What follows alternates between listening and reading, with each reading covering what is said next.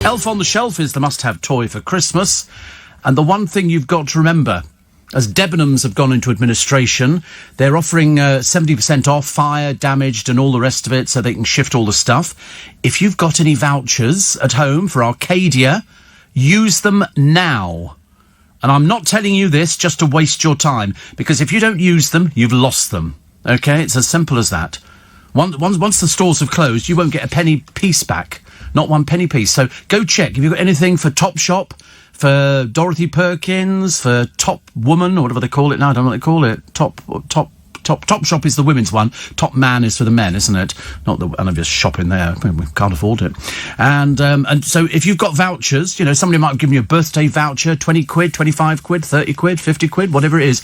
Use them up, because you'll fit at the end of the day as somebody they owe money to. Well, you're way down the list. You're not going to be getting anything. Absolutely nothing at all. What about the people who work in these poor places? But Debenhams, 70% off. So if you've got any Debenhams vouchers, use them up now. And I mean now. If you leave it, you're screwed. Simple as that. Queen and Prince Philip can have a quiet Christmas. I mean, how can you have a quiet Christmas as the Queen? I think they sit there reading the papers or a book or something. I don't know what happens when you get to 99.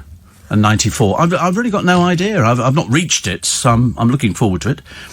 Decking your house with Christmas lights may seem apparently like a bright idea, but you could incur a fine of up to £25,000. 25,000. If the neighbours complain about it and it goes to court, you're in big trouble. I didn't think that was it. So Debenhams set to close 124 shops. Get your vouchers in as fast as possible, OK? Because otherwise, might as well just rip them up and throw them on the fire.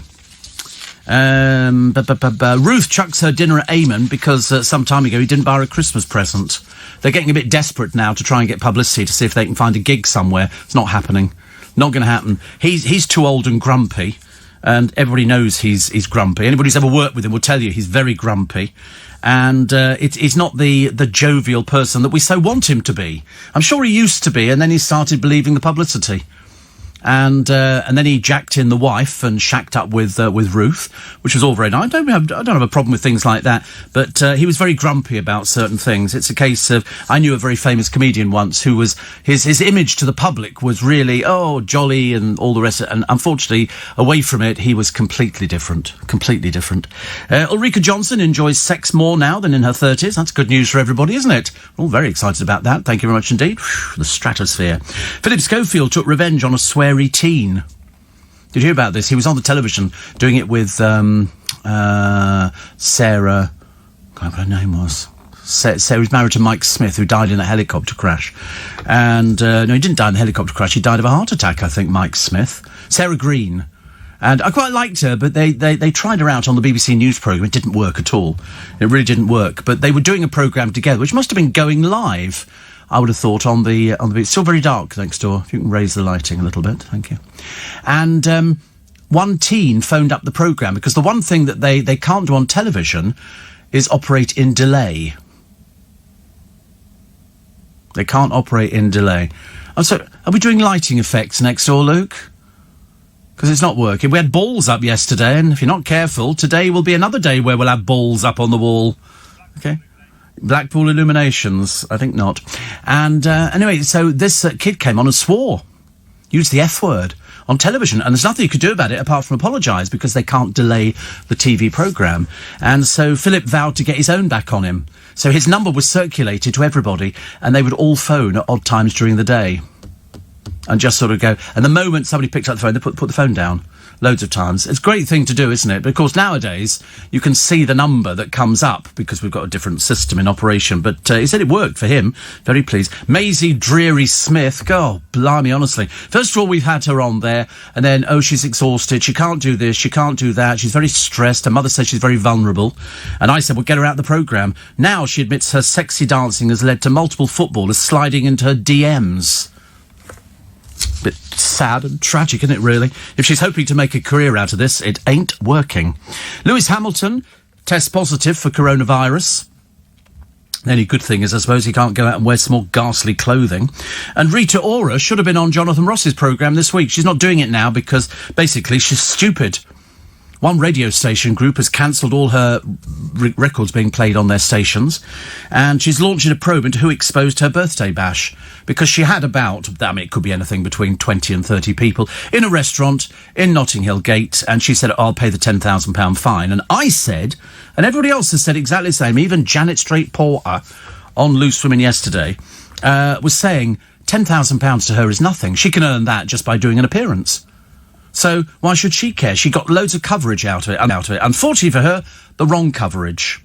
And stupid Rita Ora, thick as a brick, had a party. She's now trying to find out which one of her friends leaked it to the press. Well, I knew straight away. Straight away, I only had to look at the pictures of the people there to go, oh, look. That person would be very, very up for doing something like that, especially if they get paid for it, and they would. A tip-off. She's got more than 30 people, or more than 20 people, or whatever it happens to be, and the police turned up, and they're now searching all the CCTV, just to find out how many it is. Quite clearly, she's as thick as a plank. Stupid. Fancy jeopardising your career. Almost as bad as that stupid policeman, who then tries to fiddle the price of the Krispy Kreme donuts and tries to pay for them the price he would pay for a carrot. So as opposed to being £9.45, he paid 7p. Luckily he was fired from the police. You don't want an idiot like that in the police force. How can you have somebody like that in the police force? He's not even honest. He's a thief. It's not clever at all. It's not big. We know it's not big. Told us that often enough. It's a case of, it's certainly not big and not clever. And he's supposed to be a police officer. We're supposed to look up to him. He's supposed to uphold the law. He's a crook. He should go to prison. Opposed to just being thrown out of the police force. But anyway, that'll be something he's got to live with for the rest of his life. It's as simple as that, The family will be having a very miserable Christmas this year, but that's not their fault.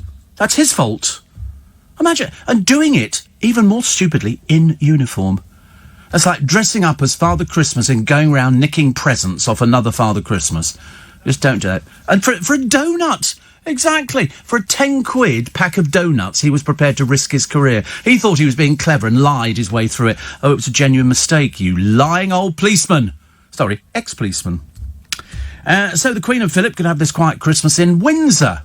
They've not been there since, forever and a day. They've been there, but they've not been there for Christmas. They go to Sandringham, and that's where all the people go to when the royal family go to church.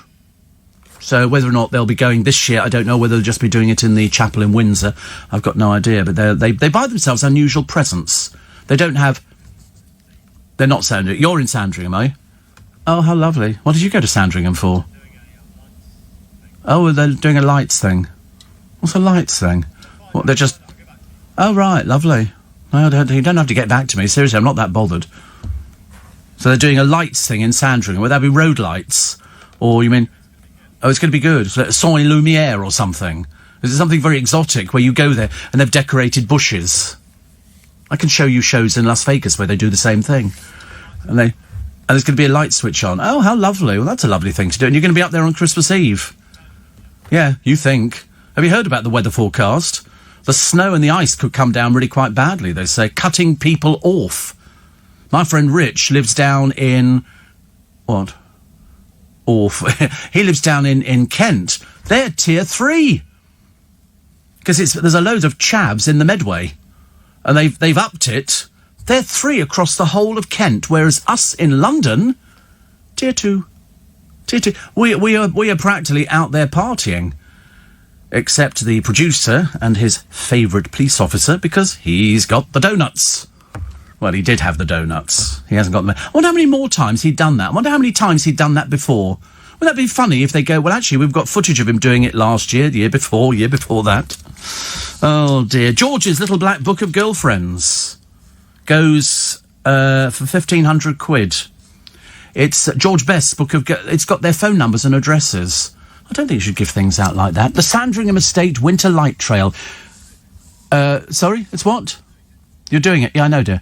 Nestled deep within Her Majesty's private estate awaits a spectacular illuminated trail full of wonder and intrigue to delight and enthrall your senses. Lights on bushes, okay? Lights on bushes. As darkness descends, join us on our enchanting journey as we weave a captivative light trail through the country park at Sandringham and the much-loved rural retreat of Her Majesty. Do you think she's been hiding round the corners going, boo! I can't believe I just did that. Very funny, Dick. Boo! That's going to be happening anytime soon. Immerse yourself in our mesmerising long trail with stunning lighting elements and fabulous light play set to ambient music. Very good, you know. I put Charlie lighting. Boo! Yeah, very funny. Defibrillator. Keep going. So it's a timeless experience to be enjoyed by all, young and old alike. Luminate Sandringham will run nightly from Thursday, 17th of December, to Sunday, 17th of January, closed Christmas Day. Tickets must be How much are the tickets? Find out the tickets, please. The girlfriend's mother's buying them for you. What a lovely gift, isn't it? She's so thoughtful. And so here we go. Oh, so you do it... tickets for Thursday, January the 1st, 12... Is it sold out? In fact, there's quite a few sold out, aren't there, really? £16. You get a family ticket for 52 quid. If you're 2 and under, you're free. There you go. Lie, Luke. Yeah, he's won. I can vouch to that. I've seen his putting together of the podcast. He can't be any older. That's a lot of money, isn't it? £52. That's what the girlfriend's mother's bought. Oh no, you're not. You just got 2 adult ones. 3. Well, she's tagging along as well. Oh, the girlfriend. So there's the mother, the girlfriend, and you. God, sounds dull, doesn't it, really? Honestly, I'm not sure about that. All the way up to Sandringham. So you'll have to make conversation all the way to Sandringham. What are you going to talk about? You have enough trouble in here, and you know us. Goodness sake. So a child's ticket is £12 just to see some lights. Come around my place. I'll do it for free. I'll blindfold you. That's good. That's a nice, unusual present, isn't it? People are always looking for unusual presents. Because I was thinking the other day what to buy for the boys for Christmas. And it's difficult to know, actually. You know, when it's 2 people who've actually got everything. There's nothing that they need that a house wouldn't. Although Luke's looking forward to going with me to see my new house, which is in Chelsea, £20 million. And Luke's going to come and have a look with me. And then we'll decide if I'm going to buy it or if I'm not going to buy it. You know. And then you could say... No, you're not coming to the substation. No, the substation is not for you. Listen, we're not negotiating on the substation. I'm just telling you, it's not for you.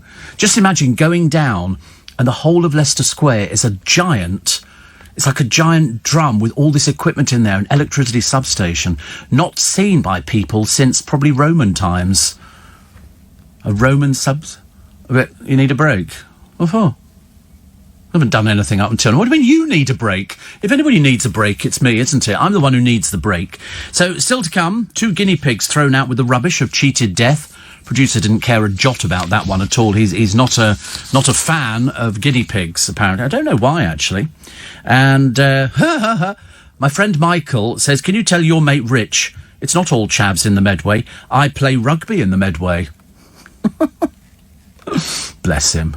I don't think we've ever seen Michael in a pair of shorts, have we? I'm sure we will do. The nominees for Sports Personality of the Year. Okay, just before we go to a break. Oh, no, I'll save it. I'll save it for after the break. Because it's something to look forward to. It's throwing ahead. That's a tease. No, it teases I'm not coming back. That's a tease. But there's some people on here. They're very good indeed. Very good. Very good nominations for Sports Personality of the Year. I'll give you a clue. One of them's had a problem with cocaine in the past. So that'll limit it, won't it? In sport, 18 minutes. Here we go, the nominees for the Sports Personality of the Year. How they work these out, I've got no idea. It could be something to do with you. Cricketer Stuart Broad. That seems like a good contender. Jockey Holly Doyle. Never heard of her. Boxer Tyson Fury. Couldn't care less. Formula One's Lewis Hamilton. Footballer Jordan Henderson. And snooker star Ronnie O'Sullivan. There you go. And then you can vote for it. So, football pundit Alex Scott will be joining the presenting lineup alongside Gary Lineker, Claire Balding and Gabby Logan to look back on a truly unusual year of sport. I know, football games with no audience. You know, I mean, it's quite a nice idea, isn't it, I suppose? What they're going to do with these stadiums, they might as well just play it on a virtual computer game and do it that way. It makes it so much easier, doesn't it, really? Prince Harry's been told, don't be a drip. It's funny, isn't it? You'd think he'd have said something about the way that Panorama conducted the interview with his late mother. But he hasn't said anything, and he's always very keen on things like that, isn't he? But unfortunately, being Harry, he thinks he knows best. Judges blocking this puberty blocking drugs for the under-16s. I don't think under-16. I don't know. I couldn't swear to this. But I don't think it's 16, and some of them are much younger. I've heard of 9-year-olds and 10-year-olds who've been taking puberty-blocking drugs. I don't think you know your own mind at that age. I'm not totally convinced at 16 they know their own mind. We all think we do. We all think we do. We all thought that we understood everything about, about puberty and, and what it was like. I mean, I've got 2 people I work with still going through it.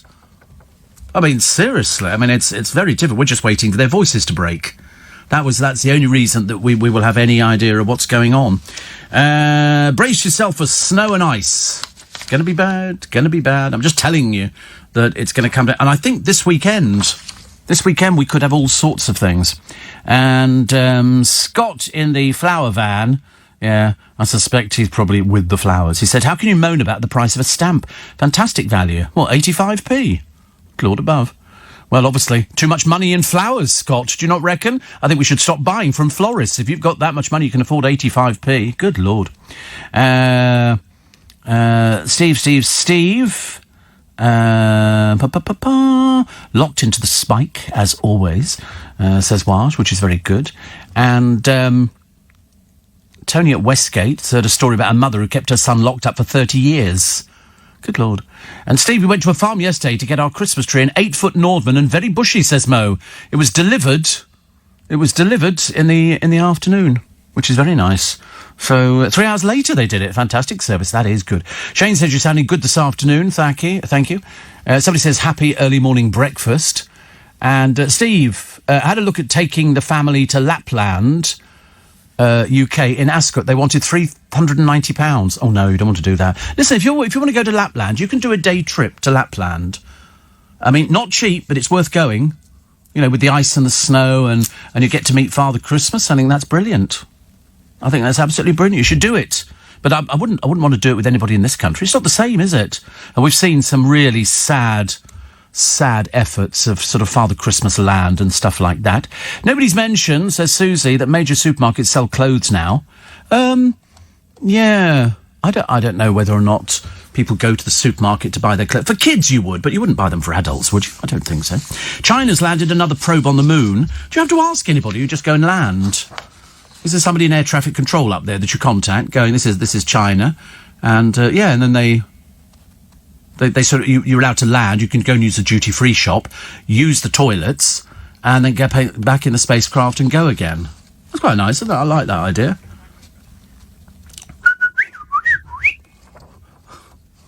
It's my clanger impression. He did something really peculiar. What was your clanger impression? He did the soup dragon, which goes... Well, who knew that? Who knew that? The soup dragon. The soup dragon. I love a soup. I love a bowl of soup. Can't beat a bowl of soup. Very nice. The show must go on thanks to the players of the National Lottery, which is very good. Well done to the players of the National Lottery, which is me. And I must go and get myself an elf on the shelf, because you can put them on the tree. I've never seen them. Elves on shelves. Oh, there we go. Have you got an elf on the shelf, Corey? Obviously, no. An elf on the shelf. Yeah. It's an elf on the shelf. What does it mean? It means it's an elf on the shelf. Is it plush? It's an elf. Well, you can put it on the tree, sit it on your bookcase, put it anywhere. It's an elf on the shelf. It's for Christmas. It's an elf. Who helps Father Christmas wrap all his presents and make them? Elves. There he is. That's one of many. That's a £42 one. You can get them much cheaper. You get them in at less than £2. And he sits there, and he just pop him on a shelf. He's an elf on a shelf. Is it a real... Well, no, he's been stuffed, that one, so he's... I'm sure he was alive at one point, but you know what elves are like. Yeah, taxidermy, very popular in our household at Christmas. Oh, look, there's next door's cat. Let's have it delivered back to the front door again. No, elf on a shelf is very popular. Everybody's got them on their trees and everything. Have you not got one? You just aren't... You're not embracing... I'm a bit worried about this. Being on this particular programme, out of all the programmes, this is the one that embraces Christmas more than anybody. You've got a tree, but you don't have an elf on the tree. I'm going to... Because it's Christmas tradition, okay? You don't do it. Have you got candy canes hanging on the tree? You do need candy canes. The size you are, you've certainly been eating something, and I suspect it's not a Norland Christmas tree. You've got to have candy canes hanging on the tree. That's the whole idea of it. The Christmas tree is there because it gives you its gifts, and its gifts would be candy canes. All right, so you go and... No, we don't have an angel on the top. Not in our household, no. Angels, that signifies you've been good all year. I've been rubbish. Absolute rubbish. But, no, you must get an elf on the shelf to go on the tree, so it's elf on the tree. And you must get some candy canes. You can get them in Poundland, £1 for 10, and you just take them out and hang them on the tree. Sorry? Can you eat them? Of course you can, they're candy canes. No, they're all edible. Candy canes, they're all edible. They're lovely. I'll get you some today. I'll go and get some candy. Anything for a quiet life. Seriously, I don't know how you... You've still got a whole packet of lollipops. 2 more left. Don't offer one to him. He's not worth it. He doesn't believe in Christmas. He's doing fake Christmas. He hasn't got an elf on the tree. Or a railway that runs round it. Well, it's on the shelf, but it's moved. It's moved to the tree, which is quite nice. And, Steve, Harry can't complain about the BBC programme when he's taken his 30-piece of silver from Netflix. Yeah, I agree. And Steve, very sad to hear about the staff at Debenhams. It's our last remaining department store in Romford. Great shame, isn't it? Great shame. But if you've got vouchers, please go and use them. I don't want to see you that can make the difference between having canes on the tree and not having canes on the tree. We used to have little chocolate umbrellas on our tree. We didn't actually eat them, and they sort of gave up the ghost some years ago, but they were little chocolate umbrellas. They looked good. We had sweeties on the tree, and if you were really feeling a bit naughty, you'd pinch some of those chocolate money. Rita Ora was on the One Show recently being interviewed about COVID with her mum, who works for the NHS, says Katie from West Byford. I know, ultimately thick. But anyway, her records are not being played by various stations, and she's not appearing on the Jonathan Ross Show, because the first question is going to be, are you thick? And the answer is, yes, she is. I made a mistake. Your mother works for the NHS. What do you mean you made a mistake? Just ridiculous. Just absolutely ridiculous. Steve. Oh, the observatory, the one from GoldenEye and Contact Films, has closed, I think. Has closed. How is Jodie Foster, says Paul, supposed to find little green men now? I love the idea that there could be something out there, but I'm adult enough to realise that there isn't anything out there. Donald Trump. Fortnum & Mason, apparently, is the oldest retailer, 1707. Do you think? And another one here. I was going to get your app, but now I have to sign in. The same reason I won't sign into BBC Sounds. My data is mine. Well, then, that's all right. You don't have to do it. Nobody's forcing anybody to do it, but I promise you, there's no catch. No catch.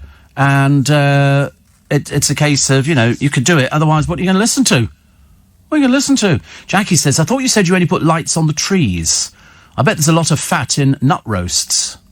I don't think so. And I do put lights on trees. I bought a little tiny tree the other day. It's very cute little tree. And Ian in America was educating an American today about Christmas pudding. They went away to Google it and text me later expressing their surprise that it was customary to douse it in brandy and set it alight. I said, you don't just get this with pumpkin pie. The whole idea of being able to sort of light the Christmas pudding is quite nice. I don't think it makes any difference. We used to love lighting the Christmas pudding. Wasn't that the best thing ever? Got a lovely poem for you this morning. Going to love it. It's another classic one from the producer, who's obviously going through a major breakdown at the moment. But that poem, yes or no? I know he died in Twickenham. Yeah. Well, I don't know him, obviously. He's dead. He died in 1956. I'd have been very young. But, yeah, he died in Twickenham. Did you not know that? Oh, how interesting. Oh, well, there you go. I'm sure there's something interesting that happened in your area. Can't think of anything. There's nothing... Yeah, you're the thing that happened. You weren't born in that area, were you? Where you live. No, you weren't. You were born up north. You were born in that sort of poor place called the North. And then you came down here to sample a bit of the glitter and the nightlife and the fun and the showbiz and the razzmatazz and the lights. No lights on Harrods. Harrods haven't got their lights on. I mean, perhaps they've run into... No, they haven't. No, they haven't. I passed them this morning. Excuse me. I passed it. Even my driver said, look, there's no lights on Harrods. They've got lights around their window. Well, that's not lights for the whole building is lit. But they haven't. Perhaps they can't afford the electricity bill. Perhaps times they are hard. I was very disappointed. We expected to see Harrods lit up. Thank you very much indeed. Blimey, if I can put lights up, Harrods can put lights up. Even Luke's got a little bit of a light thing going on, but I mean, not really a huge amount. Sorry? Electricity. It's very expensive, isn't it? Very expensive. Steve says, Trevor, we put chocolate starfish on our tree. How nice. Chocolate starfish on a tree. I'm not sure about that. Steve, China and their moon dust. What if they bring back a contaminant? We're already flawed by a mystery virus. How can you bring back outer space dust without any decontamination? Well, it would be decontaminated in the time that they brought it back. They put it in and something would be happened. Something would be happened. And Shane says, I bought a stamp yesterday to send a Christmas card away. I was just about to lick the stamp, then I thought of the virus. Do you know, we haven't had licky stamps for ages. All of our stamps are self-adhesive. I buy them in Costco. I buy packets of 12. And I've never licked a stamp in about the last 10 years. Nobody won last night's £159 million jackpot, so it's carried over to Friday. Just shows how difficult it is, actually. I got three notifications, so it doesn't look like we're going to be buying the £20 million house down in Chelsea, which the boys were very much looking forward to, so that's not happening, is it, really? It doesn't matter. We've always got Friday to look forward to. It'll be about 160-something. BA747... is to be saved from the scrap man. It'll be positioned, says Roger, at Dunsfold, Top Gear's airport, and be used for film work. God, they've got loads. Isn't there a place in America? It's like a scrapyard for planes in the middle of the desert. There's hundreds of them. They sort of fly them out there, then they cannibalise them, which is good. Helen says you can buy areas of the moon as a gift for people. So what happens if the Chinese land on your bit of the moon? Well, you try and enforce it. It's not going to happen, is it? It's not going to happen at all. And also, you can't really buy areas of the moon. I know that it's like buying a star. We're going to name a star after you. Have you seen how many stars there are up there? Ian in Folkestone says, I love your global app, and Debenhams in Folkestone has now gone. They want to build a cinema there. Yeah, but what would be better, a cinema or Debenhams?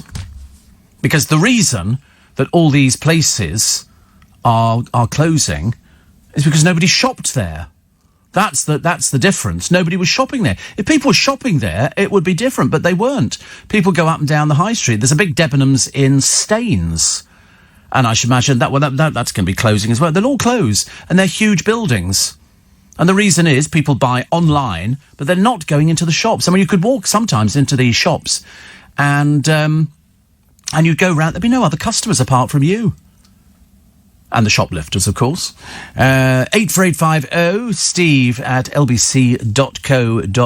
Still can't work out why you'd want to put a chocolate starfish on the tree. Is that something to do with Christmas that I've missed out on? I'm loving the poem I've got for you at about 5:05 from somebody who died in Twickenham. You'll know why when I read the poem to you. It's the producer's idea of a joke, I think, to sort of bring you something which is semi-festive. Also something we'll not be seeing this year. Something we will not be seeing this year. And the reason is because you can't. Much as I want to. I was saying that to somebody earlier on, actually. I want to go back. I was talking to my friend Sam Pittis, and I said I'll be looking forward to the time we can go back and hug people. It's all a bit depressing at the moment. You know, you sort of go out somewhere and you can't actually throw your arms around them or do that. Well, I try to. Steve, Mike Ashley and Philip Green. And I don't trust either of them. But they're businessmen. That's all they are. They're businessmen. They're doing it. You know, Philip Green is a businessman. He's walked away with loads of money. The 13,000 people who work for the Arcadia Group, they don't figure in it at all. Love here from Nicola, who says, I'm day 5 of COVID. And I've never felt so ill. Currently, temperature is 38.3 and I've got body aches and pains. Very scary having this virus. It is very scary. That's why I keep saying to people, you don't want to get COVID. You don't want to get COVID. Another one of the, AJ Pritchard and his brother, Curtis, they both had COVID. One's only just got COVID. Lewis Hamilton's got COVID as well, but he's fit, so he should be okay. But even so, where's he got it from? It's people going out without masks and people going out to places where there's loads of people there. It's not very good. Listen to Nicola. Her temperature's 38.3. Actually, I was going to bring my thermometer in today. It's very good. It's just a little, what's it one? It's electronic, and you just turn it on and you put it up against your forehead or stick it in your ear and push the button and it tells you what the temperature is. And I'm generally about 36.4, 36.2, something like that. 84850 steve@lbc.co.uk. Martin Kemp reveals he had an out-of-body experience in an ambulance. Do you realise I've never been in an ambulance? I've never been in an ambulance. I've been ill before, but I've never been in an ambulance. I think I must have. So we're going to get some Elf on the Shelves today. I'm going to look around for some Elf on the Shelves. Only because Luke has got no idea what the thing is, and it's going to be Elf on a Tree, which would be quite nice. It's something there. It's to remind you it's Christmas, you know, and they are Santa's little helpers. No, the tree doesn't remind me of that at all. It reminds me of Queen Victoria's husband, Prince Albert. He was the one who introduced the Christmas tree to this country, and he was German. So, you know, where do you think we got the tree from? You don't say, put it this way, if every picture you've ever seen of baby Jesus and all the way, you don't see one Christmas tree in that picture, do you? You know why? There weren't any. There weren't any. Bethlehem was absolutely out of trees. They couldn't get any trees in there at all, so they didn't have them. So they brought in a very famous artist, and he painted a picture of Mary and Joseph, the wise men. Quite nice, but you think with all that gold they had, they'd have moved into the Bethlehem Hilton. That would be definitely the place to go to. You didn't like that bit? Yes, you did. Why?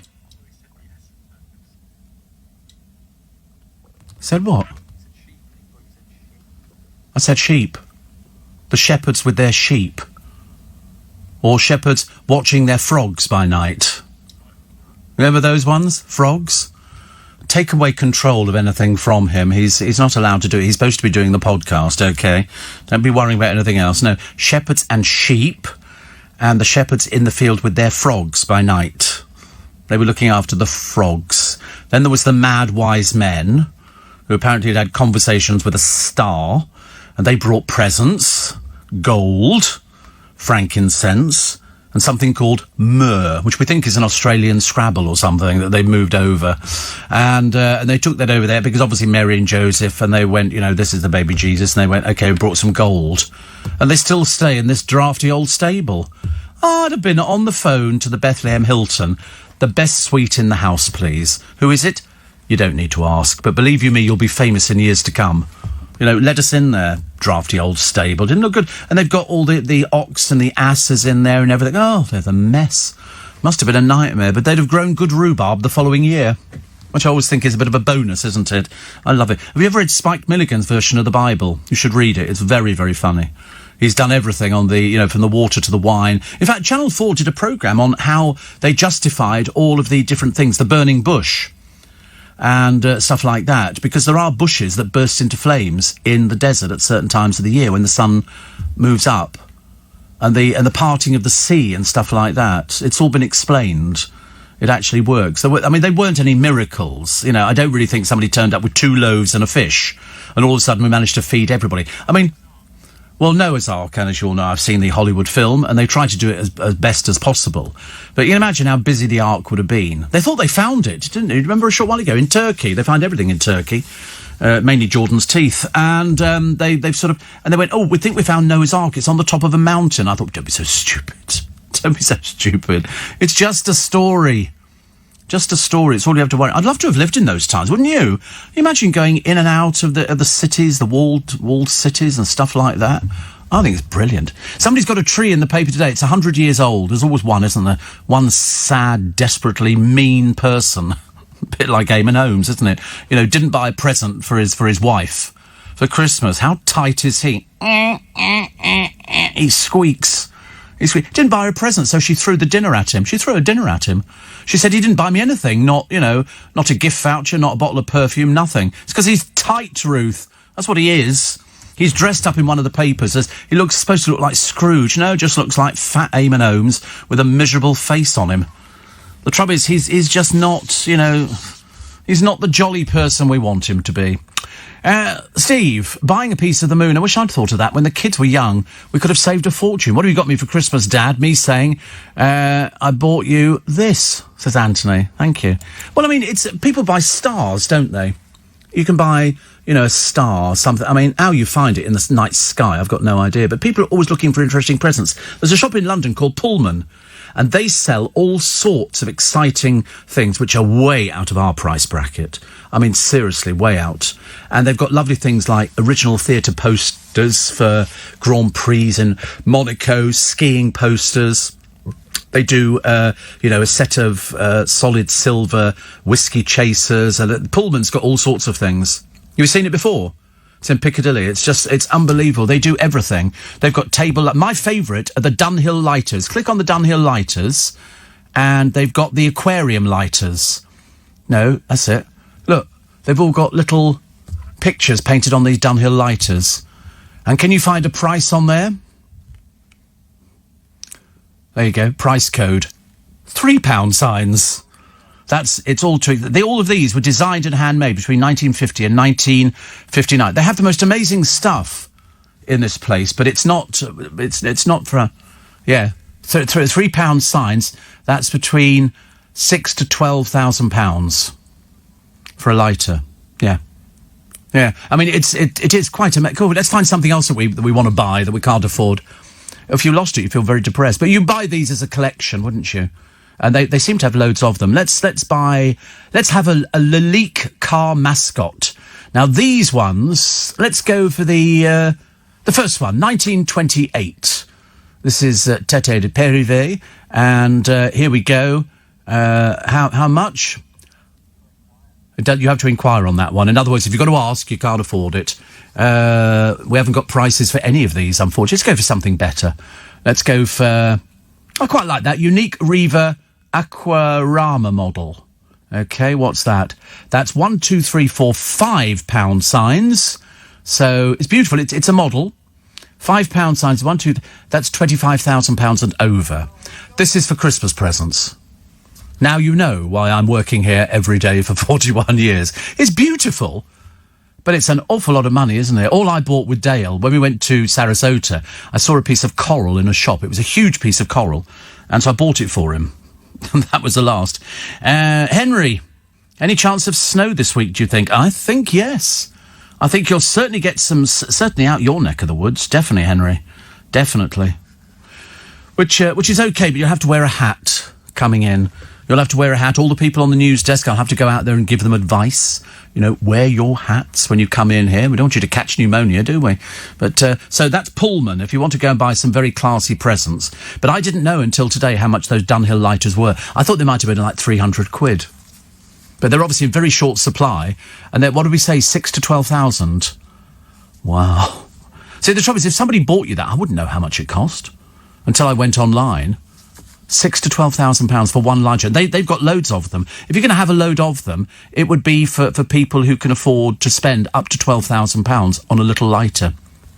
Lovely. Right, we'll take a short break, shall we? Dan and the girlies, Jennifer, Alison, Philippa and Sue, they're working away in admin. Good Lord above, Dan. Working in admin. We keep seeing items that we like the look of, and then we look at the posters. Posters are very nice. They've got Art Deco posters. Some of them, there's one here, winter posters. People have these. They used to do all these lovely things from about the 1800s. And how much do they go for? There's a Le Mans poster. Le Mans, I'm so sorry.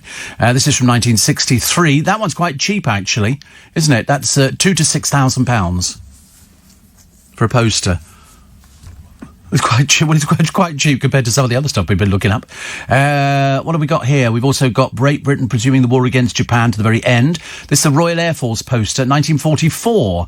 And how much is that one? Oh, they're very cheap. Up to £2,000. Very good value. We can get that. No, we can't. No, we haven't got any money for that one. And what do you think? I bought a Liberace at the Chiswick Empire poster, full size, in colour, for less than 10 quid.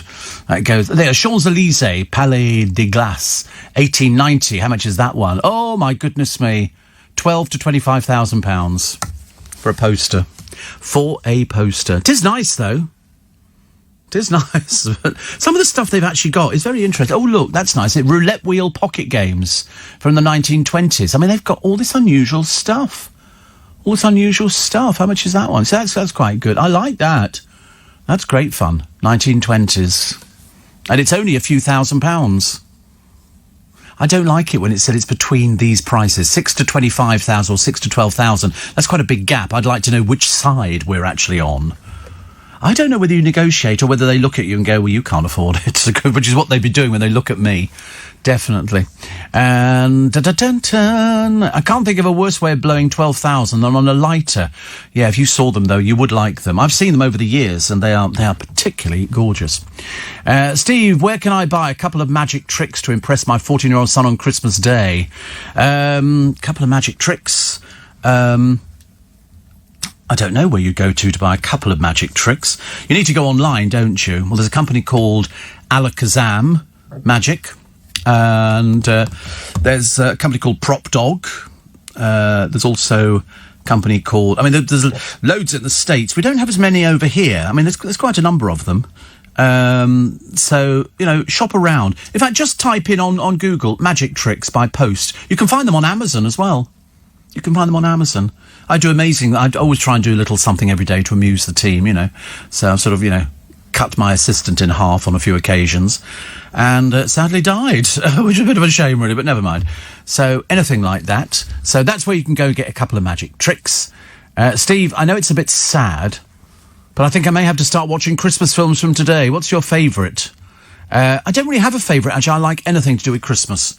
Anything to do with snow, Christmas... families getting back together, all sorts of things. So it's not sad at all to watch Christmas films from today. I've been watching them for the past few weeks. It's an interesting thing, actually. Also, I watched a kids' drama called Box of Delights. You remember it? Yeah, they used to do it at the Wilton's Music Hall every year. We saw it about 3 years running, I think. I'm sure it's about 3 years running. My friend Rich will have to tell you, because Ian used to come over from the States and we'd all toodle off to it. We used to go to the Blind Beggar, a couple of drinks in there, and then toodle off to the theatre. It's quite nice, isn't it? Steve, I can't stand winter, says Connie. The freezing temperatures and it's already very cold. Does that mean winter will be the coldest one we've ever had? I wish I could stay in bed till spring. Oh, can you imagine actually being able to stay in bed forever and do what they call in Switzerland the sleep cure? So you sleep while you're losing weight. How it works, I've got no idea. But it was done in a book some years ago. I don't think it was ever practical. I don't think it worked out, but no, I mean, it is. I think we're in for a cold winter this year. So the advice is, I think Friday I shall wear my first festive jumper. I think, you know, just to make myself look as I'm in the holiday season.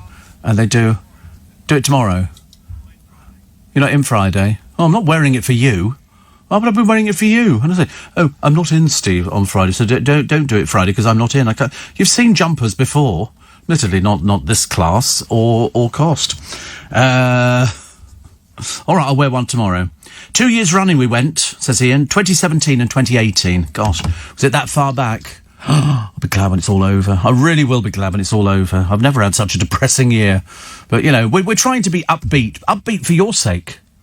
You know, Steve, I'm always amused by those witnessing the parting of the ways by Moses. Imagine one witness saying to the other, my God, how much did we drink last night? Oh, I love it. I love it when they did it in the film. It was quite good, actually, wasn't it? And then all the people drowned, which was very good. I like the idea that you could part the waves. That'd be a good one. We could do that and go... I think that'd be brilliant. I'd love stuff like that. But my friend Ian has the BBC Box of Delights on DVD and watches it every year. He said, I'm sad we won't see it at Wilton's this year. We're sad too. We're sad. But don't worry. There's always another Christmas around the corner. We've just got to live long enough to enjoy it, which I'm sure we will. So, the Daily Star today, the government advice on Scotch eggs in full. It counts as a substantial meal. Mr. Gove said on television it doesn't. Then an hour later he said, yes, it does. They can't make up their minds, can they? So Ruth Langsford chucking her dinner at Eamonn Home to not buying her a Christmas present. Despite telling her husband not to get her a gift, she said she expected at least a CD or perfume. She said, it was literally nothing. I threw the dinner at him. So not only have you lost the Christmas present that year, but you've lost your presenting slot on the Wednesday, which is a shame because I liked them. I like them. Admittedly, though, and I think he would have to be the first one to admit that he was looking a bit tired, looking a bit jaded. You know, because he doesn't need to put too much effort into it. Maisie Smith has admitted dancing on a show has resulted in multiple footballers sliding into her DMs. People saw me shake my hips on the Sam. You need to get medical help, dear. There's something the matter. We don't need to talk about this. It's a dancing programme. OK, we're not interested in, footballers sliding into your DMs, okay? You're doing it for the wrong reason. Okay, just like I'd mentioned that to you now, okay? Just learn to dance, do it, get on with it, and stop doing the faffing around bit. Okay? Tess Daly says she's barely sleeping with Vernon Kay away because she worries if he's coping. Oh, he's coping, dear, all right. He's absolutely fine. She's so obsessed she's even dreaming about it. Yeah, not going to help his thing. She says, honestly, I've barely slept since he went in there. I don't think I've slept more than 5 or 6 hours since he's been in there. Yeah. Jordan North's war veteran brother has backed him to be king of the castle, says he's the hero in my eyes. That'll be 2 people we've never heard of. And Shane Ritchie's son says he's definitely the phantom dribbler in the Privying camp and he should get mop adverts on TV afterwards. Everybody does that, don't they? Everybody dribbles in the shower. I did this the other day. The producer looked at me with absolute horror. As if I'd said something that was so unusual. Most men wee in the showers. And the simple reason is it's very good for your feet because it does away with any infections and fungal infections you get on your feet. So people wee in the showers. I mean, you do it from an early age. I don't see why you should stop doing it when you get to your age. 2nd of December. So, did you buy the tree yesterday? Loads of people bought trees yesterday. People will be decorating them for this weekend. My advice is, if you bought a tree, and most of them will be sitting outside shops when you see them, that's how you see them, leave it outside your place until you've decided exactly where you're going to put it, and then sort of spend your time doing it. It's a very special thing to do, to make sure that you've got, the right tree, because presumably you've seen it open. If it came in a bag, and then you have to sort of check that it looks okay, because you can push the branches down a little bit, because the idea is that's where you put the elf on the tree. That's where it comes from. It's National Elf Service. And you just sort of put it on the tree, and you can have 1 or 2. I'm going to find one today. I don't know where I'm going to go for them, actually. I don't know. I shall have to decide. Poem for today. This is by Walter de la Mare. You know Walter de la Mare. You should do. He died in Twickenham, but was buried, of course. Go on. Where would he be buried?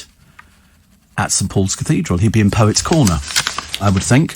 That would be the place that they buried. I mean, to be honest with you, Westminster's a little bit busy with dead people in at the moment. So we could have fitted him in quite nicely in Twickenham. But the poem is called Mistletoe, which is very appropriate because we don't think we're going to have mistletoe this year because there won't be any snogging.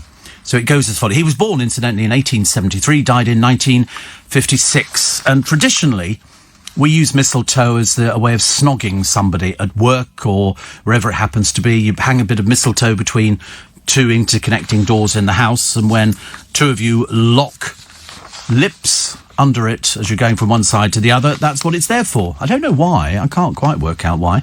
But you've got to get the berries on it. Getting the berries is very important, but I don't think you'll find mistletoe this year. So the poem goes as follows. Sitting under the mistletoe, pale green fairy mistletoe, one last candle burning low, all the sleepy dancers gone, just one candle burning on, shadows lurking everywhere, someone came and kissed me there. Tired I was, my head would go, nodding under the mistletoe, pale green fairy mistletoe. No footsteps came, no voice but only, just as I sat there sleepy, lonely, stooped in the still and shadowy air, lips unseen, and kissed me there. Here we go. Very mysterious, isn't it? Very mysterious, and we'll have to explain it to Luke as the programme goes through till 7 this morning. But very good. That's Walter de la Mare. Dear, he's written a few poems in his time. He's fairly prolific in the poem department.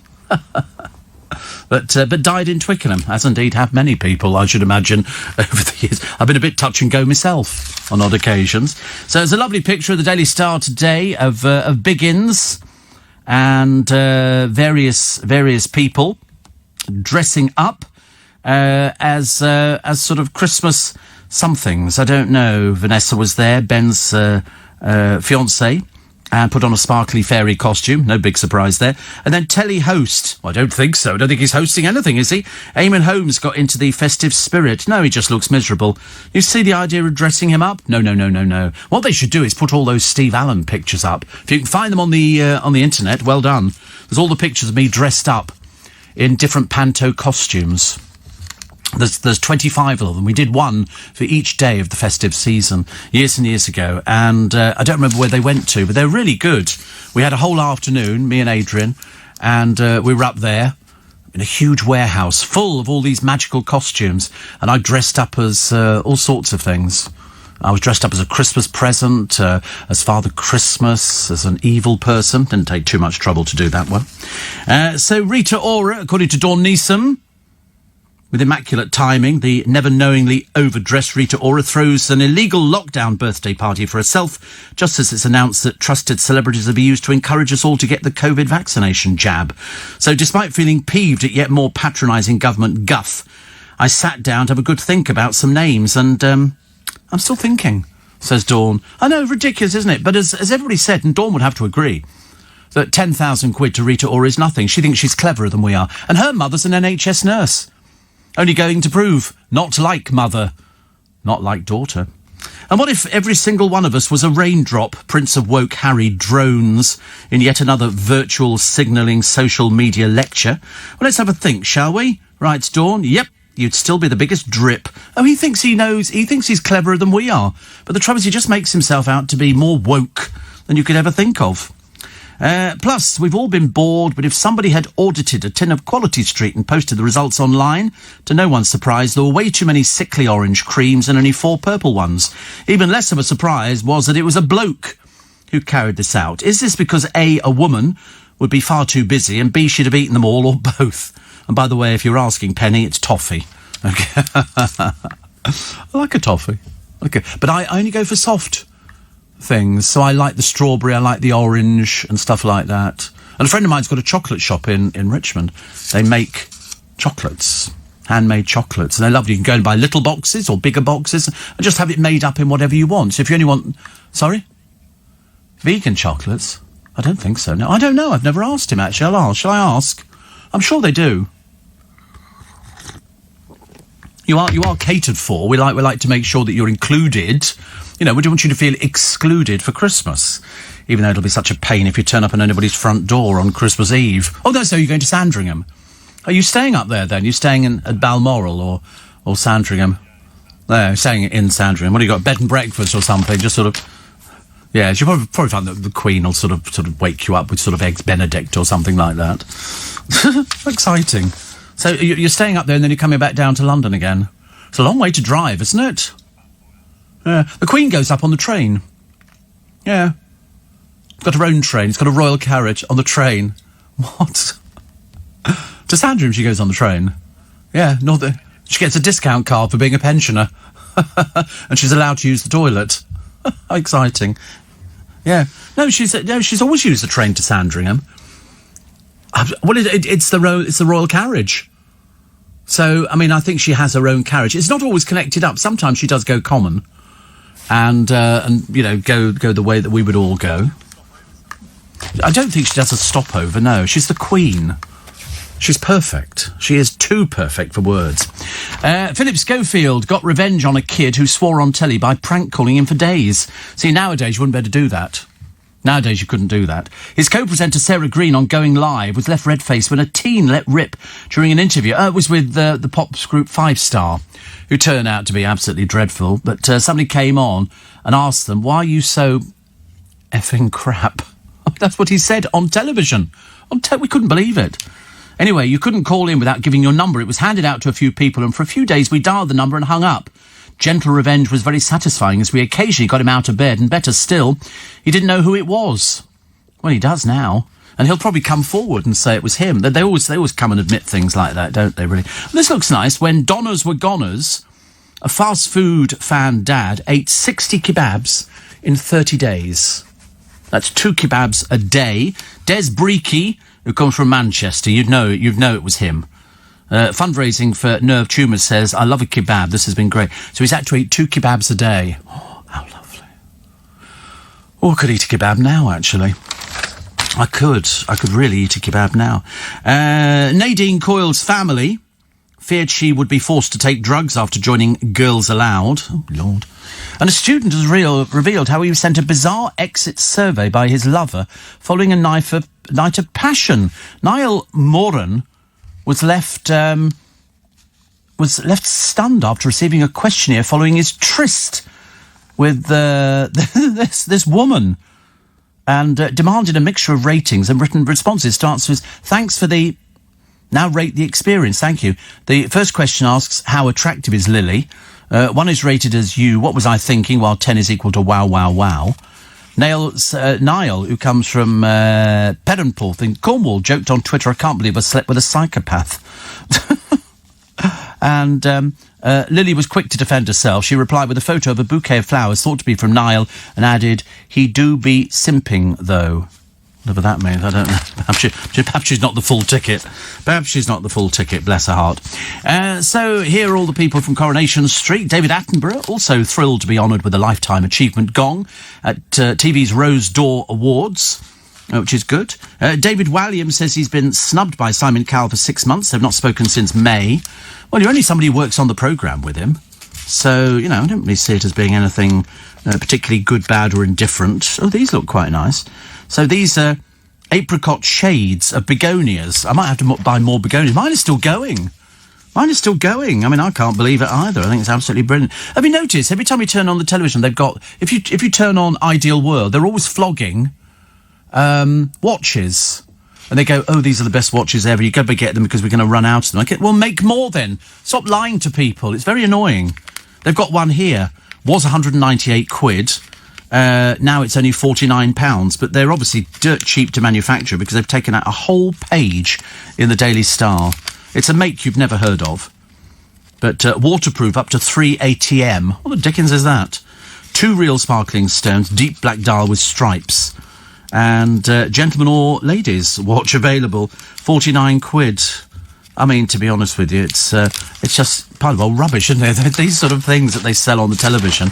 Oh, you must get these now. They're definitely great. Amber Turner is from Towie. As I say, I'm sorry, darling, we don't know who you are, but her boyfriend is called Dan.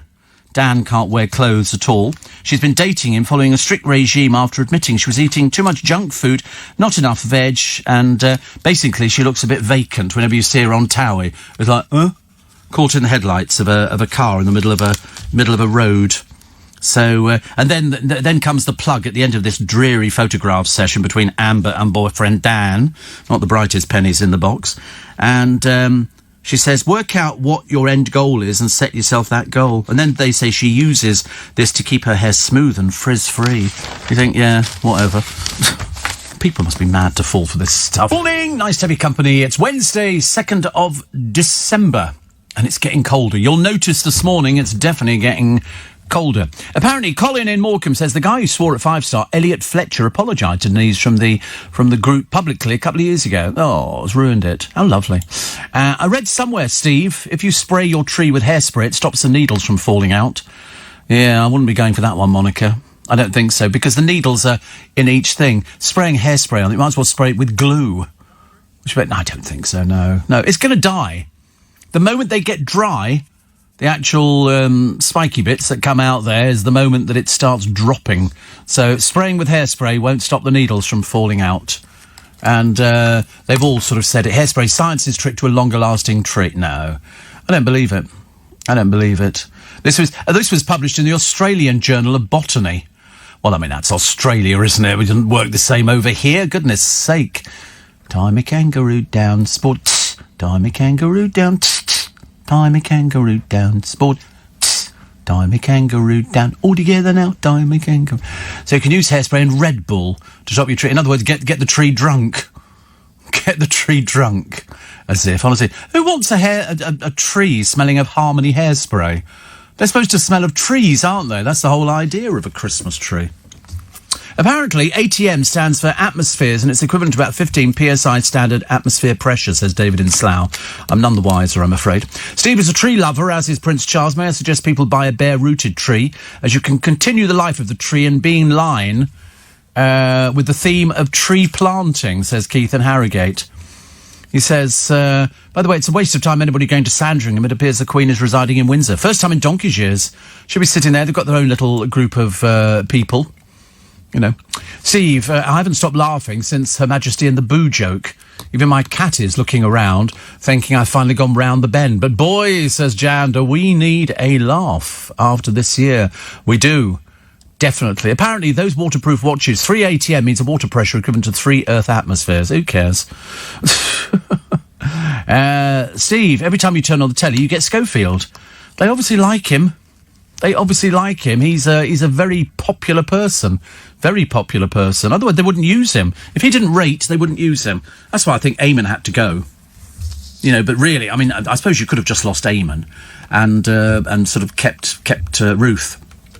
But he was looking a bit weird. Not weird, weary and tired. He'd been doing it for 13 years. You know, he needed something to sort of, you know, boost him up a bit. But if he couldn't even be bothered 1 year to buy her a Christmas present, what hope? What hope? Guess where is the first place that everybody goes to now to buy their first place? Luton, apparently. Luton is the number one hotspot for first-time buyers. Luton. What do they call it? London Luton Airport. It's blooming miles away. It's ridiculous. Absolutely ridiculous. So Jane Moore talking about the new buzz phrase in town, which is called the substantial meal. Dawn Neeson talking about the Prince of Woke. I mean, you could have fun at Harry's expense every year, mainly because he's not a member of the royal family. He's got nothing to do with us anymore. He doesn't make any decisions. I don't know why we even bother with him. He was a waste of space to start with, and now he's completely gone off the rails. So he's now told, don't be a drip. Don't be a drip. We don't need that. Thank you very much indeed. And also, you shouldn't need to have somebody to tell you what to do. He doesn't do everything. Oh, no, he doesn't. Otherwise, he'd have been making a big brouhaha about this panorama thing. So far, stumm. Nothing at all. Mind you, that's because him and the wife have taken the money, isn't it? So I said at the beginning of the programme, I'm going to have to say it again, because I'm very, very hot on this one. If you've got a gift voucher for Debenhams or Arcadia, use it as soon as possible. Like this week. Use it this week. Because if you don't, and they close the stores, you might as well just rip it up and throw it on the fire. You're not going to get anything back on a gift voucher, I'm afraid. Diego Maradona was taking a cocktail of drugs before he died. Experts fear it could have put pressure on his heart. And a British woman walking her black Labrador on a beach in Portugal comes across a bundle. And she goes, oh, I wonder what that is. So unwraps a little bit of it. What is it? £250,000 worth of drugs. It's obviously fallen off a ship and it's drifted into shore, and she found it. So she did what any right-thinking person would do. She called the police and not before she had a picture taken of her with it. £250,000 worth of drugs. That could have changed their little trip around Europe. 2 guinea pigs thrown out with the rubbish of cheated death. I quite like guinea pigs. They're not as exciting as hamsters. And I don't like mice anyway. I couldn't, oh, God, no. Definitely wouldn't want a mouse. But guinea pigs are sort of okay, if you like that kind of thing. They're a bit sort of squeaky, aren't they, really? George Best's little black book of girlfriends' names and phone numbers goes for £1,500. Bit embarrassing, isn't it, really? If you're one of those people in there getting a phone call from some weirdo who's just bought this little black book of all these different people's phone numbers. I mean, I've got on my phone, I don't want to make a big deal about it, I've got Princess Anne's phone number, Captain Mark Phillips, loads of famous people. Loads of famous people. Even people who aren't even alive, I've still got their numbers in here, just in case I want to phone them. You know, where you might have sort of a bit of a conversation going on. Steve, great renditioning of Timey Kangaroo Dance Sport. Russ says, I've no doubt the hairspray thing may work, but I wouldn't fancy that mixed with electric lights, as it's flammable. Yes, we should have thought about that, shouldn't we? And it's fire hazard, says Ted in Southend. Yeah, I mean, to be honest with you, I mean, listen, if you don't water your tree, its needle's going to drop out and you'll end up with a twig in a pot. You'll shake it, and then all of a sudden it'll go, and the whole lot will drop off it. That's what it is, because it's like flowers. If you put them in a vase, you don't put any water in there, it's going to die. And that's the same with sort of a Christmas tree. If you've got one that's cut, which I have outside, but they because of the cold weather, they will actually stay. But if I have one inside, you've got to water it. It takes about 1 litre of water a day, these things. That's how they work. So I've got an imitation one indoors. And I've just bought a little new one. It's a little tiny, it's only about 3 foot, 4 foot tall, something like that. But it's grown in a pot. So I'm going to put that outside the door. And that I might decorate it with a little set of lights. Something like that. Which I think would look quite nice, actually. Road chiefs have blocked a series of rude number plates. You know, people like to have PEN 15 and stuff like that. Luke had to think about that one. Oh, PEN 1. All right, yeah. But there's loads of them. The producer said, oh, you're going to do them on the programme? I thought, no, definitely not. It's the sort of thing that he would titter over. Ha, ha, ha, ha. that one smells bottom. And that would make him laugh. Some of the other ones were a little bit ruder, and we definitely can't do them. What was the other one? The holiday home headache for 500,000 after Brexit. People who've got their holiday homes. It's all right if people live there permanently. Much easier. Colin says it's a real shame the Crown isn't going to deal with the Harry and Meghan years. I'd love to see her complaining at press intrusion whilst courting the Pabs. Oh, listen, she's American. She's American. They're hypocrites. Oh, yes, we don't like the press. That's why we've left the country. That's why we've gone to the land of the free. And that's why we've started appearing in court cases. And that's why, we're talking to the press over there. But that's different from the press where we've come from. Bloody old codswallop, it really is. Absolutely ridiculous. What was the other one? Yeah, EasyJet charging 24 quid for the overhead locker. Imagine if they started charging to use the toilet. That would be a bit of a disaster, wouldn't it? I don't think I've ever been on an EasyJet flight. I don't think I've ever done that. Perhaps I should try. And the Scotch eggs thing, that's just running and running, isn't it? That's absolutely ridiculous. And I haven't had a Scotch egg for ages, but I do like them. But I've never had a hot Scotch egg. Perhaps I should have a hot Scotch. It's only just sausage meat. And do I warm up mince pies? No, not really, no. Just have them cold. Why? You think we should have them warmed up? Oh, right. Well, I don't. So there. And I shan't now. I'm not going to follow your advice, so to you. Warm up your mince pie. A dollop of cream on top of a mince pie looks lovely as it drizzles through it, as it sort of heats up. I think that's quite nice. But there are 1,000,001 calories. They really are. Road chief blocked a series of room number plays, and judges blocking the puberty blocking drugs for the under-16s. Nick Ferrari will be talking about this a little bit later on this morning. So it's a minefield, it really is. It's quite difficult to try and work out where everybody's coming from, because everybody's coming from different angles. Brace yourself for the snow and the ice and the cracks here, which have cost... I don't know what he was thinking of when I gave him this story. The cracks which cost the owner of this Chinese vase thousands of pounds. He says cracks cost bar owner. What does that mean? What are you listening to when I give you these sort of rundown things? It's a case of cracks in... No, it's a Chinese vase that had cracks in it, and they thought it was going to fetch £700,000, but it's only going to fetch about £20,000 now because of the cracks in it. But you just go, cracks cost bar owner, and that's it. I sometimes wonder, what was the other one we had here, actually? There was another one that he came up with, and we didn't get anything at all on it. It was just... Wait a minute, I shall find it, actually. But whatever it was, I remember laughing at it, thinking, I don't really know what he was hearing here when I was giving him these things. Sometimes it's actually got money on it. If money's attached to it... A railway station in Norfolk is the country's least used. Fewer than one person a week travels on this line. I would have thought that'd be quite nice. I'd be that one person sitting on that train. Yes, please.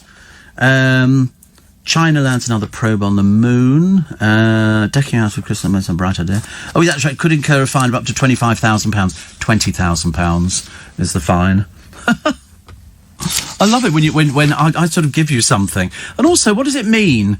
Maisie Smith admits her sexy dancing has led to multiple footballers sliding into her DMs. What's that mean?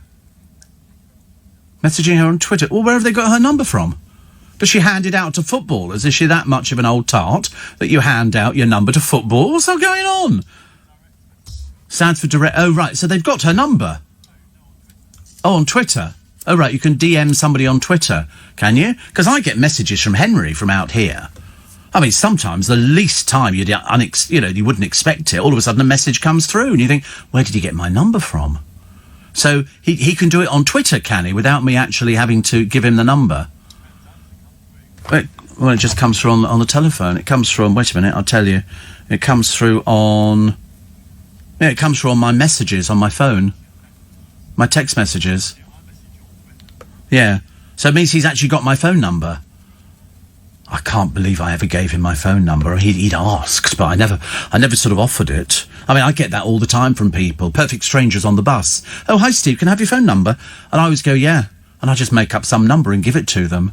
Yeah. Have you noticed, though, people now are very clever. If you're in a pub and you've had a few sherbets and they go, how your number? And you go, yeah, and you make up some number and they go, I'll just test it. They always dial it. Have you noticed? Just see if it rings. So you can't get away. They go, no, it's the wrong number. And I go, oh, is it? Oh, perhaps there was a number missing, like all of them.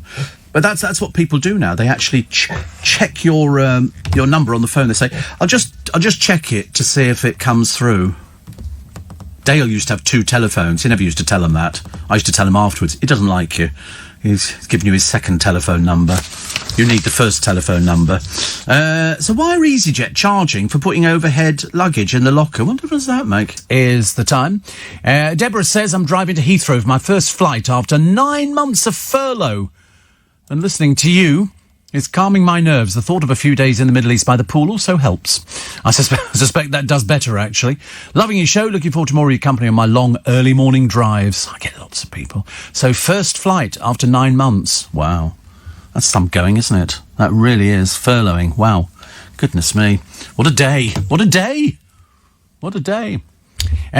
Steve, one Christmas I did sing Timey Kangaroo down at the neighbours. Their kid had no idea what I was on about. I'm not surprised. Not surprised. I'm surprised I remembered it as well.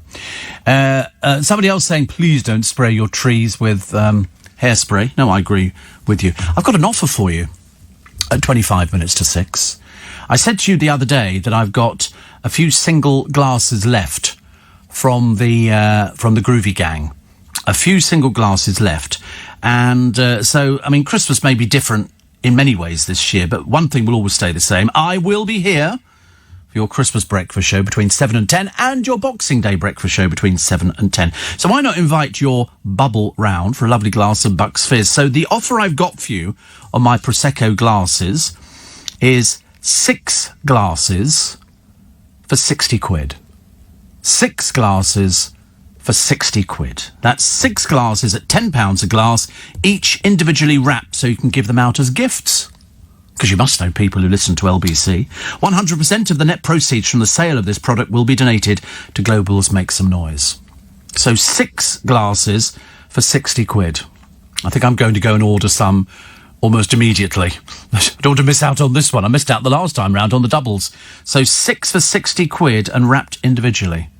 Had to change Christmas. I could just be taking up your whole glass cabinet. Even the producers talked when he opened his wallet. There was sort of a dreadful sort of cloud that fell over the place and moths and everything else. But, you know, he might go for 6 glasses for 60 quid. I don't think he's ever had 6 glasses in his entire life. So let's see what we can do with these ones, shall we? So special offer, 6 glasses, £10 a glass, and each individually wrapped so you can give them out as gifts. Nice, isn't it? I'm gonna order, because 100% of the net proceeds from the sale of the product is donated to Global's Make Some Noise. So I've already got the bag, and I've got the tea towel, and now I could have 6 glasses for only £60.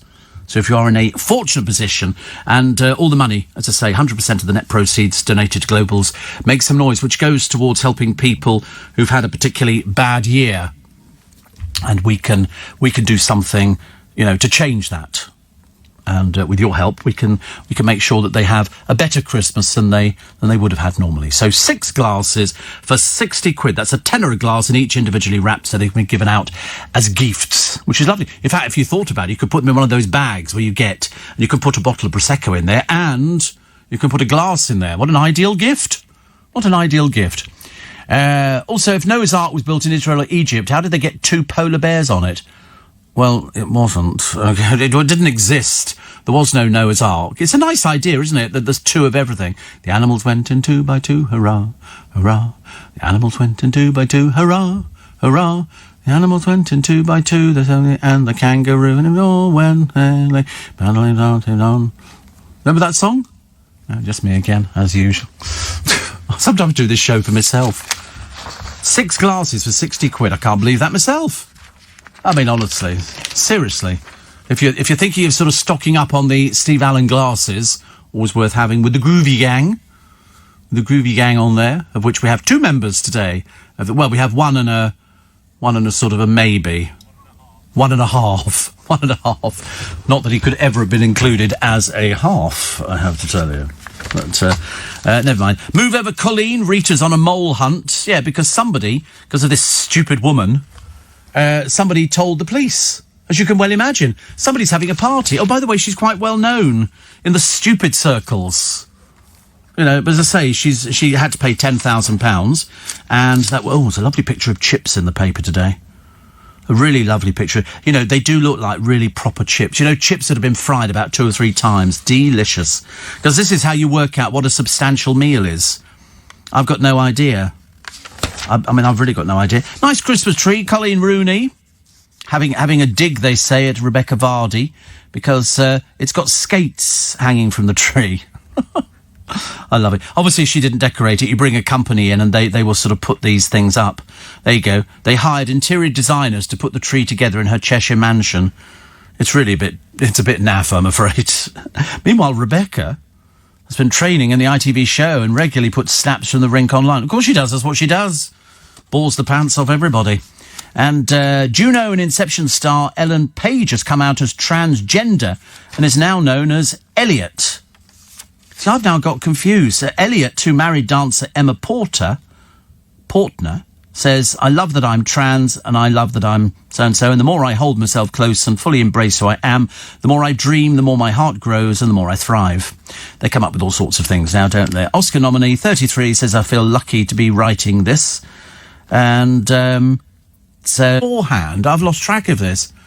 I'm looking at a picture of a woman, aren't I? Do we have any pictures of transing as a man? Because I don't know what she looks like, but she said that she's trans and is now known as Elliot, but we don't have any pictures in the papers, do we?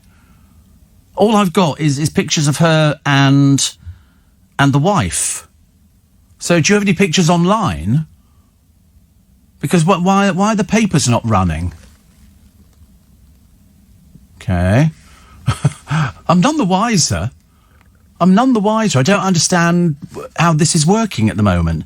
So, Elliot married Emma Portner in 2018, but in fact, all the pictures, I'm not quite understanding this one at all. I'm really confused by this. Do you know the answer? You know the answer? Well, because it's a picture of a woman. But she's saying she's a man. That's who he used to be. A man. He used to be a woman. But he still looks like a woman. He's still got full makeup on in all these pictures. They're the old pictures. So why don't we have new... If they're running a story like this, aren't there any new pictures of her as a man? They should be running any of the old pictures. So that doesn't make any sense at all. It's absolutely ludicrous. But she says, I can't begin to express how remarkable it feels. But I think people will be confused by this. They'll be looking at them and going... Well, anyway, Nick Ferrari will explain it all a bit later, I should imagine. Although how he's going to get round it, Gould alone knows. Plus, a grieving mum last night claimed BBC journalist Martin Bashir delayed the capture of her girl's Babes in the Wood killer by losing crucial evidence. Do you know, it's not looking good for Martin Bashir, is it? And he says here, they've actually got a note. He gave a signed note for clothing. This is to certify that I, Martin Bashir, have taken possession of clothing from Michelle Hadaway, 15th of August 91, and he signed it Martin Bashir, and she signed it as well. And there's a phone number as well. What was he doing with... I don't understand what he was doing with somebody else's clothing. I mean, the items were never retested as detectives desperately tried to bring the prime suspect, Russell Bishop, to trial in 2004. It'd been another 14 years before the cops finally managed to nail the sex fiend. So, I mean, this is looking really bad for Martin Bashir. Why would some mother sign over clothing from her daughter? Bashir's Babes in the Wood shame. I mean, really is very, very odd indeed. Very odd. Vernon Kay looks very awful after a very messy catastrophe trial. But his gutsy performance, along with Giovanna Fletcher, won the camp all 8 stars, which is good. They had fish guts and offal. The writer threw handfuls into Vernon's special helmet. She then guided him towards containers and directed him to lean over to transfer the disgusting gunk.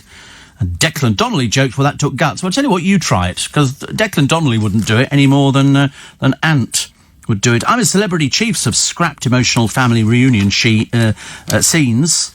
Producers had hoped to have a relative or close pal in the last 48 hours, but they've decided to axe that segment. You thought they'd have realised, actually. The chain's closures may see 25,000 jobs go. There's 12,000, they say, approximately, employed by Debenhams across 125 stores.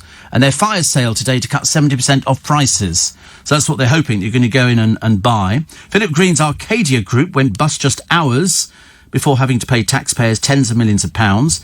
Tough new HMRC Crown preference powers came into force yesterday, giving the taxman priority over most other creditors owed money when firms go under.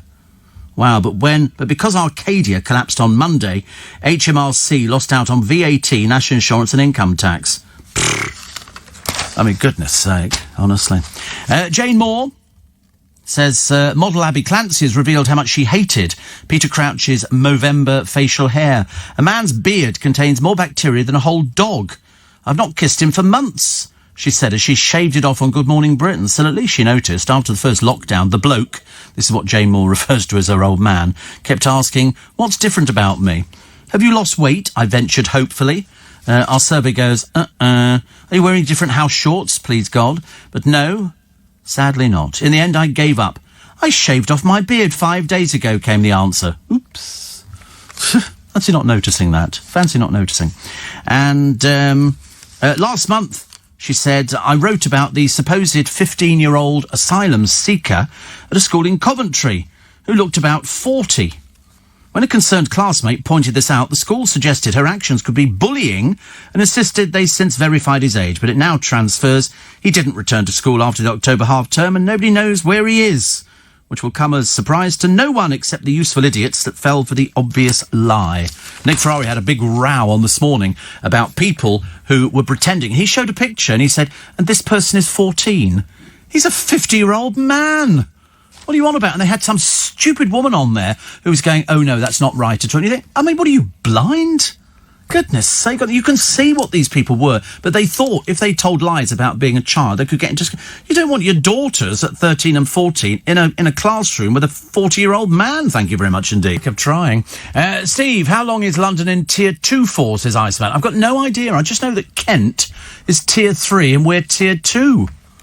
Which is good. Have you and the producers ever starred in a pantomime or school nativity play? And which characters did you play? Yes, we've all done school nativity plays. I should imagine Luke was... what would you have been, Luke? You'd have been the dame. What, in the nativity play? And where did that fit in Bethlehem? I'm sorry, we've opened... Hello, my name is Joseph, this is Mary. Oh, and this is the dame. And we'd like to come in and have a baby. You know, we haven't got any money for the inn. Well, sod off, you're not coming in here. I mean, come on. The dame. You can't be a dame. You can either be, you know, a shepherd in the field looking after his frogs by night, or his hamsters or something like that, or you could bring a few sheep in, or you could be a wise man on a camel. But to be honest with you, you think you'd be a wise man. Have you really? I've got a photograph of me playing a wise man as well. I've got not only a photo, I've got... a cine film of me playing a wise man. Unfortunately, it was only there was no sound in it, and I was singing "We Three Kings of Orient Are" with gusto.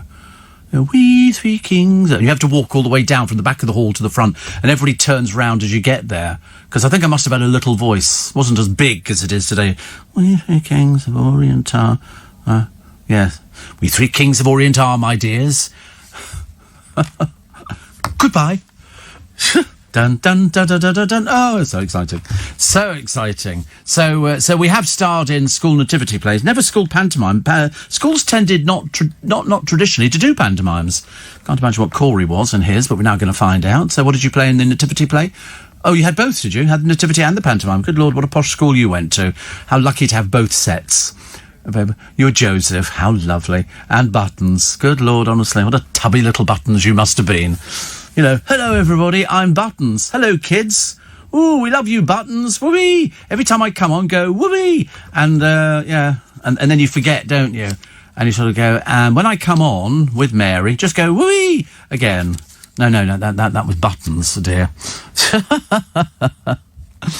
Steve, I've just bought myself a lot of early Christmas presents in an online sale of a well-known high street, soon-to-be ex-retailer store. Yeah, they do. I mean, but if you've got any vouchers, please use them up, because they'll disappear. Steve, 85p for a stamp. Yep. That puts paid to send in Christmas cards for me. Luckily, every year our village scouts deliver cards locally for a small fee. How many estates and homes does the Queen have? Says May. Oh, gosh. I don't know. Sandringham, Balmoral, Castle of Maine. Quite a few of them, actually. So, quite a lot. I still have a Blue Moon rose I bought in Woolworths for £1. Oh, that's nice. Oh, look. How lovely. Oh, my God. Trust you to send that. And that Lucas sent a picture of him as one of the three wise men. Well, I say one of the three wise men, to be honest with you. My God, you're an ugly child. And it's a case of, I mean, what's your mother put on your head? I mean, is this a tea towel or a small rug or something like that? Look at this, honestly. You think you look all right? Looks like a wanted poster. Just seriously. And you're standing in you've got an ingle nook. How lovely. I love an ingle nook. We used to have an ingle nook, and you've got chairs by yours, so this was obviously taken in a pub. And you've got no shoes on your feet. How poor were your family? Is your old house? Oh, it must be a very old house. In fact, the walls look very old. Very old. 1500. Well, I'll tell you, I love that. Love that. And nice you put a bit of blue carpeting down so you could walk over it. So that's lovely. A bit scary, isn't it, really? When the producer starts sending you stuff like that. And mind you, it beats the other picture the other way. Oh, look, all the different signs on the window of the tube stations. So I can show you these ones, Steve. There's a cross and a triangle and a circle. Oh, what's that? Oh, is it horrible? Is he just... I wonder if Angie Greaves is listening this morning. You can get 6 glasses, Angie, for £60. What is this? This is his... Oh, for God's sake, honestly. This is your driving licence from Lego. How can it be... Sorry? Your Legoland driving licence. You were a rotund little child, weren't you? Honestly, there was no shortage of food in your household growing up. Me, I was skinny little wretch. Skinny little wretch. But that's lovely, isn't it? He still kept it from 2007. You know why? This is his history.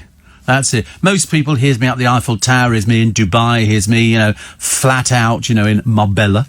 And here's Luke in Legoland with a photo that goes on the front. UK driving licence, Legoland. Season 2006, expiry date March 2007. And there's a picture of Chubby Chops, an area, like that. You were a large child, weren't you? You weren't exactly small. All this rubbish about fasting, honestly, might as well... I suppose pictures of Corey, he probably looked roughly the same at this age. Bit embarrassing, isn't it? 2006, 2007, and you look like that. I looked a little bit older, I'm afraid. Much older. Why do they give you things like that? What does it allow you to drive? Can you imagine giving that to the police? When they sort of stopped. It's very lovely. Thank you. Any more memorabilia, keep to yourself. I don't want any more in here, thank you very much indeed. Have you got anything like that? Anything like that, Corey? No, how much have you got? You've got loads of stuff. Honestly, I'm lucky I don't carry any of my memorabilia with me, which is probably just as well. Her portfolio for the Queen includes much more than just Buckingham Palace. So they've got the headquarters, the country home, which is Windsor. OK, then they've got the Scottish residence, Holyrood Palace. That's lovely. The summer house is Balmoral Castle. The holiday home, Sandringham Estate. Beautiful house. The Irish resident, Hillsborough Castle. And I think that's just about it, actually. But there's a limit, isn't there? How many places can you live in at the same time? Isn't that amazing that you can have all these different places? And all fully staffed. All fully staffed. May says, Happy Christmas, Steve, to you and your elves. Well, if you'd seen the pictures of them, elves is the last thing they look at. Steve, we 3 kings of Orient are, 1 in a taxi, 1 in a car, 1 on a scooter, beeping his hooter, following yonder star. Oh, and then you go into the Star of Wonder, Star of Light, star with royal dynamite. And so it goes on. Westward leading, still proceeding, guide us to the traffic light. And we used to tell this like we could be locked up in prison. Steve, car auctions remain closed 9 months on, and they've no plans to reopen anytime soon. Online only. Yeah, the shop Coys in Richmond, they've taken their cars out of the showroom. Steve, I'm in Bexley in Kent, but just to confuse you, we're in the London Borough, so we're in Tier 2. Well, how does that work? That's very odd, isn't it? Very, very odd. And here we go. Corey's decided to to send some memorabilia. Oh, it's lovely. You and Sue Perkins. You're on the right-hand side, I assume. Yes. Difficult to tell. Corey's one expressive picture is sort of like eager. Where was this taken? Where did you commandeer poor Sue Perkins? At Heifers, of course. Of course. Why not? What is Heifers? It's a bookshop. Why does it sound like it should be a butcher? Heifers. Makes more sense, doesn't it, really? Because I thought really you were referring to a company that Luke might have had down in Cambridge. Heifers. Has he shown you the picture of him standing in their fireplace before he was thrown on the fire? Honestly, I've never seen anything like it. With what can only be described as a very old tea towel on his head with a piece of cord around it. And he was one of the wise men. I mean, he can't have been that successful, can he, as a wise man? But it's Corey's. What were you doing at this place here? Did you just go, oh, hey, can I have a picture taken? And she looked at you and felt sorry for you. And that's what it is, isn't it? She signed her book for you. Oh, that's sweet for you, isn't it? So nice that you managed to mix with celebrities. 6, I'm Steve Allen. This is Early Breakfast on LBC. It's the 2nd of December, which means we get ever closer to Christmas. It's going to go through so fast. I mean, today, if you haven't thought about it, this week, you should really think about ordering turkey, vegetables. Actually, vegetables not too much. You could probably do those as a last minute thing. Well, I mean, we're lucky in our area. We have a they call it a vegetable place. We have a fruit and veg shop, which is Cooper's, and but I mean, I should imagine Stuart at Sandy's is and still not got the lights up. I did text him yesterday, so I'm slightly disturbed by this, and he's promised me he's going to do his very best. But I mean, he's working, I think, 7 days a week. Coming up to Christmas, there's no rest for the wicked. No rest for the wicked. And so, but you should definitely have ordered your turkey by now. You know, you should have got the tree. If you do a tree, you might not. You might be one of these people who doesn't do trees. You know, for religious reasons or for any one of a number of other reasons. But either way, it's something nice and festive. And Christmas lights in your window. Always nice to have. Paul Cooper's apparently got loads of trees at home. It sounded like he'd got about 5 on all over the place. So, the Loch Ness Monster, I'm sorry to bring it up again to you, but it's been seen for the 12th time this year. Do you know, I sometimes, I mean, I understand, you know, a little bit of a joke and a little bit of a, you know, oh, let's pretend there's a Loch Ness Monster. But when these people treat it so seriously, and you know they're lying through their teeth, you know, they don't even do it with tongue in cheek. A couple visiting the Scottish Loch last week said they saw a creature repeatedly surfacing. This comes a week after a boat's sonar picked up a 33-foot object 550 feet down. Well, this thing must be so ancient. It must be literally crawling along the bottom. Gary Campbell of the official Loch Ness Sightings Register said it all adds to the mystery. In many ways, it's a vintage year for sightings. It's a load of old hooey. Stop it. Stop telling lies to people. There is no Loch Ness Monster. There is no sightings. There is no nothing. You prove to me. You take a really good picture. You know, not one of these blurry things that you do. We know it's a lie. But stop trying to, you know, keep it going. At least be honest about it and say, listen, it was a joke that started years ago and we've kept it going. Prince Harry, here he goes again, thinking he's telling us, speaking from his £11 million California mansion. He said the pandemic is a wake-up call to saving the environment. My God, you're bright, aren't you? He says people should be like a raindrop and that COVID is Mother Nature's punishing us for bad behaviour. Well, be punishing you then, wouldn't it, really? It's the first time Harry has been seen since it was revealed about Meghan and the miscarriage. He said it's been a universally tough year. I mean, an £11 million mansion is quite something. Somebody said to me right at the beginning of the pandemic, it's almost as though Mother Nature has sent us to our rooms for bad behaviour to really take a moment to think about what we've done. Well, what have you done?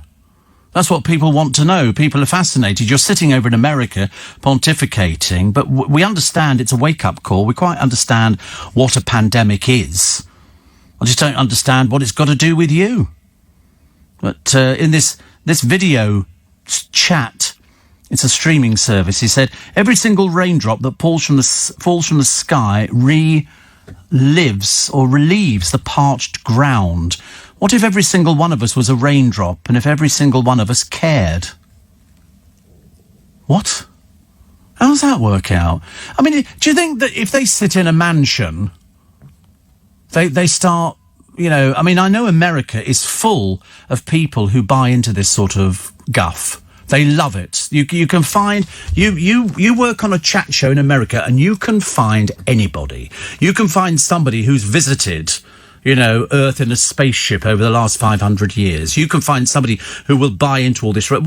Seriously, what in God's name does he know about this? He doesn't know anything. He's Prince Harry. He was the happy-go-lucky drunk. He was the happy-go-lucky, let's dress up. He was the happy-go-lucky, let's take all our clothes off in Vegas. And now he's preaching to us about raindrops. I mean, the only raindrops we want to hear about are the ones on kittens. Bright copper kettles and warm woolen mittens and those brown paper packages tied up in string. But we don't want Harry and Meghan preaching to us. I'm sorry, we just don't. They don't, wonder. I mean, it'd be like listening to, I don't know, I can't think of who it'd be like listening to, but I don't want to be preached to. I really don't. Are you aware we're not told how many wise men visited? I thought it was three. Three wise men. They have names as well. They have names. I'm pretty certain. I mean, yes, I'm sure there were three wise, I'd be surprised if there weren't three wise men, because they came in on camels. The Magi. And so, was there a fourth wise man, they've said? I mean, there might have been. But to be honest with you, three were the ones who turned up in all the good stories. So their names were Melchior, who hailed from Persia, Gaspar, also Caspar or Jaspar from India, and Balthazar from Arabia. That's the three.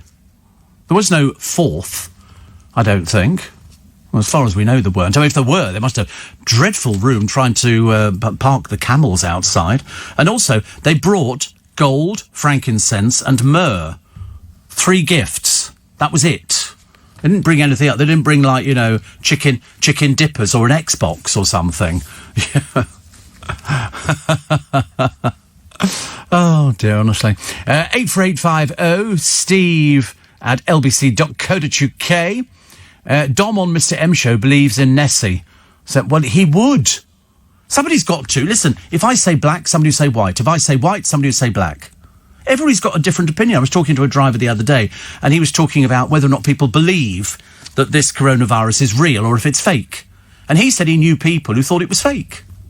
And I said exactly the same. You'll always find somebody. If I say, listen, I believe in angels or anything like that, somebody say, oh, I don't.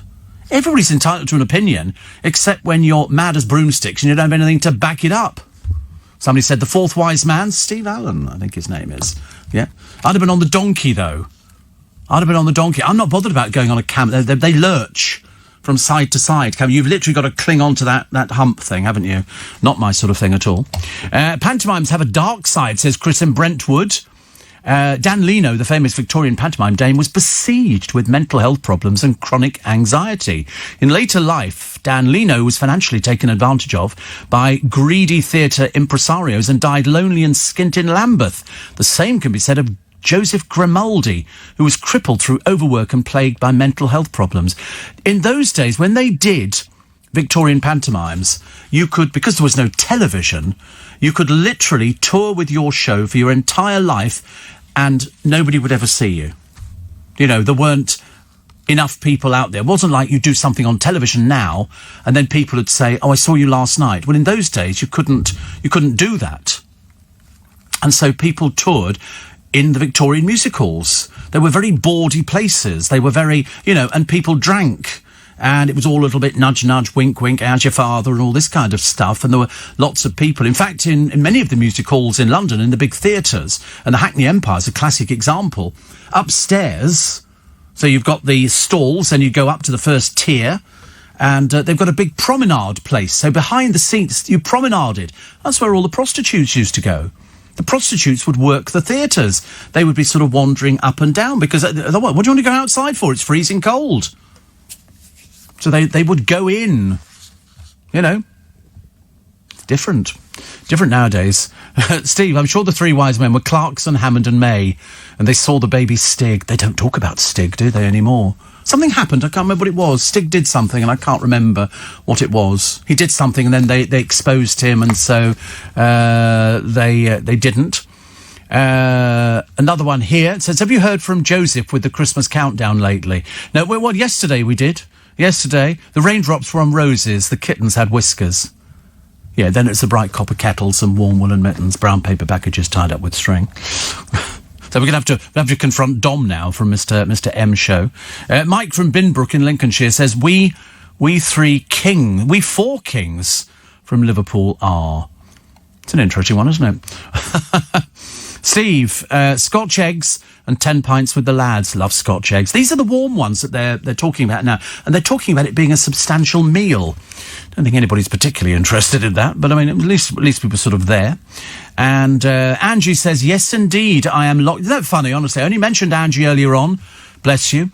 And she said, I'm loving my glasses. Thank you very much indeed. What with you? And I don't know why. I'm having one of those days. Today, Angie. I hope you're well. And looking forward to working over the festive season. I keep looking at all this food. And then I look at, just to remind me, I'm going to take the picture off my phone and I'm going to put it on the fridge of Luke, dressed up as one of the three wise men. I mean, so I don't know why they didn't put him in football shorts. Would have been easy, wouldn't it? He's there with his little sort of face, cherubic sort of kind of look, which is, I'm so glad Angie's there. I love things like that. It's very nice. I bumped into my friend this morning, actually, Sam Pittis, and we had a socially distanced chat. Because he said, I listen to you every morning as I'm driving home, because he finishes at 6, and he then drives home, and he said, I listen to the programme, which is quite nice. So I thought, I must give him a mention this morning, because he doesn't get any mentions, bless his heart, but he's good. The fourth man was Pete Best. Fourth wise man was Pete Best. Christmas countdown, Joseph from Bethlehem. What are we up to? 22 days, 17 hours and 40-something minutes. It's not long. It's going to creep up on you so fast. I'm still not sure what I'm doing for Christmas. I think at some point I'm going to my brother's, and at some point I'm going to see the godchildren. How are we going to work this out? I've got no idea. And doing what? And I've got to do the show here as well, yeah? But that doesn't bother me. That's the bit I like. That's the bit I like, coming in here and sort of seeing all your happy little faces and opening the phone lines, sort of. Is Harry Meghan's mouthpiece, Steve, says Jackie. I mean, put it this way, I think he needs her. I seriously believe he needs... That's what I think. And luckily, we're all entitled to an opinion, but as long as it's right. And I think he needs her. I don't think he's ever met anybody like her before. Because all the girls he's been out with are sort of the ones who, I'm going out with Harry. And they didn't like the idea of all the publicity and stuff like that. Meghan, of course, embraces it. Absolutely embraces it. She's the one. If you notice, every single picture she's hanging on to him. That's not how royal protocol is. They don't do things like that. You won't find, very rarely, Philip and the Queen walk about holding hands. They don't do things like that. Because they're members of the royal family. They do it. Well, it might be old-fashioned, but I quite like the idea. It's old. Sorry, I'm arguing with the producer now, and as we call him, the temporary producer. He's no. That's what royal protocol is. It's like if you go into Buckingham Palace and you're being given an award for something, would it not cross your mind to sort of incline your head towards the Queen, or would you just stand there and go, "Have you got the thing, mate? I can have stick it on." No, you'd go with royal protocol, wouldn't you? You would. You'd dress up smart. You're not going to turn up in that outfit today, are you? Going round to Buckingham. He doesn't like the idea. I said that Harry needs Meghan. I think she's made herself indispensable to him. He hasn't ever had a woman like that. Didn't have his mother, because she was already dead. So who's it? He hasn't got his father. They don't talk like that. They don't have those sort of days out because they're both very busy doing things. You very rarely see, here's William and Charles. Very rarely. And so who has Harry got? Nobody. He's only got Meghan, and of course she knows how to milk publicity. I'm still not buying into the fourth wise man at all, unless it's me. Steve, you have a very talented listener in Norway called Karen, who makes Christmas gnomes all year. How lovely.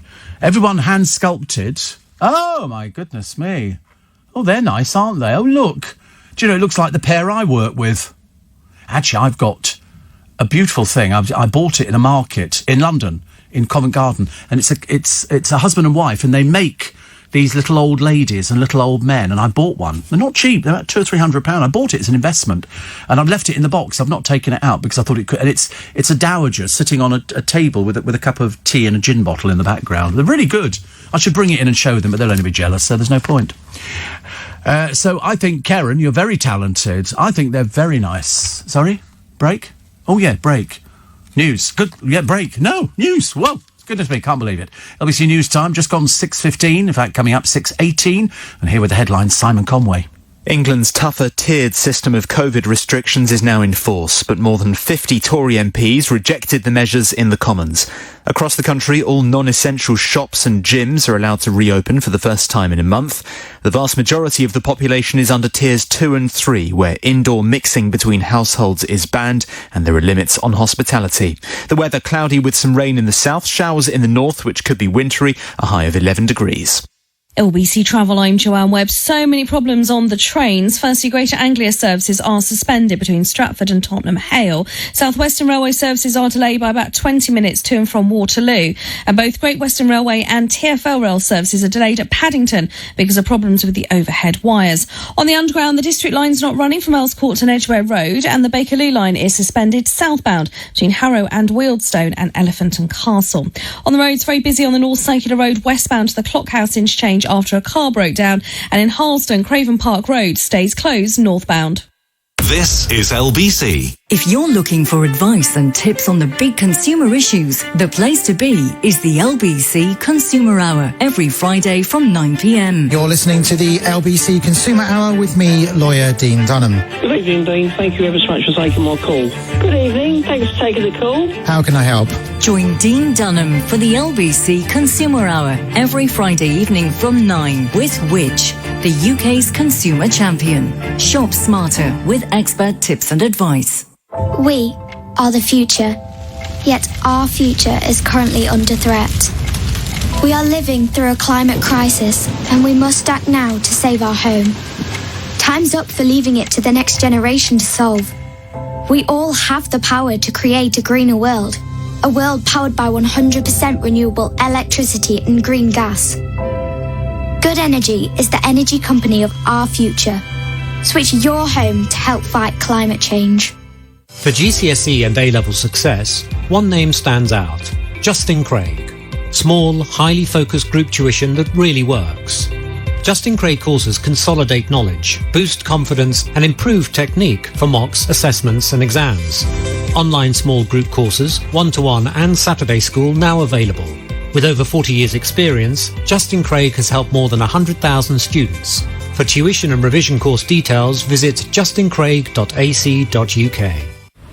The ultra-low emission zone is expanding from central London up to the North Circular and down to the South Circular roads in October 2021 to help clean up London's air. If you drive an older polluting vehicle, you could be affected if you're heading out east to East Dulwich, south to Surrey Quays, north to Neasden, or west to Willesden Green. Check your vehicle. Search ULEZ 2021. To the Mayor of London and TfL, every journey matters. At Morrison's this Christmas, our British beef roasting joint from our butchers is $4.99 a kilo, and our fresh whole salmon from our fishmongers is also $4.99 a kilo. Morrison's, making Christmas special. Majority of stores subject to availability. Online varies. Beef is vacuum packed. Deals for DIY jobs. Offers made for trade. It's time for the latest offer lowdown from your local Leyland SDM. This December, you can get 550 gram Ronseal wood filler in white all natural for a super low $9.99 including VAT. That's Ronseal wood filler in white all natural for under a tenner. With 24 stores across London, looking at your local Leyland SDM for more money-saving offers for trade and public. Find your local store at leylandsdm.co.uk. Leyland SDM. Global Player is the official LBC app. Download it from your app store now for free or go to globalplayer.com. Heroes. They're the ones we turn to in our darkest hour. Like when you blow a fuse and the lights go off. From electrics to heating, plumbing to plastering, at Local Heroes, every job completed by an expert tradesperson comes with a 12-month British Gas guarantee when you pay online. So if it needs fixing, there's a Local Hero for that. To get a quote, search Local Heroes. Terms and conditions apply. Leading Britain's conversation. LBC with Steve Allen. Morning, everybody. Nice to have your company. 22 minutes past 6. If you have just woken up, here they are. The Steve Allen Prosecco Glass. My goodness me, there's all sorts of nice things here. And now, we've got a special offer for you. That's not the one, is it? There is a special offer for the Steve Allen Groovy Gang glasses. Now, the twos, we've sold out of. And all we've got now are the individuals. But they've got a special offer for you. And the special offer is for, oh, there you go, 6 of them. 6 glasses for £60. 6 glasses for £60. It's the Bubbles for Your Bubble offer. 6 glasses, £60. That's 6 glasses, £10 a glass, individually wrapped, so they can be given out as gifts. And 100% of the net proceeds from the sale of the product will be donated to Global's Make Some Noise. So where'd you find that? It's just on the LBC website, is it? Where did you find it? Oh, it's on the Make Some Noise shop. MakeSomeNoise.shop. Okay, MakeSomeNoise.shop. And then you'll see the Groovy Gang Prosecco. Lovely picture of me. The Groovy Gang Prosecco. A very good picture of me, actually. Better than everybody else. I mean, look at me. Considering how old I am compared to these two, I'm looking better. Yeah, don't look like that. I've seen the picture of you standing in front of the fireplace. I think I look really good, actually. Interested, talented. Can't wait for a haircut tomorrow morning. I really can't. I'm so desperate for a haircut. It's gone on. I started trying to cut it myself this morning. I just made me look stupid. I've cut it like it's got railway lines, but no, tomorrow my hair will be cut. So a biting cold front, don't know about that, biting cold rear, and warnings of snow heralding the start of December. The first dustings expect to arrive across the north from today. It's an Arctic blast. It'll move across the country, down south too. You know what that means? Pictures of motorway bridges and snow and lorries and everything else, and then lorry on its side, and then cars that are parked because they've got too close to the car in front. Steve Ramsdale of the Met Office said the Yorkshire Dales, the Pennines and Dartmoor will be the first to be hit. How lovely. The Yorkshire... Doesn't it sound lovely? The Pennines, Dartmoor, the Yorkshire Dales. Oh, he said there is also the chance of some snow to lower levels. These unsettled conditions are likely to persist into the week end, with further periods of strong winds and heavy wintry rain. So they're offering 1 to 2 for a 2020 white Christmas, which means it has to snow after midnight and it has to be registered with the Met Office. So there you go. Another story about Eamon Holmes liked to tweet criticising the TV industry after he and Ruth were axed from Fridays on This Morning. They weren't axed, they did 13 years. Why is he not putting this right? Journalist Kinsey Schofield says, I really enjoy you and your wife. This business can be so cruel. I'll continue to support you. Never even heard of this person. But anyway, Eamon, who's a sucker for this kind of thing, replied, very kind of you to say, Lady K. He also congratulated New Year replacement Alison Hammond and Dermot O'Dreary. Eamon and Ruth, both 60, will still cover holidays. Well, that's what they've said at the moment. So wait and see. If they moan about it much longer, they probably won't. They won't. Celebrities seem to be constantly moaning about how hard they have it. They do moan, don't they, celebrities? I mean, I never moan about anything. You know me, seriously. I'm Mr. Easygoing. There's no point in complaining about the fact my hands are frozen. I can barely move them at the moment. Seriously, I'm frozen like I'm in time. But Steps are in a battle to score a #1 album this Friday. Oh, God help us, really. Who's buying that? Put your hands up. All right, put your hands down. I love it. But it's their 6th album. They're up against Gary Barlow. Well, I mean, there really can't be any choice, can there? Can't be any choice at all. Gary Barlow or Steps? I mean, really? Definitely not. So our talented listener in Norway, this is Karen Ökland, who makes these Christmas gnomes. I was trying to explain to the producers exactly, what these gnomes are. They're like trolls over there. Because Corey, as if he had the right, was sort of saying they're not very attractive. And I said, well, you've managed to make it through life. And, for God's sake. No. But that's what they look like over there. They have you'll see them in all the Norwegian shops, trolls in Norwich. It's very traditional. We don't have anything as traditional over here. Steve, what do you think your team will get you for Christmas? Oh, I like a surprise. I've had everything over the years. I've had everything. Everything over the years. I've had a Bentley, new carpeting, new house, usual sort of things. I've got some engraved glasses as well, which Chris Humphreys got me some years ago. So I don't know what I'm going to get for Christmas. Do you know, to be honest with you, to be brutally honest, and I've always said that, Sajay, I'm not really a receiver. I'm more a giver. I'm not really bothered about receiving Christmas presents. I'm more worried about the fact that they're all right and they've got something, you know, to sort of enjoy Christmas with, and they don't come back and bother me again. Matthew says, in stitches, looking about you cutting your own hair. Well, somebody's got to do it. And Lee says, I've looked at your picture on Make Some Noise shop. You look like a drunk uncle. Have you been to Specsavers? Obviously not. What picture are you looking at? A drunk uncle. We don't have people like that. No, a drunk uncle. Can't imagine what Lee looks like. Probably not that exciting, I should imagine. But at least I've got a picture, Lee. Nobody's bothered to take yours. What happened to your lovely Poem of the Day jingle? We didn't use it today. We didn't use it. But there's another one that says, I can remember Advent calendars just having pictures of religious scenes. And on the 24th, you had double doors to open, revealing a larger picture. Yesterday, my Advent calendar revealed a bag of pork scratchings, says Chris. Oh, I used to like pork scratchings, but they're really, really hard, aren't they? I think. Martin in Margate says, I think you deserve an OBE. Yes, that'd be nice, actually. Steve, morning to Corey, Luke, and yourself in a cracking mood. Thank you. What, me or them? Probably both of us, actually. And which side dish tells the worst jokes? Corny bread.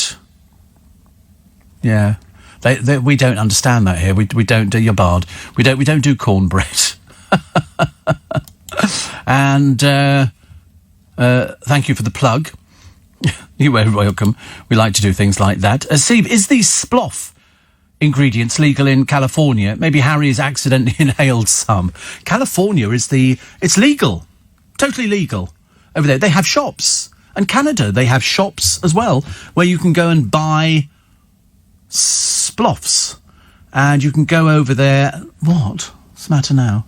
Yeah, and so they make them and they sell them. So it's like going into a shop and you go, oh, I'll have three sploffs, two very strong and one mildly weak for my grandmother, and they go, okay, that'll be $17, whatever it happens to be. You can buy them in vending machines.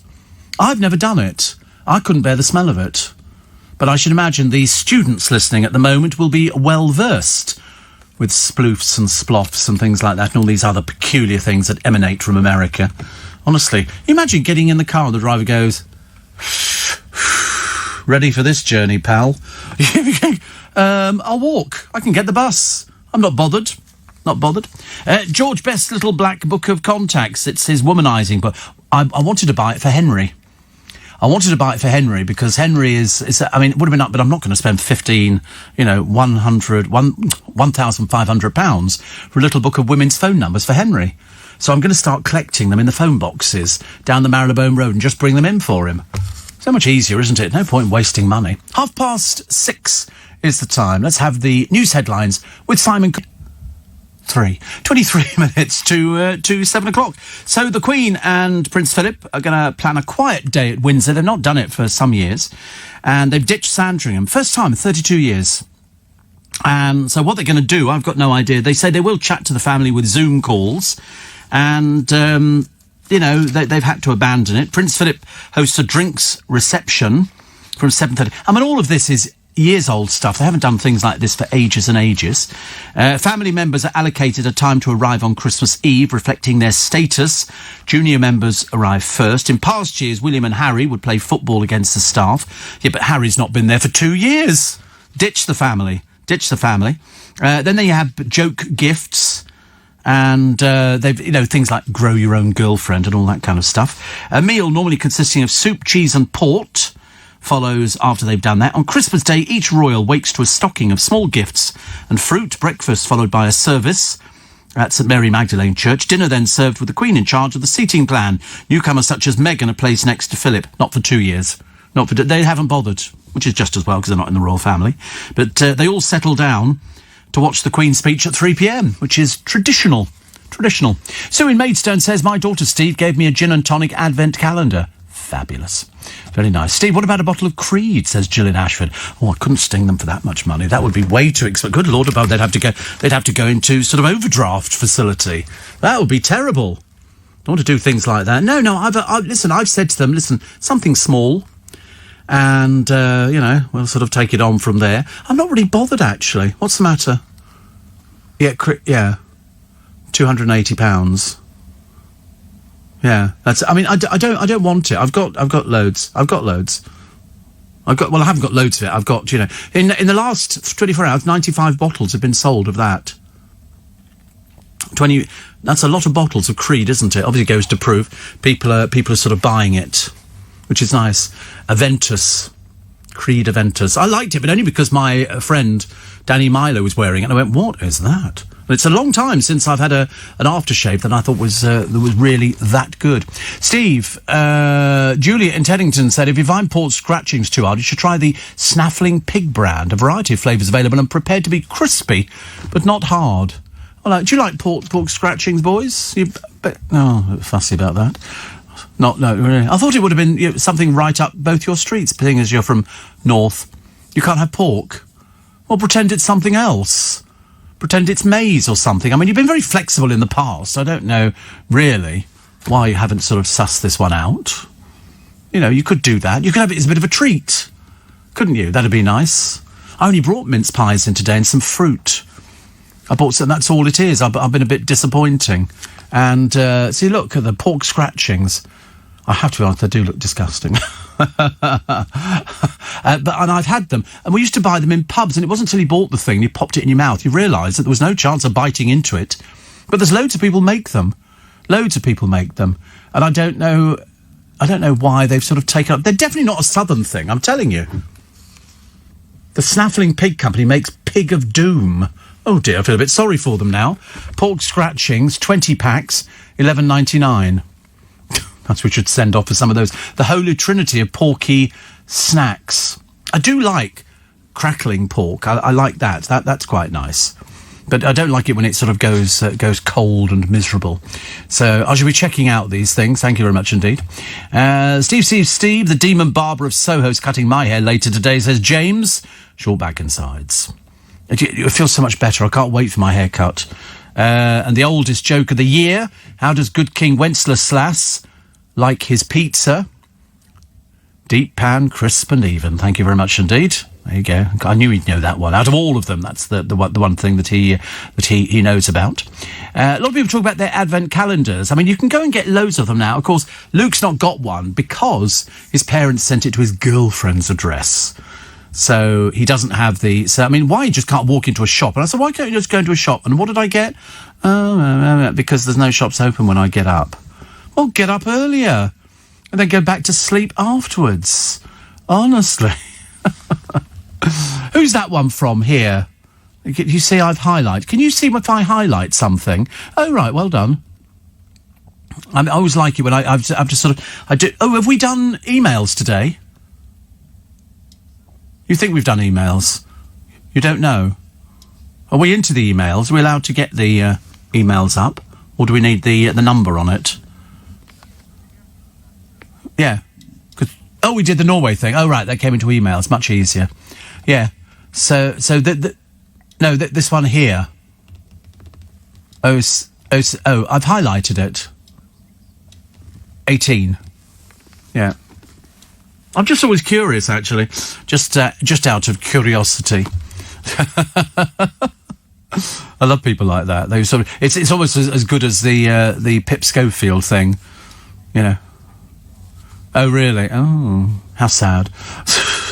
A sad person. For what? The same thing? Oh, right. How lovely. We love people like that. Somebody says here, another one here, and Jeff. Is that really Jeff, or is that sort of some... You got that one, 0641, another funny little person. And Sue Ann says, Steve, we are blessed by your omnipresent magnitude. May your achievements be acclaimed. Ooh. And Stephen in Southgate, who's really Graham, or it could be me again, says, why don't the team buy you a Nebuchadnezzar of Prosecco? Good Lord above, I'm not going... No! Listen, just something small. Although I've actually bought something big for Corey, because he was we were doing something earlier on in the studio, and I bought in some lollies the other week. They're sort of luxury lollies because they've all got different flavours. Like the one he was having was orange and pineapple, and he said they're really good. And so he said, "Where'd you get them from?" So I said, "Well, I bought them from a garden centre, so I'm going to go and get some more today because it's the only thing he's had where it really keeps him quite happy." You know, you could spend hundreds on him and you wouldn't get the same effect as if you bought him a little pile of lollipops. So we were looking at that. So I then thought, I wonder if I can find them on Amazon. So I did. Something similar. So we ended up buying, what were the things we bought? Chupa Chups.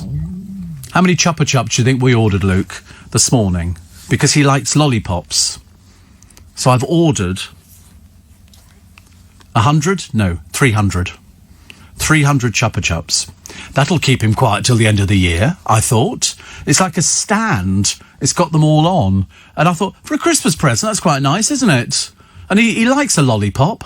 He doesn't have much fun in his life. But there you go. But, the more I think about this Nebuchadnezzar of Prosecco, there is a big bottle that they were selling in Costco, but I'm not sure I could lift the thing up when I get back to drinking. I'm more intrigued about the Queen. And Philip, what do they talk about?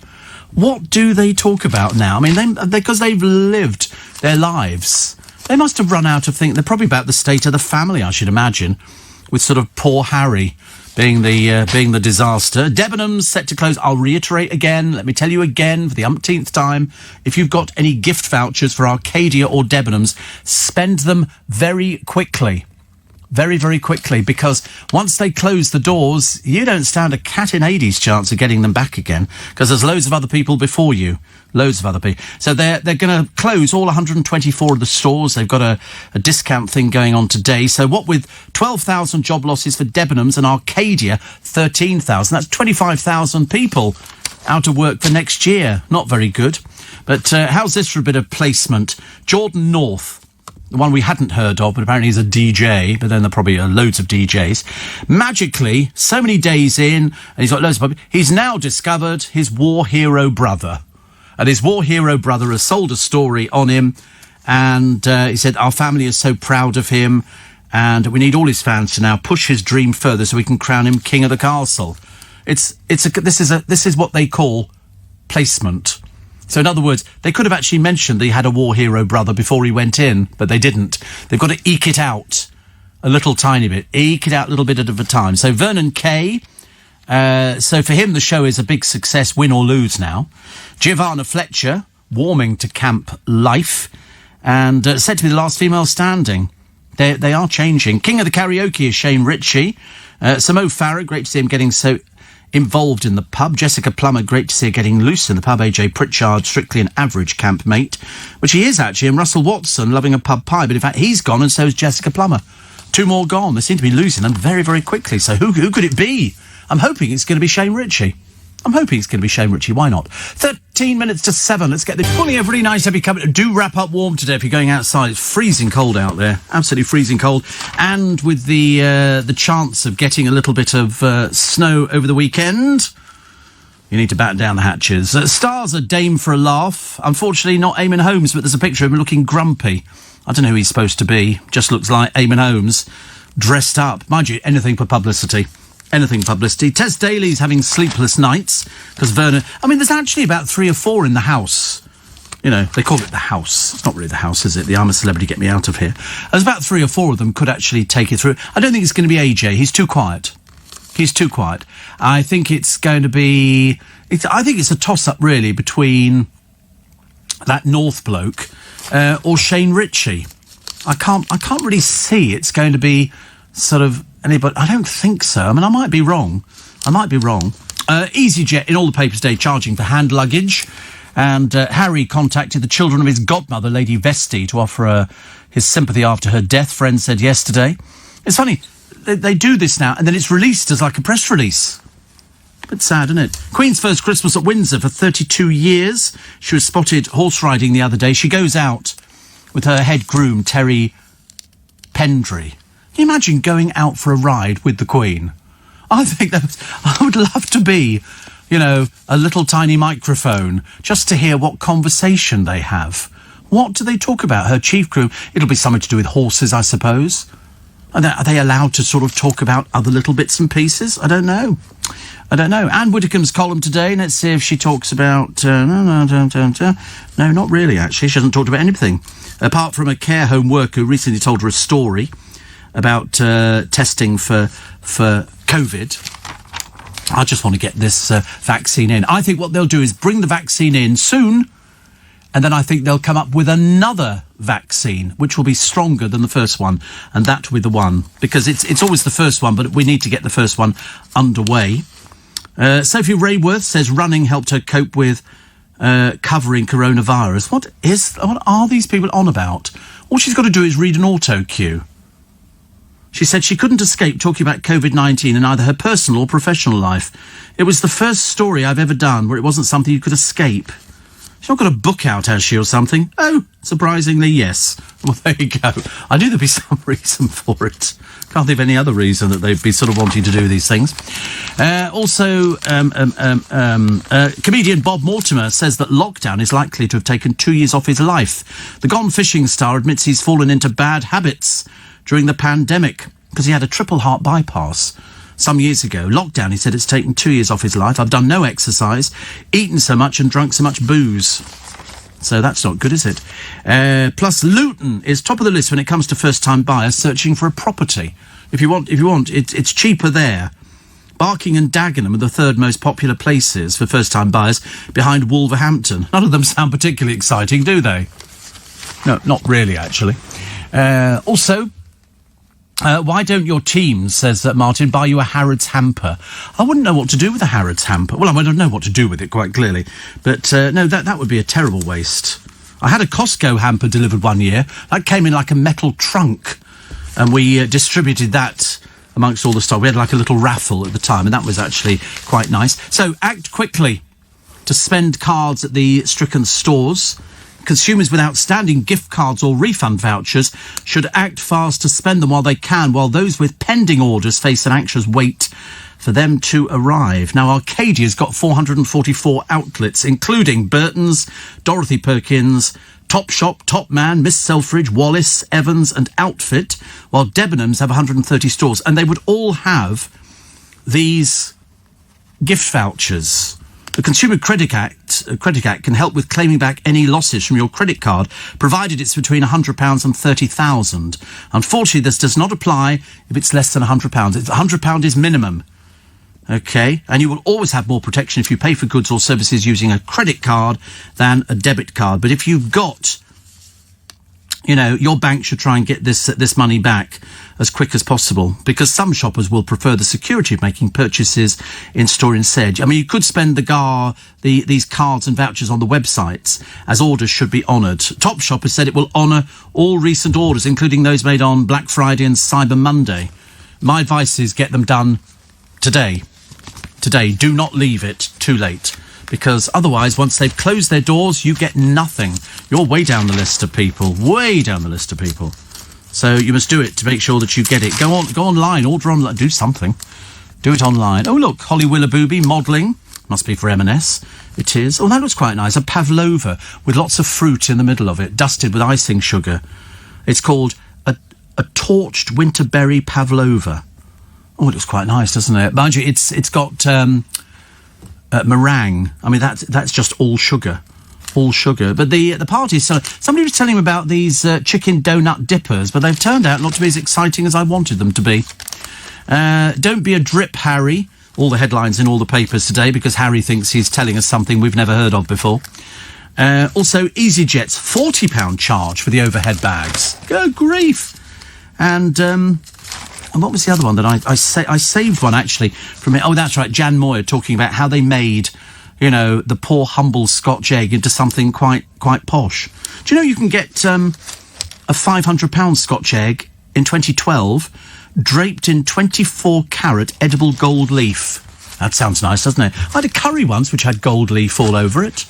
You know, because you can buy little books of gold sheets of paper. It's microscopically thin. You can hammer an ounce of gold out to cover a football pitch. That's how good it is. Oh, we've got to go. I've got to go. I've just realised. But we're back with you tomorrow morning. Thank you for your company. Please go and sort out my glasses. 6 for £60 of the Steve Allen glasses. It's the last push before the big season. Today on my free Little Bit Extra podcast, Rita Ora pulls out the Jonathan Ross show because she's too embarrassed. Not surprised, actually, especially as her mother works for the NHS. I've heard the records. Vernon Kay gets showered in fish guts and offal. Average night out in Bolton. And Maura Higgins' new boyfriend takes swimsuit photos of her on a boat. I mean, what else?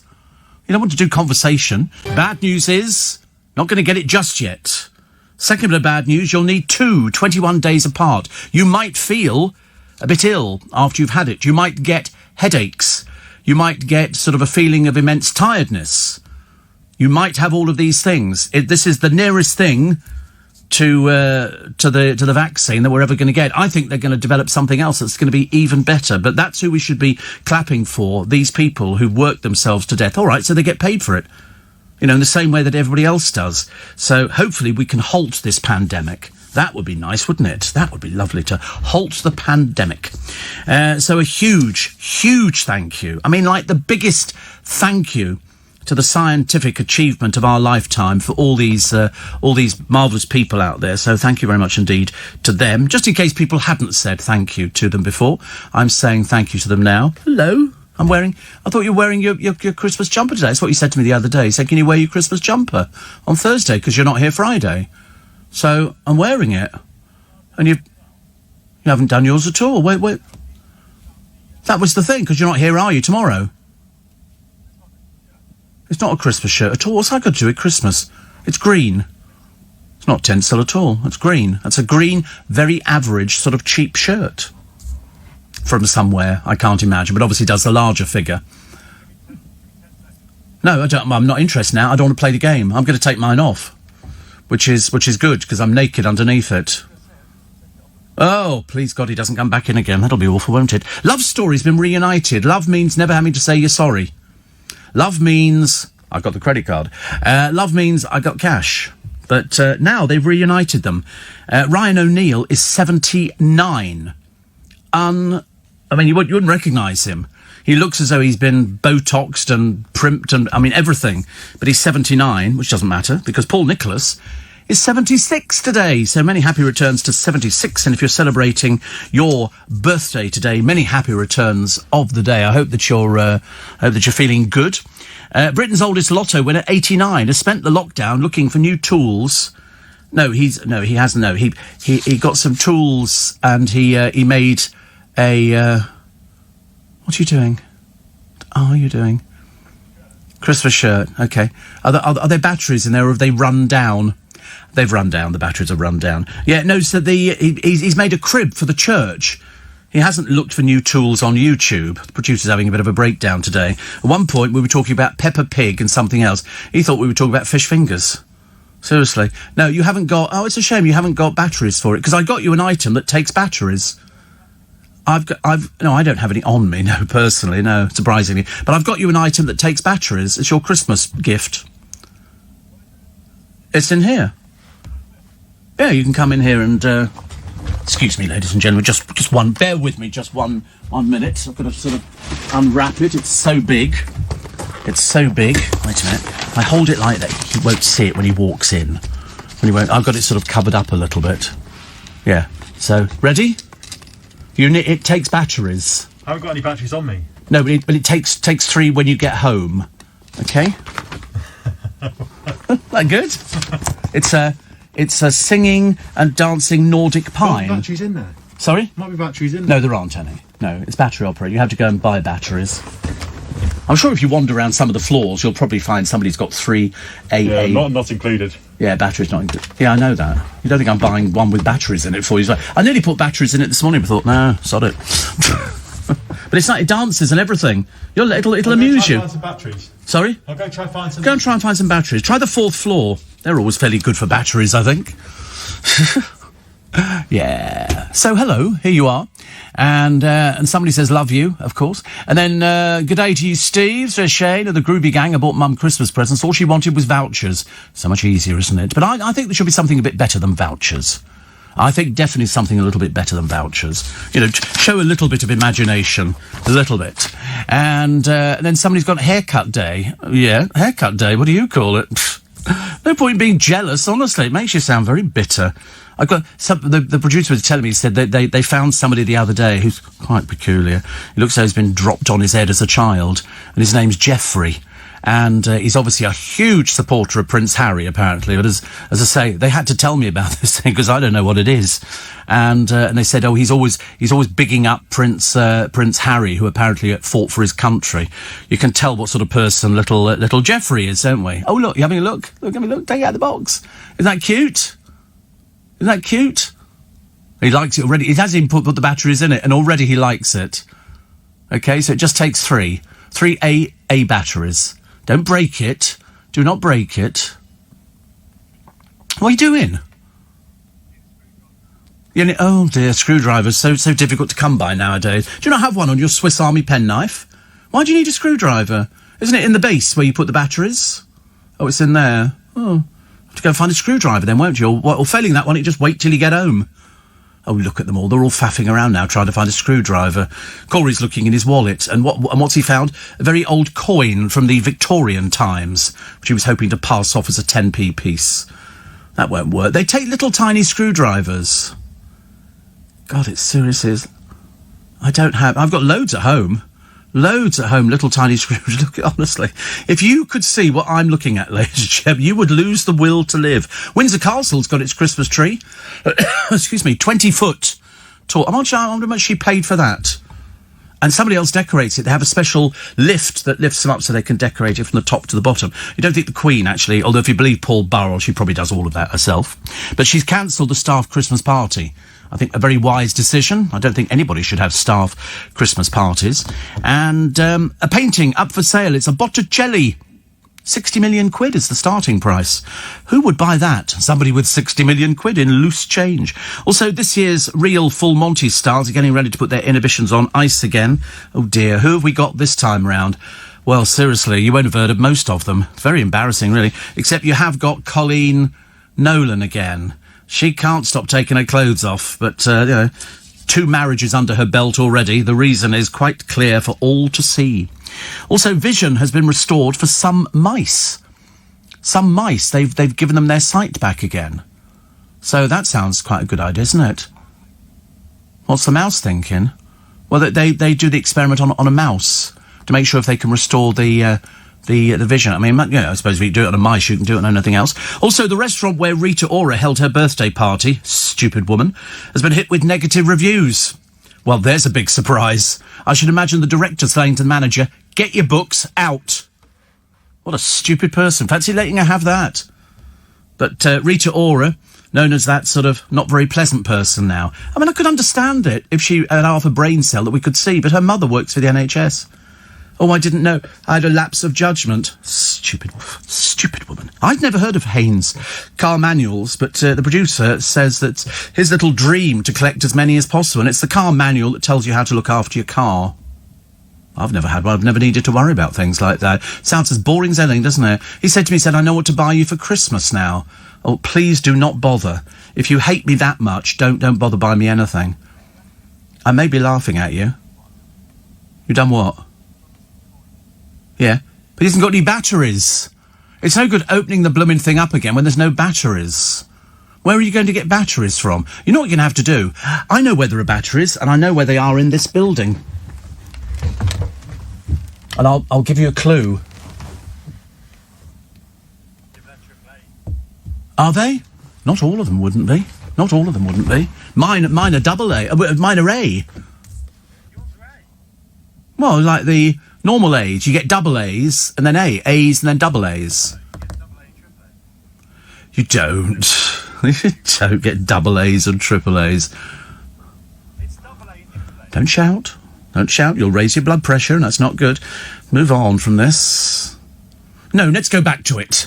No, it's 3 A batteries. Yes, as in three. Don't argue with me. It's pointless arguing, because you're going to end up under the wheels of a horse and cart outside. You know, it's as simple as that. As I should go round to Mr. Scrooge's place and have you sorted out. You could be the ghost of Christmas never was. Shane says, I'm a million miles from you. You better not be. So, Steve, your bag sounds like the one in Mary Poppins. Next time you could pull a hat stand out. I'm very good. I mean, I keep everything. I've got everything going on. Now they've got to go and check all the things. Go and check all those things. And you'll find some of them will fit that thing. It's as simple as that. I don't really want you in here at all, actually. To be honest with you, if you actually left the building, it would be useful to us. Coming in here without a Christmas shirt on. I mean, seriously, having discussed with me, I'm not here on Friday, Steve, so if you wear your... So I deliberately woke up early to sort through the wardrobe to try and sort out which one to put on. I put it on, and then he walks in here wearing just a normal shirt. Well, bound to be charity shop. Didn't look like he'd want to buy it. Dreadful, isn't it? So, switching red meat for beans can cut heart disease. And what was the other one? Oh, yes, on the first day of Christmas, my neighbour brought to me shame about the late delivery, because apparently everybody's complaining about how late things are arriving. Well, in fact, I sent some stuff to my brother and to the lovely lady who looks after my my accounts, and then she sends stuff on to the accountant, and it's all very confusing. Even I get confused by it. And it took them an extra 2 days to get the stuff down to her. All posted first class. I only ever post first class. Not sure now it's 85p a time whether I'll be doing that. Also, millions of Brits, millions of you, me too, will spend about £200 less on Christmas presents this year, and the rest of it. I think this year, we have to have what's commonly known as an economical Christmas. It's very easy to just put... I mean, I will give money to the godchildren and things, but I mean, it won't be as much as they've had in previous years. It's as simple as that. It's a case of... Because otherwise you can spend thousands at Christmas just handing out money. It's very easy to forget how much you spend. Plus, why we're not opening the swimming pools? I miss diving in from the top board, you know, doing my underwater crawl to the other end of the baths and then turning round and kick off and then go the way. I'm very good, actually. I could have represented the country, you know. Unfortunately, I was a bit too late by the time they'd thought about that. And Peppa Pig, Toy Story and Frozen are too violent and give kids the wrong idea about how dangerous pain is. Do you remember the other... I bet you can't remember the other film that got into trouble. They said, oh, no, this is far too violent. Not E.T. No, E.T. How was E.T. violent? He was chased through the woods at some point, but I mean, that's quite normal if you're an alien from outer space. No, believe it or not, Home Alone. Because there was a lot of violence in Home Alone, if you remember, but it was cartoon violence. So when the iron came down and hit him in the face, his face took on the shape of the iron, so it was cartoon violence. But an MP complained about it. They said there was too much violence in that film. And I thought, blimey, never even thought about it. I just thought it was entertaining. And they then sort of tripped over stuff and fell down the stairs and then trod on all these nails and glass and things like that. It's like Tom and Jerry, dreadful violence. I mean, honestly, Jerry really suffered. I mean, why Jerry wasn't in a wheelchair by series 2, I've got no idea. I mean, he was really beaten up by that mouse. And the woman in the kitchen, whose bottom you saw all the time. You never saw the rest of her. You only saw her bottom. Company, welcome to Thursday, 4:20. Whoopee! Love Thursday. Well, it's haircut day for me. Might be for you as well, because you had to book in for these things. And it'd be nice to get a haircut. You feel a bit better after you've had a haircut, don't you? And yet still not opening swimming pools. A few have been opened, but not many of them. There's a student in the paper today. Why? Because her parents are very poor. She's going to a very posh school in Oxford, but she can't afford to stay in Oxford. So she's asked people to crowdfund. It's the new thing nowadays. You see people crowdfunding for, oh, goodness me, I mean, just about everything. You know, can't afford to do this, I'll crowdfund. Need a new car, I'll crowdfund. Can't afford to pay for the funeral, I'll crowdfund. And she's crowdfunding for a camper van. Well, the way she's going to park it, you can't just park a camper van and live in it. You're going to have to pay rent to somebody. Perhaps she doesn't know. I don't know. This time as well, we've got, the rest of what we've done there. Oh, Tyson Fury. You remember Tyson Fury? And a little bit of a show-off, a little bit sort of annoying. He wants to be taken out of the running for the personality of the year, the sports personality of the year. He said the public tell him. Well, I mean, what do you think this is voted for by, sweet cheeks?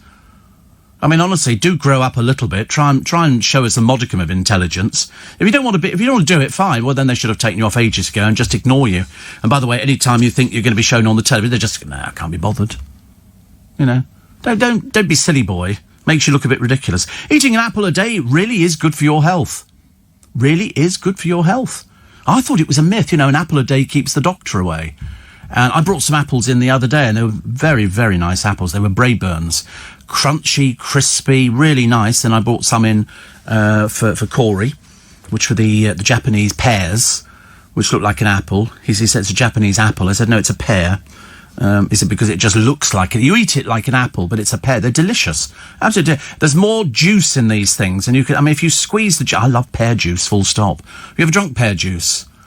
That's really nice. Pear juice is lovely. You can buy it in, you probably haven't been into places like Waitrose, something like that. It's not your sort of thing, is it really? You might be able to get it in Aldi, I don't know, or Morrison's or something like that. But they've got shelves full of it in Waitrose. It's quite the normal thing for all these sort of OK people to have. So they go, OK, have we got any pear juice? They go, have we ever, opening the fridge and there's like 1,400 bottles of the stuff in there. It's very nice. I'm sure it's bad for you. But I do like ice-cold pear juice. It's like ice-cold water. I've got to buy some water today. I forgot to get water the other day. And I always, when I go to Costco, I buy a case of water or sometimes 2 cases of water. And I feel a lot better once I've got it, because I do get through a lot of water. I went through a raging thirst the other day. Raging thirst. And in fact, as soon as we can manage to get Luke back in again, I think I'll go for some fizzy water.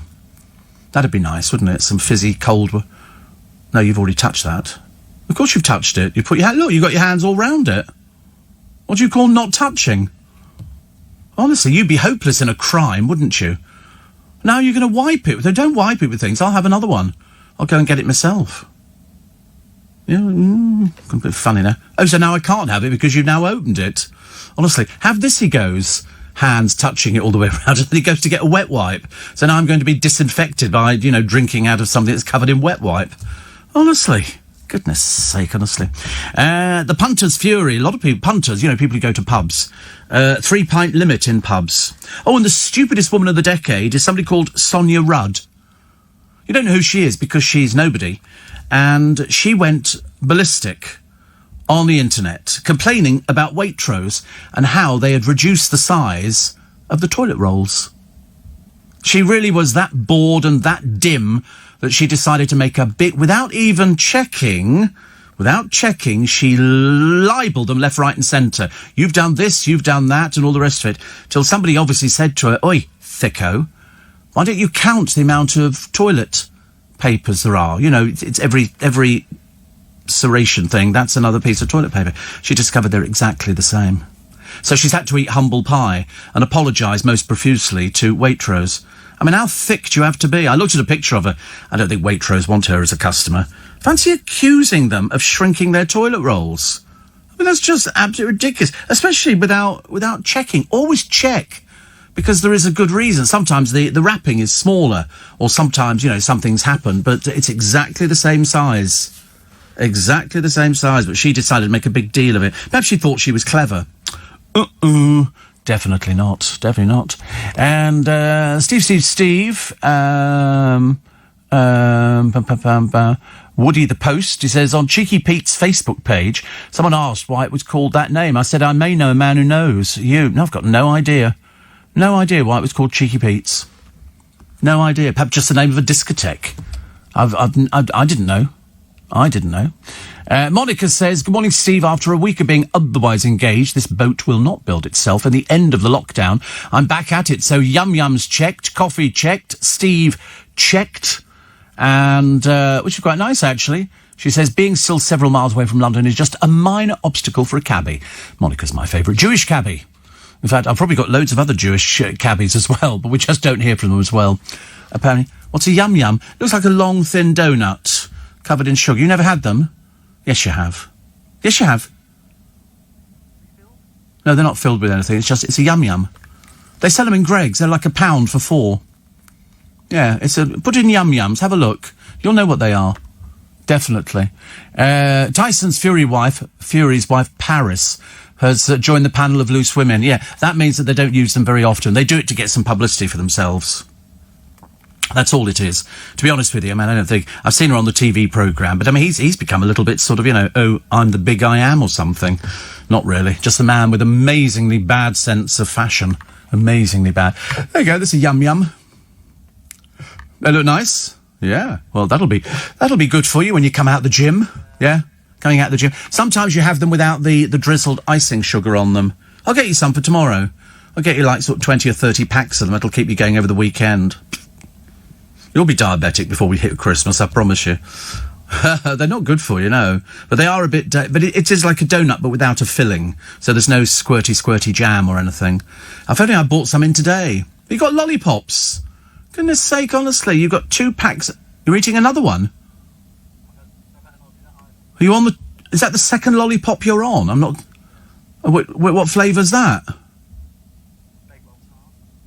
Bakewell tart. I'm not surprised you couldn't type up the thing at the beginning of the programme and we're hearing all sorts of strange words. He didn't hear Peppa Pig on one thing, he heard fish fingers. I mean, how does that work out? So I spent my entire life deciphering him. It's bad enough with the numbers. You know, there's... Oh, here we go, back again. Laughing boy. Can you do me a favour, Poppet, while you're up on your feet, save you sitting down, and while you're still in the could you get me a can of fizzy water? Yes, he's already drunk his. He didn't want to share, apparently, so, you know. I said to him, is it possible for me to have your one? And he went, no. And deliberately in front of me, Luke, he popped it and drank, you know. It's not nice, is it? It's unnecessary when I bought him... Sorry? 2. Yeah, 2. Have they got 2? I do hope so. Yeah, I'll have 2. Yesterday I had a raging thirst on. Real raging, but he didn't want to share the water this morning, which I thought was a bit mean. I bought him 2 lots of very expensive gourmet dessert lollipops. You know, the least he could have done is share a bottle of water. He didn't even pay for. But no, in front of me, you know, as if with some sort of kind of look, he just ripped the thing up and then tipped it like that into his mouth. I wanted him to swallow the can. You know, I was sort of thinking, it's no good hiding behind your face mask, if only it was that easy. You're surprised? You're not surprised? No, I'm not surprised either. No. But mind you, he did manage to open up the battery pack, didn't he, with an old coin, which makes you wonder how many other doors he's managed to open around this building. Yeah. Pfft, I never trust anybody, I'll tell you. Much easier. Steve, love Yum Yums. Can you send me a spare pack? We haven't got any. I wish we had. What's your favourite Christmas film? We don't do that. This is not BBC Local Radio. If you want to talk to the local vicar, then you'll find him on BBC Local Radio, and he'll be able to answer the favourite hymn. There's obviously a survey that they've done where they tell you which is the most popular hymn. In fact, we have a Christmas carol this morning, which apparently, don't ask me how he knows this, but he has said to me, he said, it was originally written as a poem, and then they added music to it afterwards, but I think it's how a lot of them were. And so I'm going to read it. I'll be so tempted to sing it. So tempted to sing it, because I do like a bit of a sing-song. I do like a bit of a sing-song. But, so 9:30 today. Oh, God, this hair is driving me mad. It'll be... What's the matter now? How do they do it? Well, we start with a mirror, and they all laugh, and everybody else laughs in there, and then they just... She goes for it. She goes for it. And then she does the sides, and it's all very nice. No, not towel over my face. I'm having a haircut. Not like your barber that charges you £16. Sets far to your ears. Yeah. I wish somebody would. Couldn't be that lucky, could we? But no, I think it only takes about 10 minutes, but for me it's satisfaction. Complete satisfaction. And she's been cutting it for ages and ages. Thank you very much. Thank you. Great to see you again. Didn't have any... Oh, you found... Oh, wrong ones. No, only 2 though. It needs 3. Oh, it needs to... Well, you have to hunt more. Have you tried in there? No. We'll try in there. Also, try and people's little... You know, if people put their pens and stuff like that? Yeah. Sometimes people put a spare battery in there. Honestly, we're terrible. We're really going to be in trouble. Yeah, I mean, put it this way, if we were on air, nobody'd believe it. They'd be playing this back at staff meetings, saying, can you believe what he did the other morning? They were going around the building looking for batteries. We used to have, every year, delivered from Duracell, hundreds and hundreds of batteries, and it was for all the people who'd bought toys for their kids at Christmas but forgot to buy batteries. So we used to say, listen, if you're passing us, drop in, you can pick up a pack of batteries. So that's what they did for years and years. For free, yes, it was free. Oh, that water's delicious. Yesterday I was so thirsty. So thirsty. I kept drinking milk. I think milk actually makes you even more thirsty. Have you found another one? No, you're not hunting more than enough. There's loads of places round here you can... Have you tried Mr. M's desk downstairs? They're the sort of people who'd have batteries for all sorts of strange reasons. Let's have I love the person who wrote to me to say, Steve, in the space of 30 minutes, we've gone from Will Guyett, most excellent tech advice, to your producers scrambling around like the Marx Brothers after a screwdriver and batteries. Any joy on the screwdriver? No. With batteries? No. I don't think you're trying, really. Do you get a head massage, says my friend Ian, when you go for a haircut? When I lived in New York, there was a place I went to where you had a man wash your hair and massage it before you had the actual haircut with somebody else. I used to want the hair wash to last longer. The massage was so good. Yeah, there's a name for it. There's a name for it. And I can't remember what it was, actually. It's where they do it. I used to hate it. I don't like massages. Is it shiatsu? I think it might be shiatsu. So I remember having it in a very posh salon some years ago, and they sort of, I don't like it. I'm not good for anything like that. Waitrose apparently do raspberry jam filmed yum yums. I'll have to get some in, actually. We don't have you tomorrow, do we, Luke? No, so I won't bother wearing a festive jumper. And but that's okay, isn't it? You found some more about? You think you found some more? You're not sure? Okay. Do they work? Don't know yet. We don't know. Because you might be able to take one out of there and put it in the thing, and the other two might have enough power to do just a little bit. But it does need the third battery to make the connection through it. Yeah, it moves and sings different songs. It'll make you laugh. Most things that we give you make you laugh. And that's why I didn't buy you lollipops, because I thought you're fasting. So I saw that and thought of you. Funny. What's it? It's 6 different tunes. I don't exactly know what tunes it's singing, but it'll be... They will be... Sorry? AC/DC? You mind your own business. What's it got to do with you? Honestly, I love when you just come out with things on the programme. Oh, here we go. We think we might have this working. It's very exciting, actually, isn't it? It's always that case, isn't it, at Christmas? Steve, is it very generous or just wacky people that participate in crowdfunding? I don't know, but loads of people do it. Loads of people do it. I mean, it's seriously, big. People have raised thousands and hundreds of thousands of pounds. Seriously, absolutely amazing. So, Roger, is it generous or just wacky people? Possibly generous people, I would think. You don't have to donate, do you? You don't have to donate. And here we go. We found our first stupid person this morning. He says, blimey, I know it's 4:35, but really, where is Clive? Why would he be here at 4:35 in the morning? Are you particularly stupid? I love it when we get the real stupid ones. The people who you sort of think, are you really quite mad as a broomstick? And the answer is yes. Yes. Obviously, clearly. Steve, I don't care. I love you in Riverwood in Sydney. It's obviously a suburb, isn't it? We don't know these things. Monica tells me that Hanukkah is just a week away. Oh, goody, goody. Oh, goody, goody. Starting Lutker's season early. Oh, I love Lutker's. Do you know, I've not had salt beef for ages. Dale and I used to go to a restaurant called Felt's, and it was quite delicious. There's a lovely place just inside. So, is it working? No, hang on a minute. You got something better? Oh, something. What could be better? Oh, here we go. I know what he's going to do now. This is what you've done. So you've given up with the other batteries, haven't you? And you've decided that you're going to be ready. Christmas shirt. Seriously, that is so tragic. That looks like there was a film. What was that film we looked at the other day with Bill somebody in? It's about the Christmas thing. No, Bill Murray. And what was it? What was the film? It was all about Christmas. And wasn't he Scrooged? But there is one lovely scene in it where he goes round to this family's home, and they're not having a tree this year, so they've decorated their...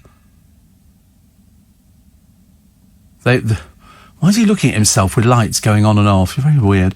But they actually decorated the kid in the family. They stood him on a stool and put lights all the way around him, which I thought was hilarious. I liked it. Do you know, I tell you what they've not got this year? It's an Indian head massage and it's bliss, says Bev. I know. I didn't like it, actually. There's no ice skating rink at the Natural History Museum. I think there might be one at Hampton Court, but the one at the Natural History Museum was huge. And there used to be a big a roundabout there. I don't think they've got that this year. Which is very upsetting, isn't it? Anybody know where the ice rinks are? Of course, if we'd had Winter Wonderland, we would have had an ice rink. That was always great fun. Very entertaining. Very, very entertaining. So 20 to 5. I don't know. I'm telling you. Actually, it doesn't make any difference what the time is on this programme. We don't do things like that. James Haskell. I know we didn't know. We had to check who he was. Keen to beat Robbie Williams to the Christmas #1. James Haskell's married to that dreary bore, Chloe Madeley. I mean, seriously, the woman who really doesn't know what she is, but she loves the publicity, and James Haskell was one who popped up on Loose Women ages ago, and he didn't say anything. He was like mute. Thought there was something about him that was sort of made him sort of interesting, but no. I mean, you know, James Haskell, Robbie Williams, they'd be going, James who? That's showbiz. 4 in 10 adults with a hidden disability have been abused, mainly over the disabled badges. Mainly because, people have a lot of fake disabled badges. And also be very careful buying fake goods on the internet. There is a warning in the Mirror today of buying things. You know, you might see something on eBay. Might be Adidas, or it could be Gucci, or it could be all sorts of things. Bearing in mind, so many of these items are fakes. If it sounds too good to be true, too cheap, like Dr. Dre headphones, they're very popular to be faked. You know, they're very, very expensive. You can find them in the markets for 20 quid because they're fakes. Towels, everything. There's lots and lots of fakes out there. I think it's like people who buy fake sunglasses or fake handbags, mainly girls, and they don't realise that, if you've got a Chloe handbag, you're not going to be a chav walking around a market, are you? You're going to be somebody who's got a bit of... These bags cost a foot. What are you doing with it? It's not working, is it? Try and turn it on. Has it not got a little switch that turns on before you then squeeze the hand? There must be. There must be. I don't believe there's not. Well, you just say no, aren't you? Just saying no. I mean, underneath the battery cover, is it by the battery cover? Is there a little switch at the side or something? So you turn that on, then you squeeze his hand. No? You're just determined to wreck that thing, aren't you? I can tell you. You're constantly lifting up the clothes. You're like the sort of person who buys Cindy and Tressie and all these other dolls and starts looking and see what underwear they're wearing. It's not normal, is it? Just imagine, we know he's not normal. All we need is one more battery. God in heaven, honestly, we don't ask for a lot. Do you think there's a shop opener this time of the morning that sell batteries? I'll have to send somebody out to go and get them. Jackie says, do the team realise they're on air? I shouldn't think they realise anything. Can we check and see if there is an ice rink at Hampton Court? I would like to think there was. I've never been on. I have been on an ice rink, but I'm not very good at it. Butterscotch and pecan yum-yums from Waitrose are something very special, says Russell. Not your average yum-yum, of course. It's a Waitrose yum-yum. Right. They're obviously competing, aren't they? Hampton Court ice rink. There you go. Skate back in time in the gardens of Henry VIII's historic home. And they put choristers out there. It's quite a big rink. So it's closed until the 2nd of December, but the gardens are open. And so the ice rink's going to open on the 5th. But you need to book. And they say, if you had tickets booked for November, we'll be delighted to rebook you by going to there. So all the details are on the Hampton Court website. It's quite nice, isn't it? Something about... Do you think after they took the picture, half the choristers fell over? You can just say, OK, 1, 2, 3... What? Over they go. How much is it? Do we know how much it is a session? How much are they charging? Here we go. So, from £16, that's 45 minutes on the ice rink and skate high. It's very lucrative, this. It really is, because all you've got to do is freeze water. The only time it can ever go wrong is if the freezing unit breaks down, but they tend not to. And then they scrape them every evening, and then the ice sets overnight, and it's all ready for the next day. And the actual... I wouldn't want to put boots on that somebody else had put on. I don't want to be funny about this, but I thought we're supposed to be sort of socially distancing, and that I think it goes for footwear as well. So a family ticket, an adult and 3 children, or 2 adults, 2 children, from £46. But that doesn't mean you can go to the Palace. You can just do the ice rink. Wow. People love doing it, though, don't they? Go on, let's enjoy ourselves. I've seen no end of houses as we came in this morning with lights all over them and lights outside and stuff like that, and I like that. That was very good. So the ice rink is at Hampton Court. Thank you. Thank you very much indeed. I've checked. The team would love these butterscotch and pecan yum-yums.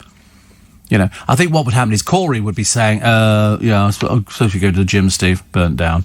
And so I could have some yum-yums. It'll be opening up very shortly. That's what you do. Because you wouldn't be able to resist them. And somebody said they do them with jam in as well, which sounds delightful, but not for me. I do love a donut. Or as I was only saying to that policeman the other day, box of Krispy... have you ever had a box of Krispy Kremes? I bought them in here one time. I bought a box of Krispy Kremes in, and they were all different. My favourite was one at Christmas, and it was mulled wine and apple, I think. Stewed apple and mulled wine inside a Krispy Kreme donut. I mean, that was just sensational. That was just really delicious, really delicious. But you don't find them everywhere. Steve, I wanted to mention a couple of Christmas CDs I played. The Huddersfield Choral Society. Not many would have heard of. Oh, I have. I've been plugging the Huddersfield Choral Society for ages and ages. And I have their album in the car. And also the Living Strings Christmas album from 63. I can't even... I mean, they're all gone a bit down, deflated next door. Mainly because they can't get the Christmas tree to do what it's supposed to do. So they've got over their initial excitement, which generally lasts about 10 minutes. You know, Corey was fine when he had a lollipop in his mouth, but now he's eaten the lollipop and he's not sure he should eat another lollipop. He's got 2 boxes of them, but I've ordered something which actually be nice if it's not for tomorrow, but you'll be in next week. I've got something for you next week. Yep, something for you. I traipsed around yesterday trying to get this thing. Phew, blimey. I tell you, did I go to some trouble on your behalf? I really did, and in the end I had to order it on Amazon. I couldn't find them anywhere. There's been a rush. There's been a rush on these things, which is odd. You know what is it? No, I couldn't find Elf on a Shelf at all. I couldn't even find it on Amazon. I really couldn't. I mean, I thought I'd walk into a garden centre. I bought the last 2 boxes of lollipops. I walked into the garden centre thinking, I'm going to see a shelf full of Elf on the Shelf. Nothing. Nothing at all. In fact, actually, in Squires, obviously most of their Christmas food has been bought because they've started putting cyclamen out where they had all the food. It's all gone a bit pear-shaped. We're only up to the 2nd and 3rd. It's not very good, is it, really? But I quite like the idea. No, the thing I bought for you is... you'll like it. You'll like it. Great Imagine, but not Elf on a Shelf, which I would have bought. I'd have bought 2, or 3, actually. One for you, one for me, and one for the bloke going to the gym. And we call him Corey, but to be honest with you, it's only a joke. It's only a joke. We're not serious about it. He won't be going to the gym anytime. He's bought this gym membership. I'm going to say, they must be going, anybody seeing Corey? No. He did join. Yes, he did join. He just hasn't participated. And Steve says, Ted, you can't nick an electric car if the battery's flat. You'd probably push it, though, couldn't you? Don't you think so? Somebody asked a couple of days ago about the film Tom Thumb and Russ Tamsin, who starred in 7 Brides for 7 Brothers. But a great film. I remember my parents taking me to see it at the cinema. I remember 7 Brides for 7 Brothers. I'd love to do that. Wouldn't you love to be able to dance? I'll tell you what was very good, and I refreshed my memory earlier on. And it was Ant and Dec on their Saturday night takeaway, where they did different things. On one of them, they celebrated Riverdance, and they learnt to Irish dance. Now, they must have done it at school. Then I saw them doing something else. They were with Take That, and they were singing, and I thought they were brilliant. They put their heart and soul into it. Heart and soul into it. And I was very impressed. When you see them doing Riverdance, to actually watch Ant and Dec doing Riverdance, you will believe that 2 boys can dance. They obviously put a lot of effort in, and did very well indeed. I thought it was excellent. Nearly made me cry, and I've not cried for ages. Steve, I've seen a large container by the exit at Sainsbury's, and it's full of loose batteries. Yes, you can find that. There's a point. If you go to a supermarket, sometimes they have battery things, as you put all your old batteries in. We could push you inside there, Luke. You could ferret around till you find some that work. And then we could do that way. Apparently, Krispy Kreme have a factory and a shop behind Wimbledon, Merton. All glass. You can watch them making them. Really? He says, really? How lovely. So perhaps we should go... You can go to the Co-op in the Strand. 10 minutes walk from the Global Building, says Connie. If we need batteries, we could send Luke out there. But the trouble is, you know what'll happen? He'll go outside there into the big bad world. When's the last we'll see of him? We'll lose him. Somebody will come up and say, hello, dearie. Like to come home for a cup of coffee? You know, that's what'll happen. I like the idea of a Krispy Kreme factory that you can watch them making Krispy Kreme donuts. Don't you like that idea? Yeah. What, have you had Krispy Kreme donuts before? Delicious, aren't they? You need to go to... Yeah. Well, when did you have them last? Did you have... Oh, I could take a break. But that's a shame, really. Shame. Because I'll bring some in tomorrow for you. Because I'm that kind of person. Gee whiz. Nice to be company. Steve, I wonder if carols from Kings will be on this year. I think not, apparently. I think not. I don't think they're doing carols from Kings. Carols from Kings. But although the albums go back donkey's years, you can find them, and they're very good, actually. And Jem, yes, we do remember Noel's Christmas present. The Hollies playing in that man's back garden. I love Noel's Christmas presents. Best programme on the telly. Apparently... Somebody was telling me that, Steve and the Groovy Gang, we've got Krispy Kremes, our new Christmas donuts, coming out on Monday. Really? Christmas donuts? What could be in them? We could put mincemeat, you know, as in the sweet mincemeat, which you put in tarts and things like that. Something with custard. That sounds nice, doesn't it? That sounds very sort of festive. What else could you have? Turkey? No, not really. Kind of turkey inside a donut. But I like the idea of sort of, you know, creme brulee. Creme brulee would be a good one, wouldn't it? Nut roast. No, not nut. That'd be silly inside a Krispy Kreme donut. I like the idea, though. And so Christmas donuts coming out as well. Apparently, Ian in Folkestone says you can get Elf on a shelf from the pound shops. Not yesterday. Not yesterday. There was a world shortage of them. And I don't want something looking cheap. I want something looking a bit classy. Unfortunately, the ones that I had seen before, which were at the pound shop, did look a bit naff, actually. M&S sells Santa yum nuts. They're a cross between a yum-yum and a donut, says Sue in Newbury. Don't know. I'll be having a look at that. He'll be very excited. Because we've got Joe on with us tomorrow, and that'll be good. And he'll eat donuts. So I'm going to need to bring in about 4 or 5 packs of donuts. Well, you won't just have 2, will you? You won't have 2. You can eat loads more. You won't just eat one. One case of donuts. Perhaps I should sort of bring in people and just sort of cook a turkey. I could do with some turkey. I quite fancy the idea of that. Not very likely. Steve says, Shane, how can I be your favourite Aussie in Sydney? You can't. Okay, simple as that. We don't do favourites. Definitely not. We have different people. Somebody says you sounded like Scooby-Doo when you said really. Hmm? No, obviously not. She must be mistaken. What else? A lot of people sort of recommending where we can send Shane to. I've got loads of ideas of where we can... Not Shane. Luke.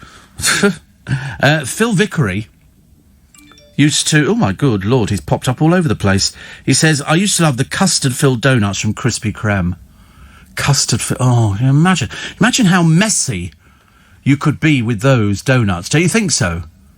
You know, if you literally... I mean, I've seen kids on television programmes and they get themselves in a terrible, terrible mess. But I love the idea of sort of custard filled with a bit of apple, something like that, bit of rhubarb. That'd be very nice. So I'm going for that one, Phil. That sounds like me. I've not had one for ages. I don't think it's very good for me, but I quite fancy the idea. And Ian says, I discovered today that the Christmas pudding I bought in 2019 is good until March 2022. Yes. He said I could keep it for 2 Christmases. Yes. The whole idea is every Christmas my mother made another Christmas pudding, and so that went in and saved it for the following year. So a whole year to mature. And she made her own Christmas pudding. She never did a shop-bought Christmas pudding. Only ever made her own Christmas, which was quite brave. In those days, as Phil tell you, most people buy them nowadays, and the more booze it's got in it, the longer it will last, and they will last. So custard Krispy Kremes, and Phil Vickery says, I once ate 6 all at once. I felt ill for days. Actually, I had that the other day. I felt ill. I was on the phone, and I thought I was going to be sick. I didn't know what it was. I've got to go to get some tablets. Try and keep myself. But I mean, 6 Krispy Kreme donuts. I'll tell you what I used to love. Oh, the Mr. Kipling. They were apple and custard pies. 6 in a box from Mr. Kit. They were delicious. They were absolutely delicious. I used to love those. So here we go. Keep warm and cosy with our Christmas... Oh, they're nice, aren't they? Are these Krispy Kreme donuts? Wow. Look at these. You'll like these ones, Luke. There you go. Christmas ring. An original glazed double dozen. Oh. I want them all crisp. I want them all Christmas. I don't just want one Christmas ring. I want the whole thing. They look quite nice, don't they? Very clever. Whoever invented things like this. I mean, I'm there with it. So how much are they, though? Oh, look, say Merry Christmas with Krispy... They say, why haven't we got a Krispy Kreme donut shop round here? This is what we need. Oh, how lovely. But how much are they? How much are they? I need to find... Choose your own dozen. You can choose... Oh, so you just sort of fill it in. Don't you? Fill it in. So you start your order, click and click. Listen, before you know where you are, we'll have lorries turning up outside. Don't mess around with something you don't understand. Enter your postcode. No, don't. You'll end up with stuff being delivered here. They'll come banging on the door of the studio asking for the money, and I'll have to pretend I haven't got any. You know, that's going to go down very well indeed. But I do like the idea of having sort of festive they look quite pretty, actually. I think anything looks pretty for Christmas. Steve, I've seen cream eggs on sale already. Have you? Well, I think you can eat those all year round. Don't you think so? Krispy Kreme, one of those Cadbury's cream eggs. I mean, I'm led to believe you can buy them all year round. It doesn't make any difference, does it, really? Steve, there's a garage at Braywick near Maidenhead. Got loads of elves on shelves. You think I'm driving all that way? Have you seen the price of petrol? Steve, Jonathan... Your favourite W1 photographer that's going out of business due to big high street brands. Oh, by the way, says Jonathan, I do love Krispy Kremes. That's the thing to do, isn't it, then? Your business is going under, but don't worry, you've still got the ability to eat a Krispy Kreme donut. Just don't be like Phil Vickery. 6. Everybody, ice and snow. Ice and snow this weekend. Oh, my Lord above. Oh, we're taking the emails this morning. We've been onto the email things. We are taking them, are we? You're on top of it. OK, good. Because I don't know if they are emails, you see. I can't really tell, actually. Alan from Fulham, Krispy Kremes. Apparently there's a Krispy Kreme section at Tesco's Extra in Twickenham, says Roger. It's amazing how everybody knows these things. How come I don't know these things? How lovely. But the very idea of festive Krispy Kreme... They're so excited next door. So excited. They don't get excited nowadays over many things. You know, just celebrating the festive season...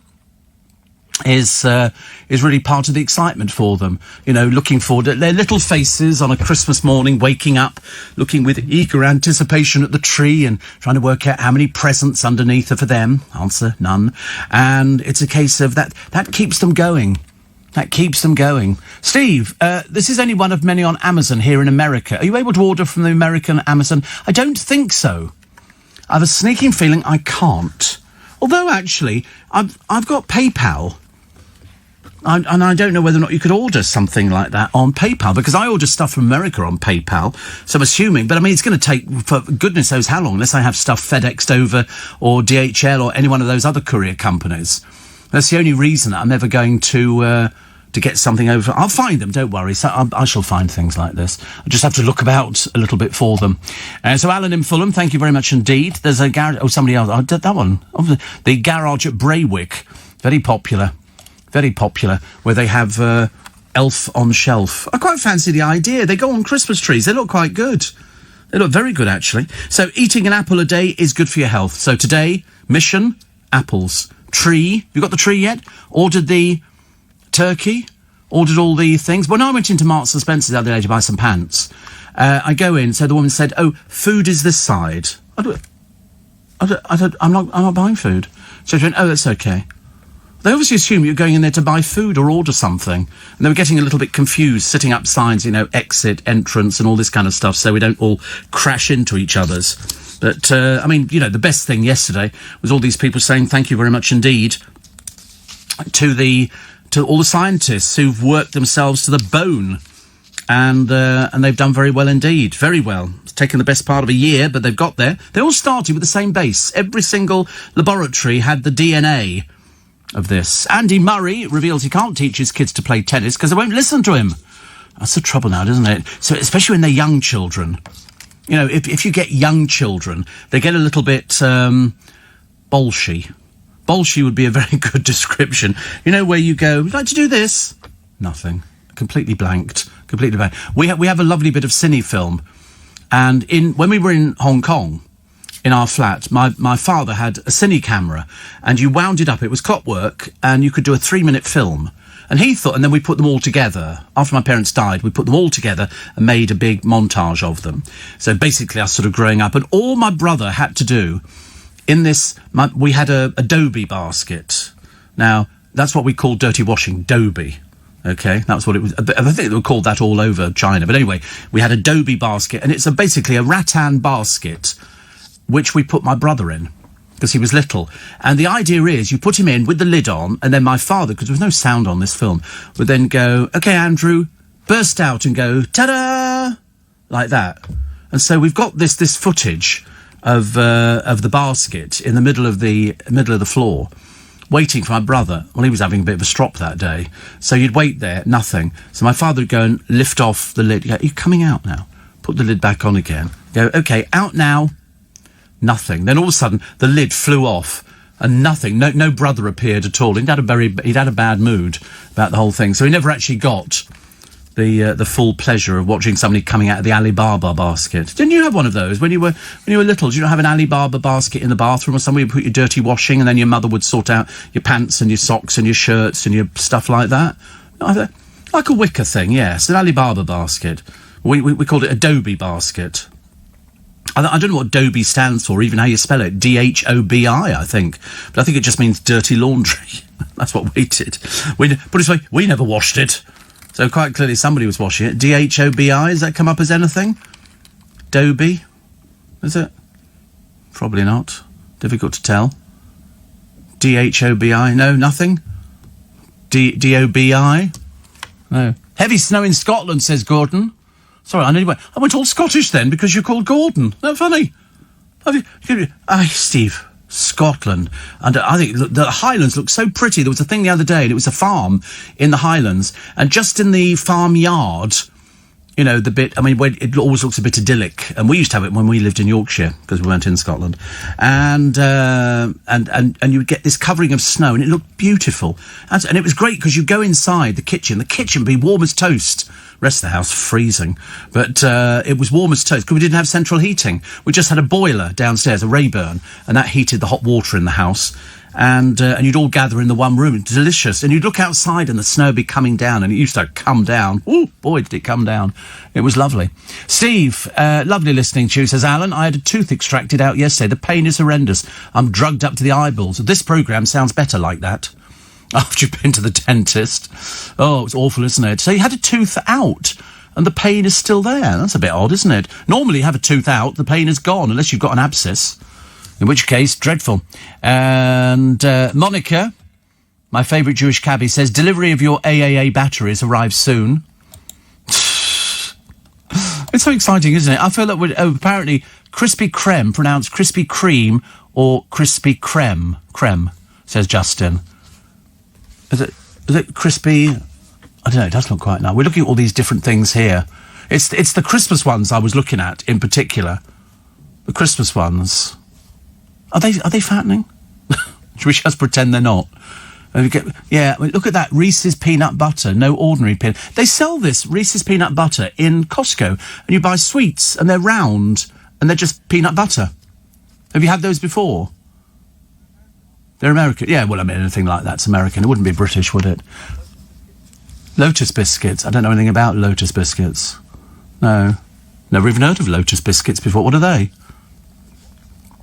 I bought you Lotus biscuits. Like Biscoff. Oh, right. Oh, no, I don't know. I nearly bought the other day. I tell you what I was going to bring in today, thinking that Corey would like it. Some lychees. But most people hate lychees. They think they're too perfumed. Have you seen how much they are? Oh, my goodness me. I was going to bring some in, and I would normally buy a big bag of lychees. They're fresh, so you have to peel the covering off, and then you can eat the thing, and then make sure that you don't sort of break your teeth on the stone. £12 a kilo. £12 a kilo. Seriously, I looked at what £6 worth looked like. Hardly worth bothering. So I said, I think I'll have to leave lychees. But I love lychees. In a Chinese restaurant, I would have lychees and ice cream. ice cream. So I've got a poem for you. Now, it's not... You might not know this as a poem. You would know it as a carol, but it started its life out, the producer assures me, as a poem written by John Mason Neale. Look at that. We managed to get everybody's name in. So John Mason Neale came up with Good King Wenceslas. When you think about it, because we sing it quite normally, don't we? Good King Wenceslas. But yet you don't think about his name. What an unusual name, Wenceslas. How many people do you know called Wenceslas? And it goes like this. Good King Wenceslas looked out on the feast of Stephen, when the snow lay round about, deep and crisp and even. Brightly shone the moon that night, though the frost was cruel, when a poor man came in sight, gathering winter fuel. Hither, page, and stand by me, if thou knowest it telling. Yonder peasant, who is he? Where and what his dwelling? Sire, he lives a good league hence, underneath the mountain, right against the forest fence, by St. Agnes fountain. Bring me flesh, bring me wine, bring me pine logs hither. Thou and I will see him dine, when we bear them thither. Page and monarch, forth they went together, through the rude wind's wild lament, and the bitter weather. Sire, the night is darker now, and the wind blows stronger. Fails my heart, I know not how, I can go no longer. Mark my footsteps, good my page, treadst thou in them boldly, thou shalt find the winter's rage freeze thy blood less coldly. In his master's steps he trod, where the snow lay dinted. Heat was in the very sod, which the saint had printed. Therefore, Christian men, be sure, wealth or rank possessing, ye who now will bless the poor, shall yourselves find blessing. It's good, isn't it? I didn't sing it, I was so tempted to, because most of it was elongated, wasn't it? By St. Agnes fountain. And it was at the end, it went like that. Freeze thy blood less coldly. Shall yourselves find blessing. And the bitter weather. Gathering winter fuel. And that was it. But somebody then had decided to add some music to it. Enjoy singing the carols, Luke? About as much as you enjoy eating meat, I should imagine. I can't see you. We have seen pictures of Luke dressed up. They insist after a while of sort of, pretending that we're all friends, and so they want to show you family pictures. Don't give him a lollipop. He's vegan. He's not supposed to have lollipops. He's not supposed to eat any... How many have you eaten now? 1. You've eaten 2, you fibber. You've eaten 2. You've started filling it up by doing drawings of lollipops and sticking it in there, haven't you? Yeah, the other pack he hasn't showed me, I've noticed. You know why? Because half of them have gone. Oh, had to have a slurp of tea. There's one thing about being... When I sort of got into the car this morning, I don't know if it was colder, the inside of the car or the outside weather. Probably the inside, actually. And Steve Doby is the person who comes on a regular visit, takes your household dirty clothes away, wash, dry and iron, then bring them back, says Jude. Well, there you go. I didn't know that. Steve, in It Ain't Half Hot, Mum, says Jane, one of the characters is a Dobie Waller. A vague memory. Well, I mean, was that somebody who just did the washing then? Because I thought it was my mother who did it all the time. But we always called it a Dobie basket. Always. Always called it a Dobie basket. I mean, they were doing a thing. Oh, God, what was it? That's right. They did a thing on the television the other day, and they did it on QI. And it was the moment they did this game, I remember playing it as a child, and it seemed so stupid. And what it is, you blindfold 2 of you. Okay, so I would do it with Corey, and then we're each given a rolled-up newspaper. And we hold hands. Okay, we've done that. And then one of us, depending on who it is who starts, goes, "Can you see me, Moriarty?" Is it, "Can you see me?" or something? Or "Can you hear me?" or something. Whatever it is, "Can you see me, Moriarty?" And you then go... No. And I then go, whack, on the back of your head with the newspaper. Well, we used to play this as kids at children's parties. And I think it was either "Can you hear me, Moriarty?" And the person would say, "No." So, they would aim in a different direction, I think. I'm pretty sure it was like that. And I remember thinking then, watching them do it on QI, I thought, good God, we used to play that as kids. We didn't have all the expensive batteries and stuff that people have now. We haven't got anything like that at all. Very disappointing, isn't it? We're so spoilt for our Christmas presents.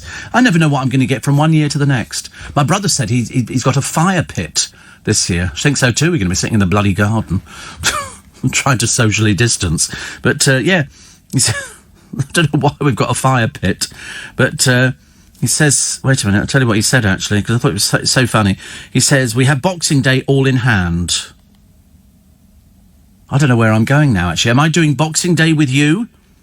Or am I doing... I don't know what I'm doing. I'll have to phone up my godchildren. Fire pit at the ready. It'll be fun. A big thank you, he says. Oh, right. So, Boxing Day all in hand. So I thought I was... I don't know how I'm doing Christmas Day. I shall have to check, actually. Shall have to check. Otherwise, I'll be going to the wrong person for Christmas lunch.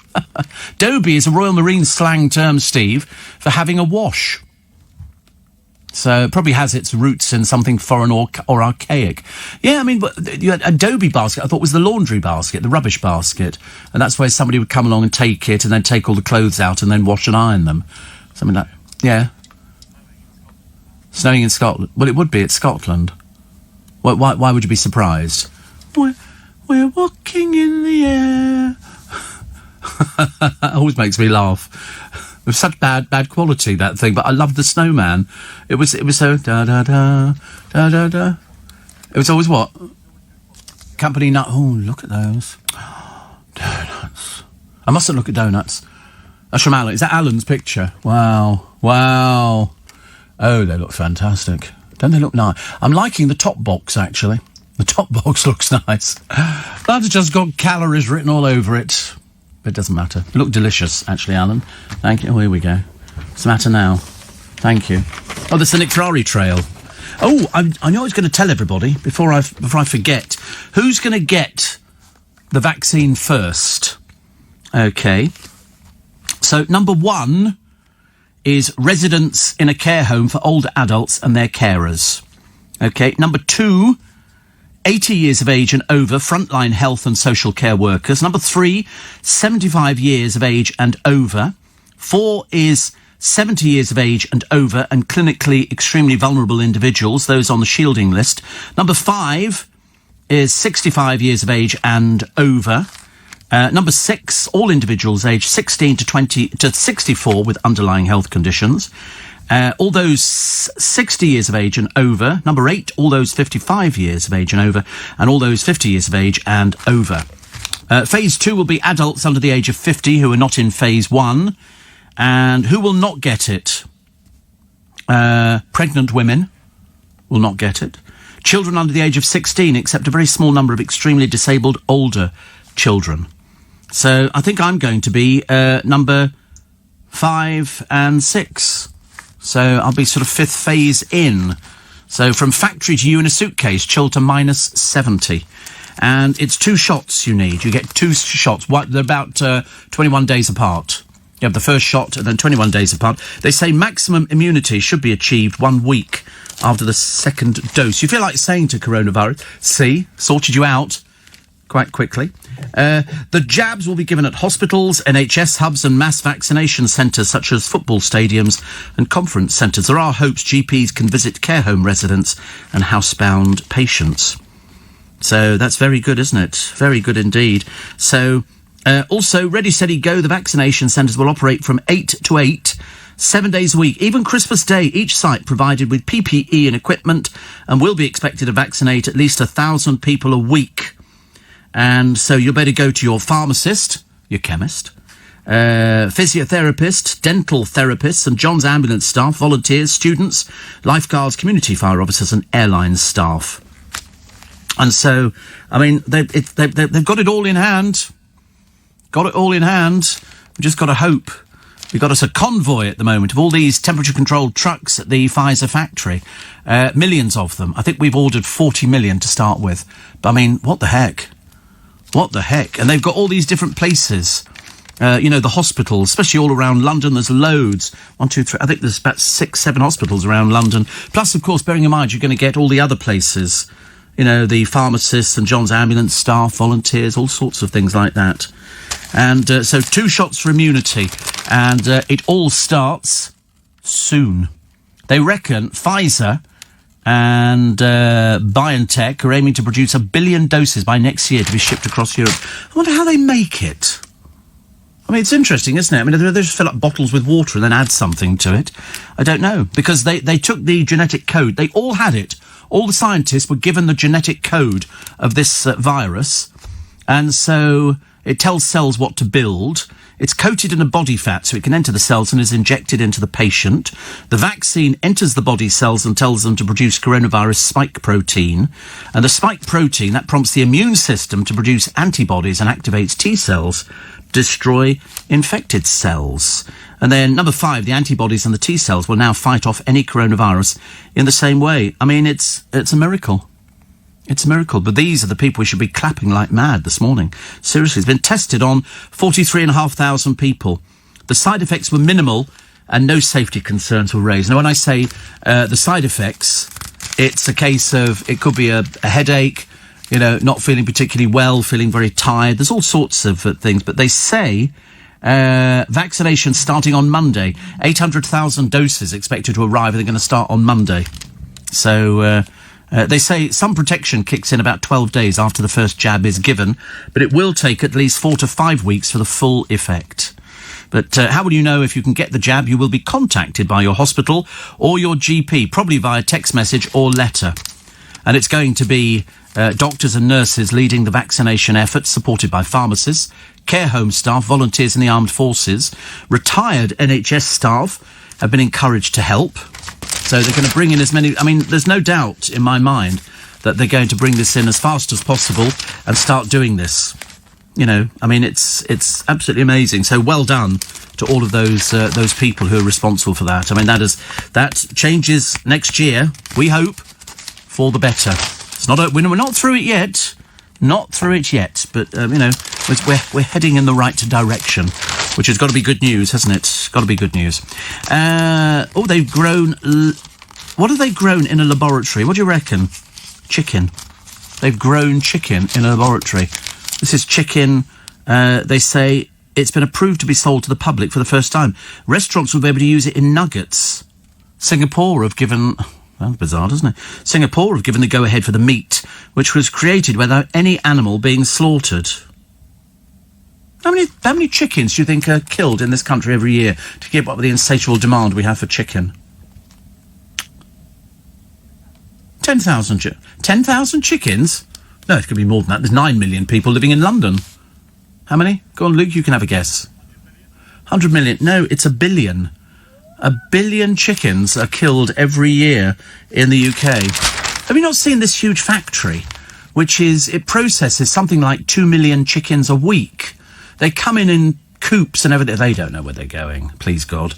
And the next thing is they're hung upside down. People are sitting there just in front of a line, and, you know, it's like a conveyor belt thing comes round, you hook the bird onto it so it's hanging upside down. It's got no idea what's going on. Won't take it long to find out, though. And they go on this, you know, huge sort of thing. They go through an electric bath, which stuns them, and then all the feathers come out and all sorts of things. But 2 million chickens a week, I'm pretty certain. It does make you want to go... I've often said that if people actually watch the process of sort of providing the meat for us, we'd probably all go vegan. But I ain't having a nut roast for anybody this Christmas. I'm having, unfortunately, turkey. Well, I hope I'm having turkey. I would like to think I'm having turkey. I would like to think so. Interestingly, audience with a legend, Martin Bashir, interviewed George Best. Oh, my goodness. What is going on here? This Martin Bashir stuff's turning into something that I don't really want to know about, actually. Plus, now the theology teacher at Eton quits his role over pupils being indoctrinated. Good Lord above, what's going on at Eton? What is going on? They've seen all sorts of things here, but the a spokesman said Dr. Martin's letter had been received by the Vice Provost, who is chairing Mr. Nolan's appeal hearing. Dr. Martin could not be reached for comment. Funny, isn't it? Everybody getting all this bad publicity. It's almost as bad as Martin Bashir, or failing that Rita Ora.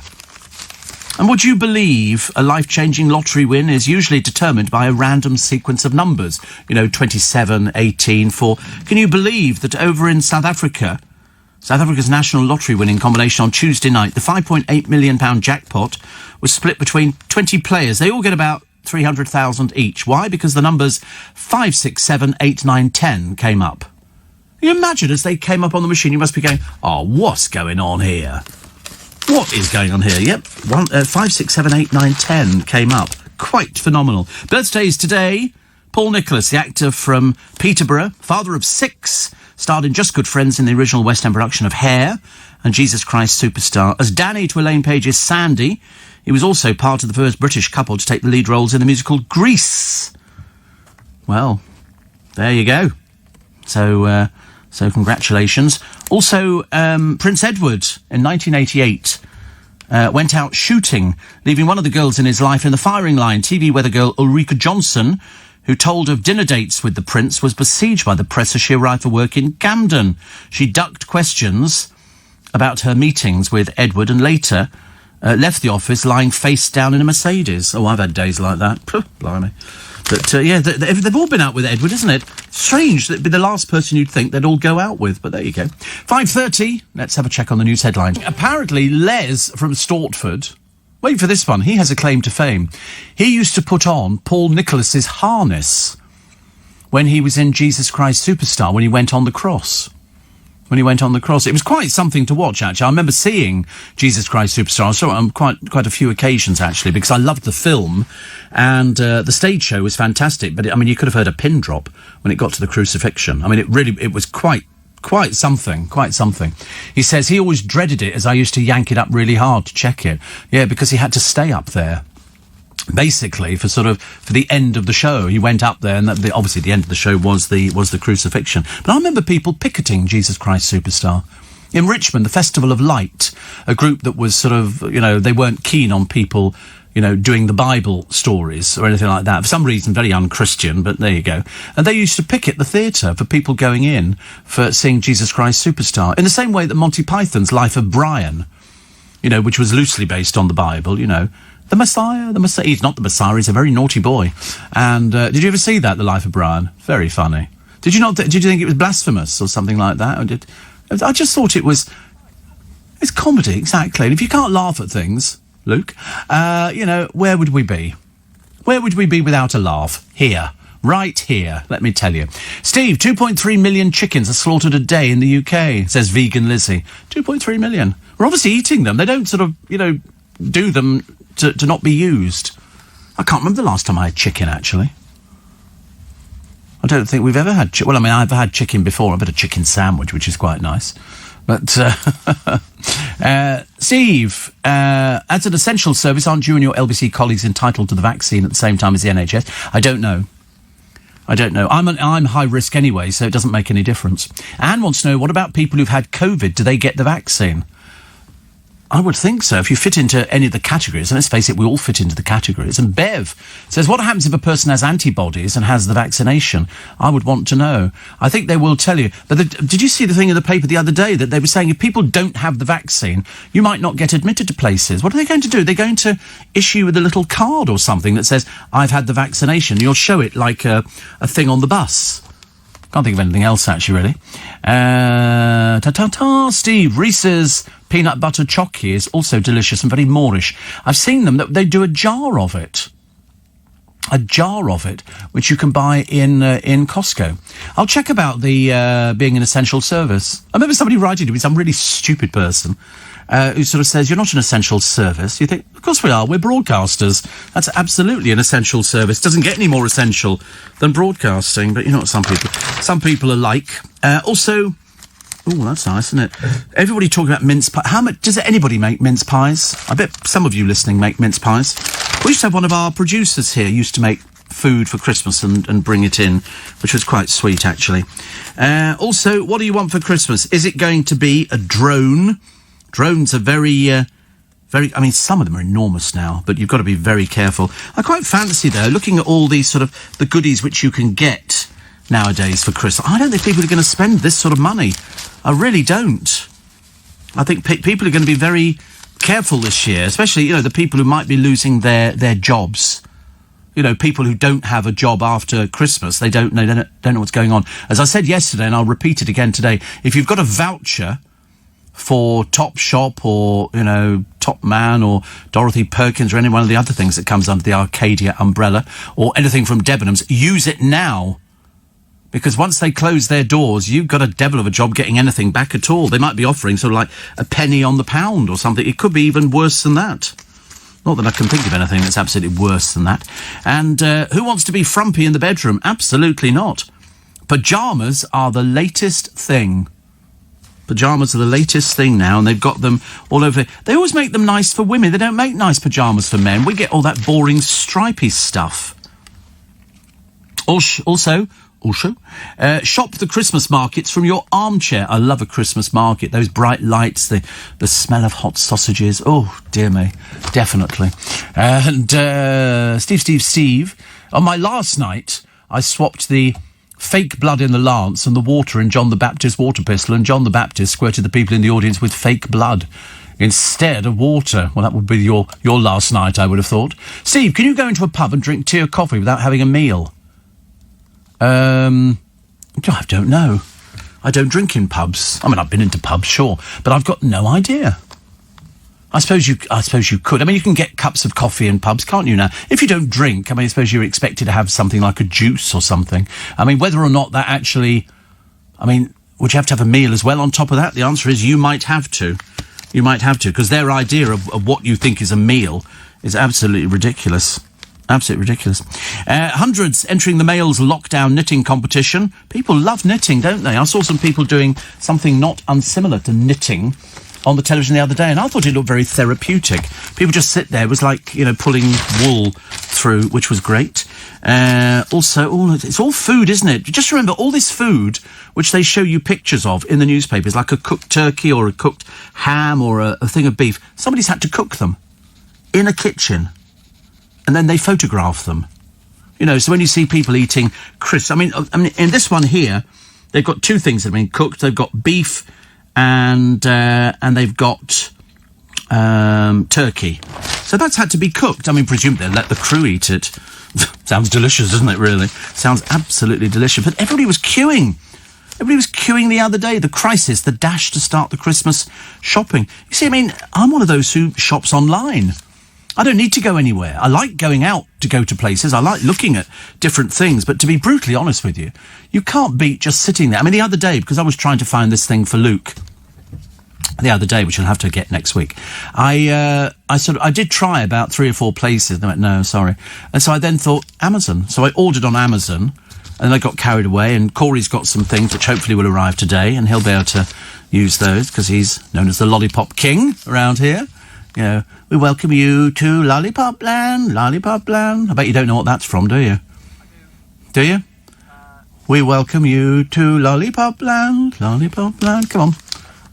Not Mary Poppins, no, not Mary Poppins. Similar kind of thing to Mary Poppins. They were all there. We welcome you to Lollipop Land. They might not sing that, but you should know what you're supposed to know. If you listen to this programme's showbiz through and through. Good Lord, if you cut me in half, showbiz. It says, it's apart from my name, it's got showbiz running all the way through. I'll give you a clue now. I'm going to click my heels twice. Yes. Wizard of Oz. Well done. That's right.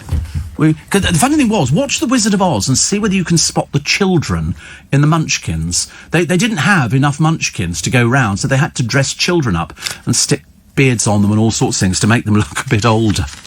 Didn't quite work, as poor Judy Garland said, they spent most of their day drunk, which I always thought was quite funny. Oh, look!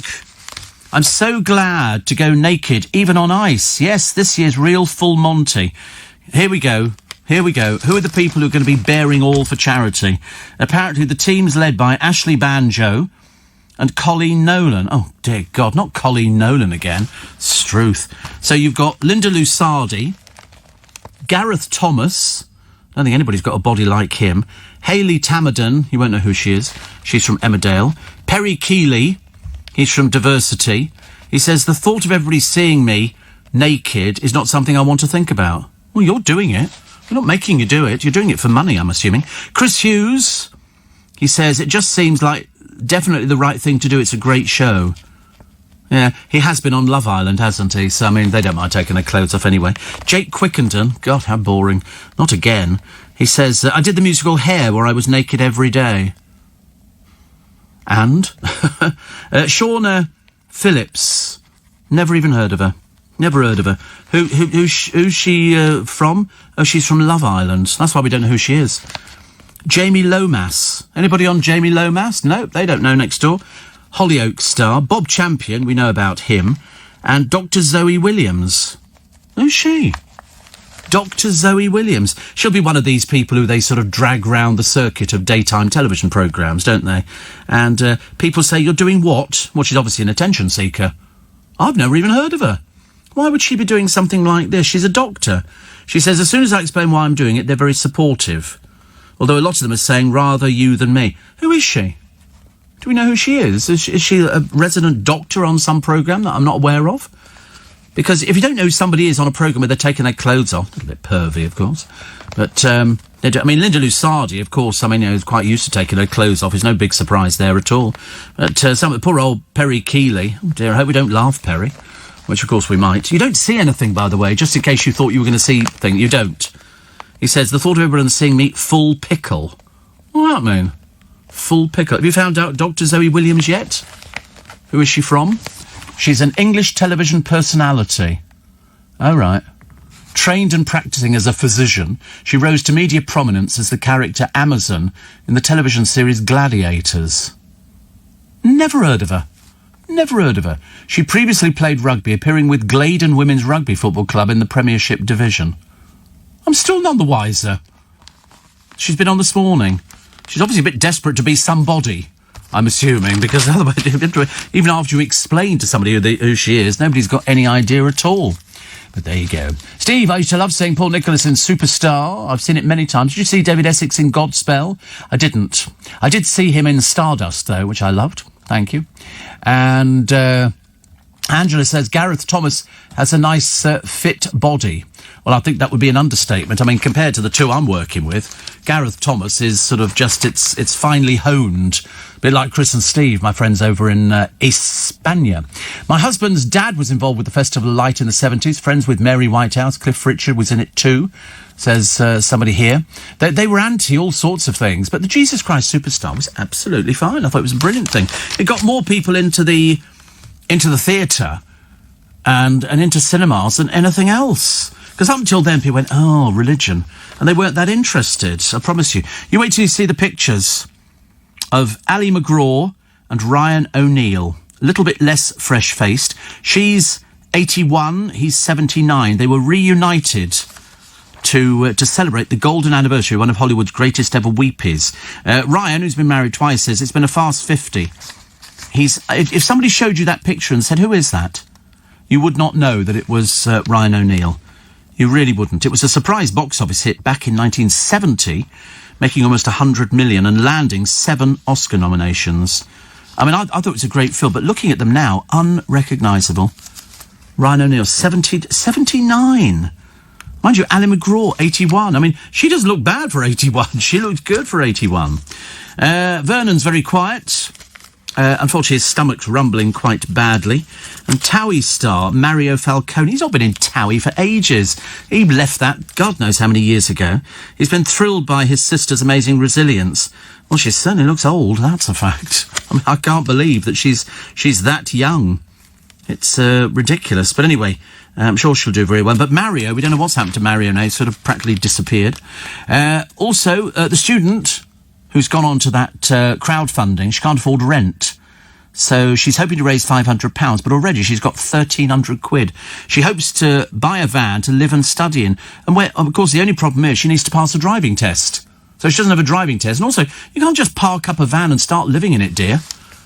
It's Oxford. They have laws. They'll be moving you on very quickly. Roger says, is this the same Gladiators hosted by Ulrika Johnson? If so, she must be ancient. I don't know how old she is, actually. I've got no idea. 84850 steve@lbc.co.uk. And another one. Oh, I've got to do this one. I've got to do this one again. Bubbles for your bubble. Bubbles for your bubble.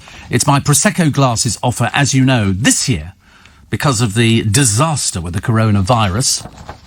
then we've been trying to raise a lot of money to help a lot of people in difficult circumstances. And so we were selling Prosecco glasses, and they're very nice too, courtesy of the Groovy Gang and the Steve Allen Show.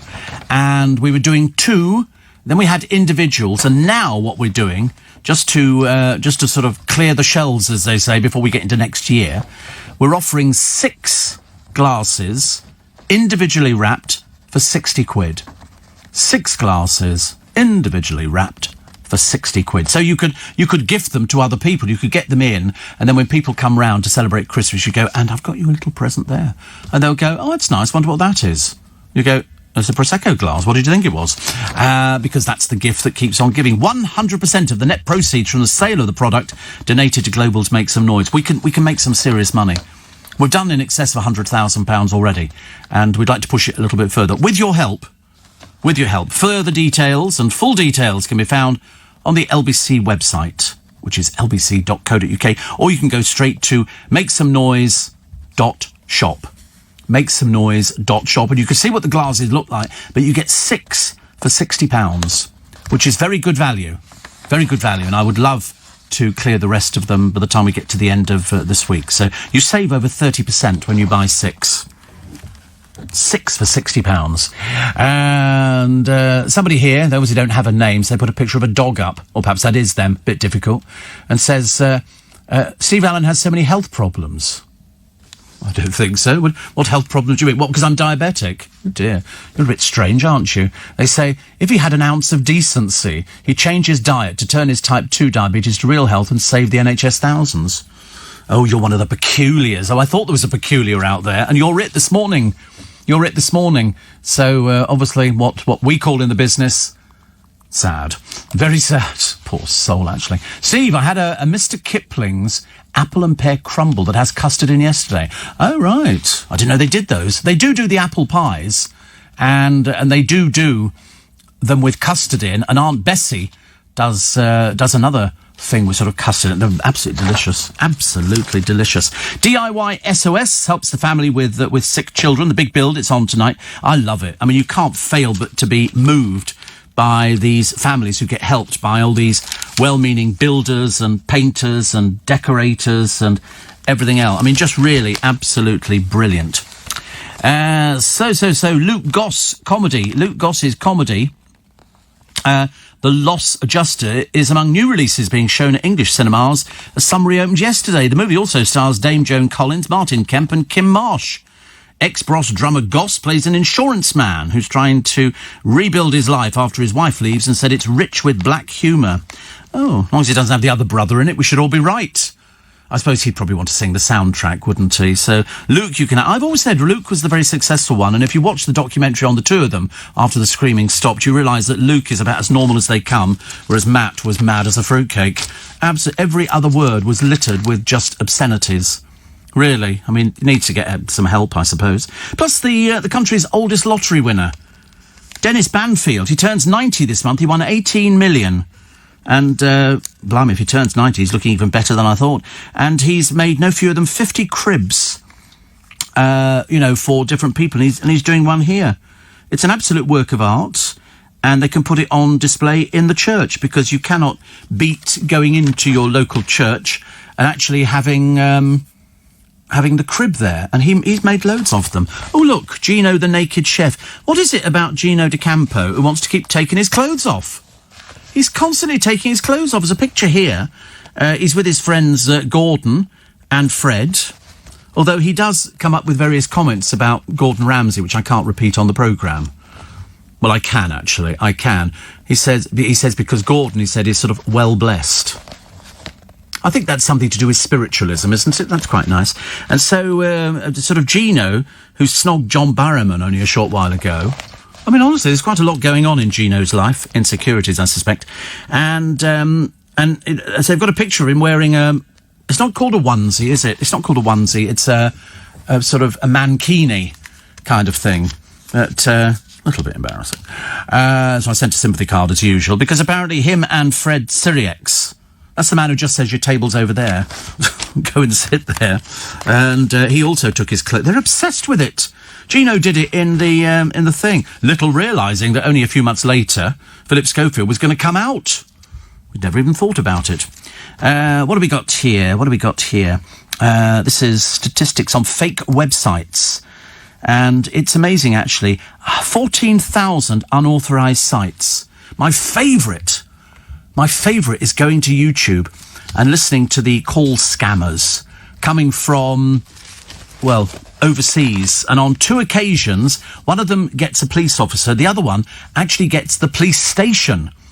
And the police woman who runs the station keeps it going for ages. Yes, I have some things here. You need to pay this money. Well, one of the police officers plays along and said, how do I pay this money to you? Well, you need to go to Apple and buy an item, and then they get the money. And you know that they're crooks.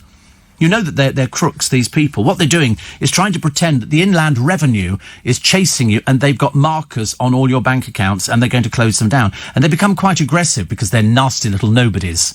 Generally, the whole family's in on it. There's a whole family of nasty little nobodies calling from overseas from one of these call centres, and they go, yes, so far I have drug running, and of course the policewoman can barely contain her laughter on this thing, and she says, oh, right, so, and he says, can you give me your address? She says, no, I'm not giving you my address.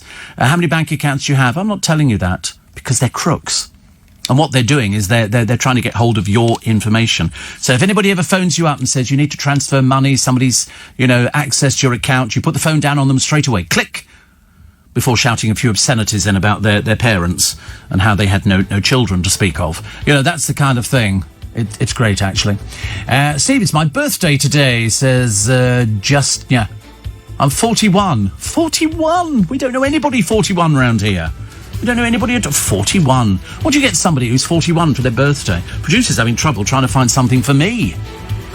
Really? I mean, really? Have you got your advent calendar yet? Oh, you're useless, honestly. You haven't got the halogen oven. You didn't buy the... Useless. Morning, everybody. I hope you've got the trees ready, because you're going to whiz through. Before you know where you are, they're going to be going, oh, it's Christmas Eve. You're going, Christmas Eve? Christmas Eve? And you're going to be going, yeah, do you order the turkey? I forgot. And people rush around. I've seen people literally pushing trolleys as if they were buying for Armageddon or something. A complete lockdown. They're sort of frightened that we're not... That, somebody's made a joke about this vaccine, that it doesn't really exist.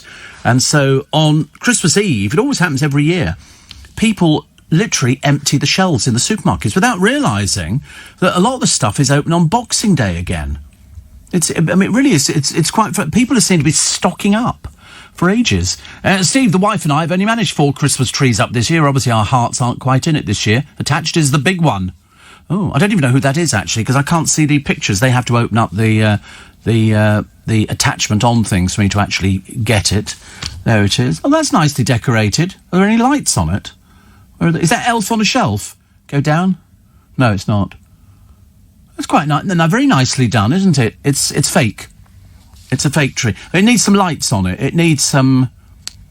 I think we should have, you should wave a wand over it and all of a sudden all the lights come on. You go like that. They do a Christmas tree combo. Who does? The Spikers. I don't know. I think the Spikers might have done Christmas tree, Who does? I mean, some of them are... I've had some beautiful pictures of people's trees, which are beautifully decorated. I mean, Stuart Manning's tree, after I pushed him to get an extra set of lights on it. The trouble is, you can never have enough lights on a Christmas tree. People... Years ago, it was a box of 20. 20! Well, now, I'm putting thousands of lights on a tree, because you just need a lot of lights on a tree. It looks good. It's good. Joseph... says the Christmas countdown. Joseph's in Bethlehem. 21 days, 17 hours and 50-something minutes until Christmas. Now you know. I told you it would go so fast. Have you ever thought of doing a poetry CD? I haven't, because I never know until I walk in what poem they've actually found for me, which I quite like. Some of them are just absolutely disastrous, and some of them are very funny. And some of them I just don't get it at all. Seriously. But I mean, it doesn't matter, does it? That's the good news. Steve, there's a drive-through in New Malden for Krispy Kreme. Also sell them in Tesco's. The shop's lovely. It's a bit like a diner and has a glass window. I used to go to a diner in the back of, just down the road from us here, and it was an old American diner. and you could go and get burgers there. It was a bit like, there's been a couple in London. They're American Diners. No, it's American Diners. Not Wimpy. It's not a trade name. It's Ed's Diner was a very popular. Have you go to Ed's Diner? Probably not for you, I should imagine. Quite expensive. And there was another one which was at the back of next to Rules, the restaurant, and that was one of those old American like caravan type things. Fantastic. I love that. I could eat a. No, it's an American Diner. No, it's not. Stop talking to yourself, honestly. No, it's an American. Shut up. Stop it. Are TGI Fridays open still? Are they around? I don't know. I used to love I always judge a place by its milkshake. I went to one in Richmond. It's closed now. It's turned into something else, which was a shame because they did nice burgers. I do like a nice burger. I bought a thing from McDonald's the other day. I felt a bit guilty, actually. It's a breakfast roll. But they're quite nice. Quite nice. Steve says, Greg, any recommendations on artificial trees? No. I mean, ask... I tell you what, QVC. QVC have got lots of artificial trees. Very nice. Very nice. Literally just put them down, plug them in, you're off and running. Gives you a remote control with them as well, which was very nice. And... one here from Steve says, I have to listen to a guy called Tom Mabe, an American, did a prank on a telemarketeer. It's not appropriate for radio, but it's hilarious how he turns things round and controls the call. Oh, I've heard some hilarious ones, even on the radio, which is sort of terribly rude and you can't mention them. But I mean, absolutely brilliant. But when you hear these people, and they get quite irate when they realise they've been caught out. And they on one of them, she said, I want to speak to your supervisor. And then the supervisor comes. It sounds like the same bloke. But he's dealing with a policewoman, and she says, yeah, well, I'll worry about that when you try and close down the bank accounts. Good luck. And because they think that you're going to... Mind you, the trouble is some people fall for this stuff, don't they? Some people fall for the scammers. We always try and warn you if there's anything. Your bank will never phone you to say that somebody's trying to access your account.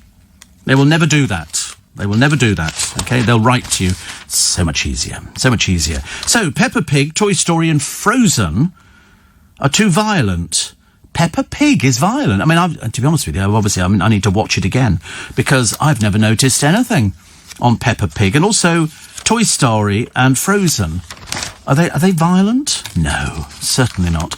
What else have we got now? Brits starting getting anti-COVID jabs next week, which is good news. We are claiming our future. Thank you very much indeed. And Tyson Fury. Oh, honestly, nothing worse than somebody who believes their own publicity. He's demanded to be taken out of the running for Sports Personality of the Year. Good. Just take him out. Makes it easier.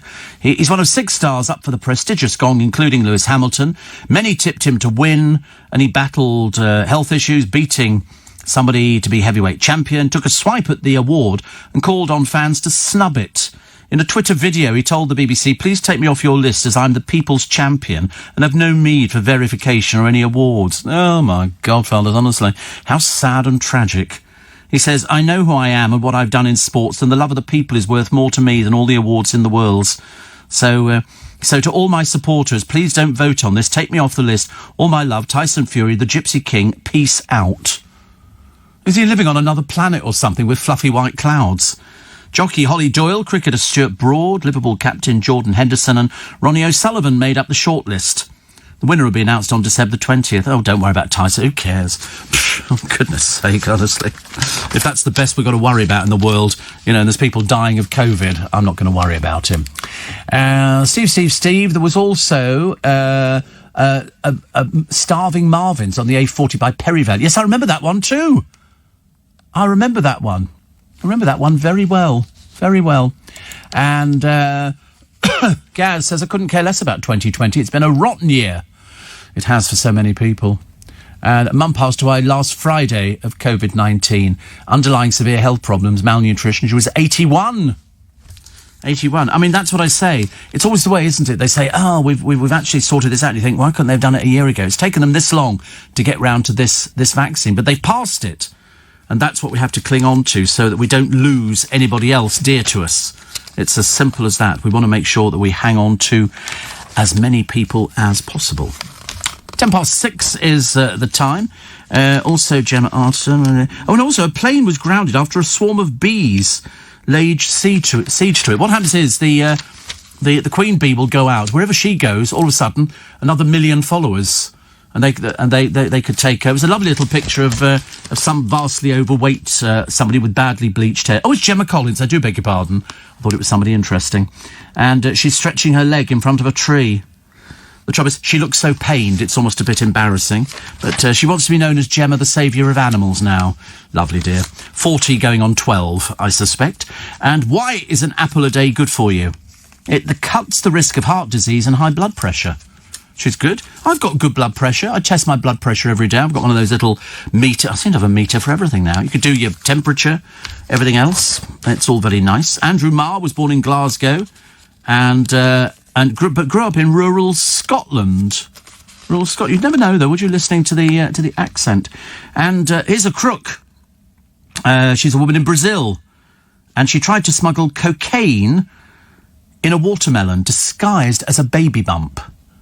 So in other words, they injected the cocaine into the watermelon. She put it underneath in a harness so people would think she was pregnant.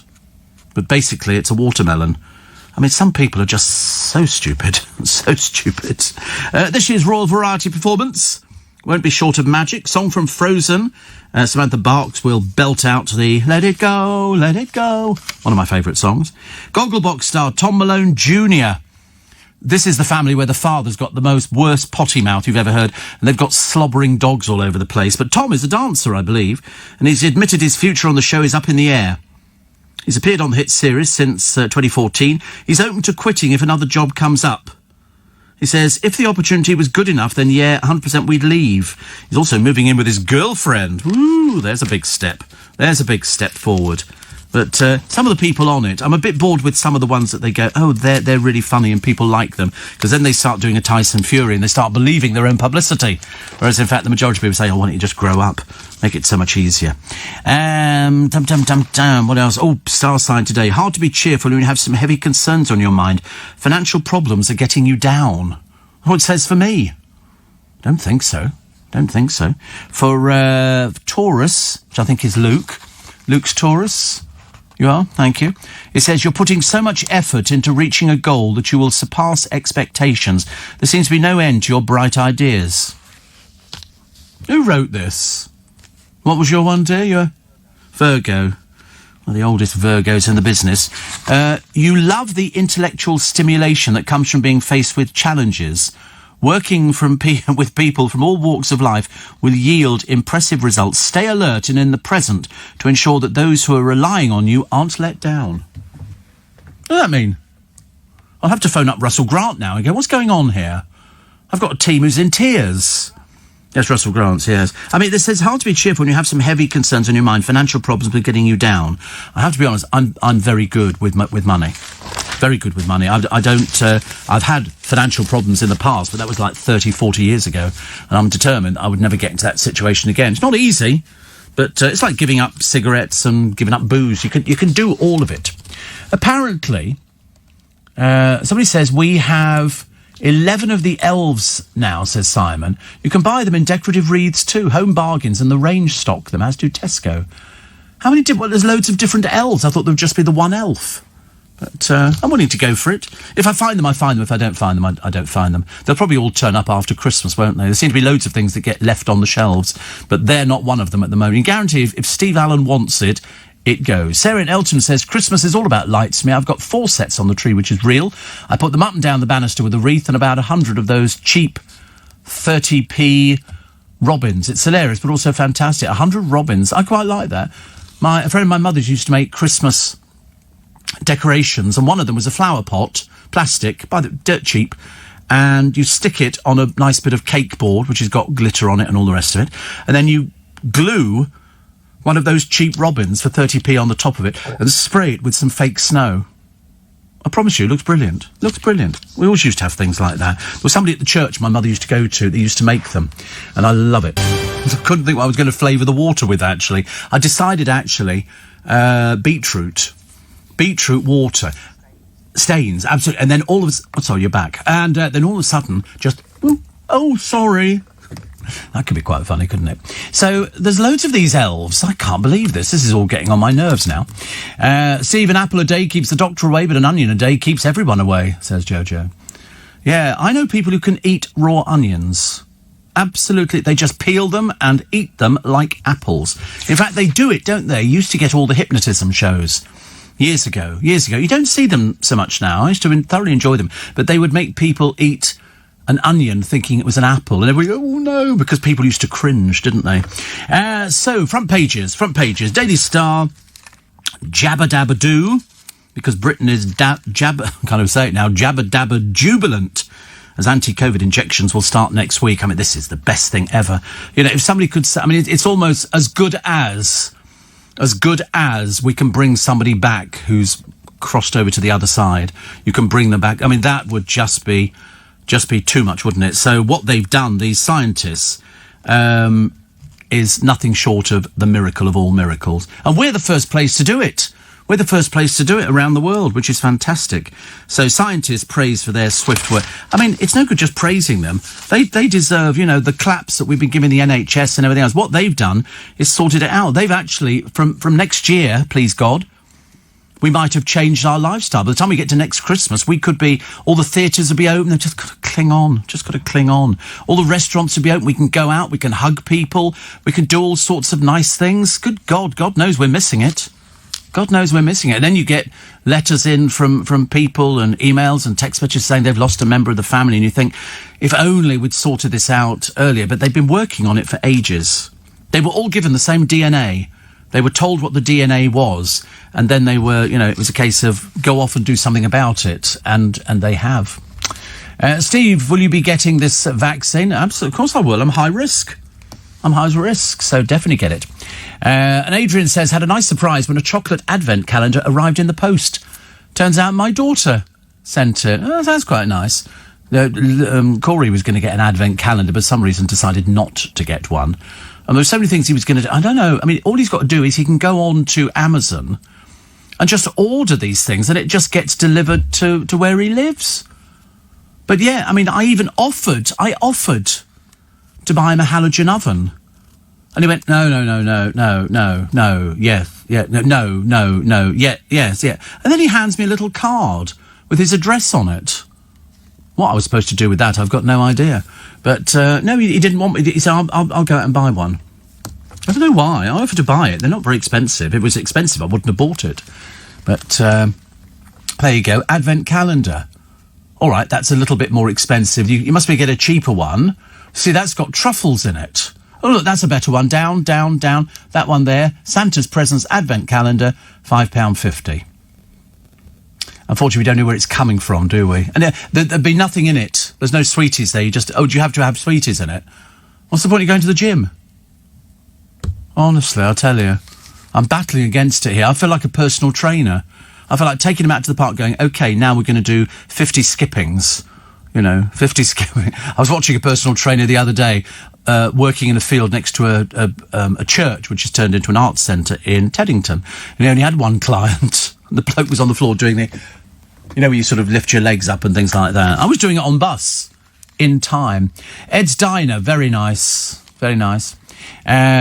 Steve, have a look at Jellycat Leffy, Elf Small Beautiful. Have you seen it? Trotters and Karen. I just want to know where you get these things from. I'm just intrigued by it. The American Diner in Maiden Lane was at Steiner, and in the 80s and 90s it was a pizza place called Grunts.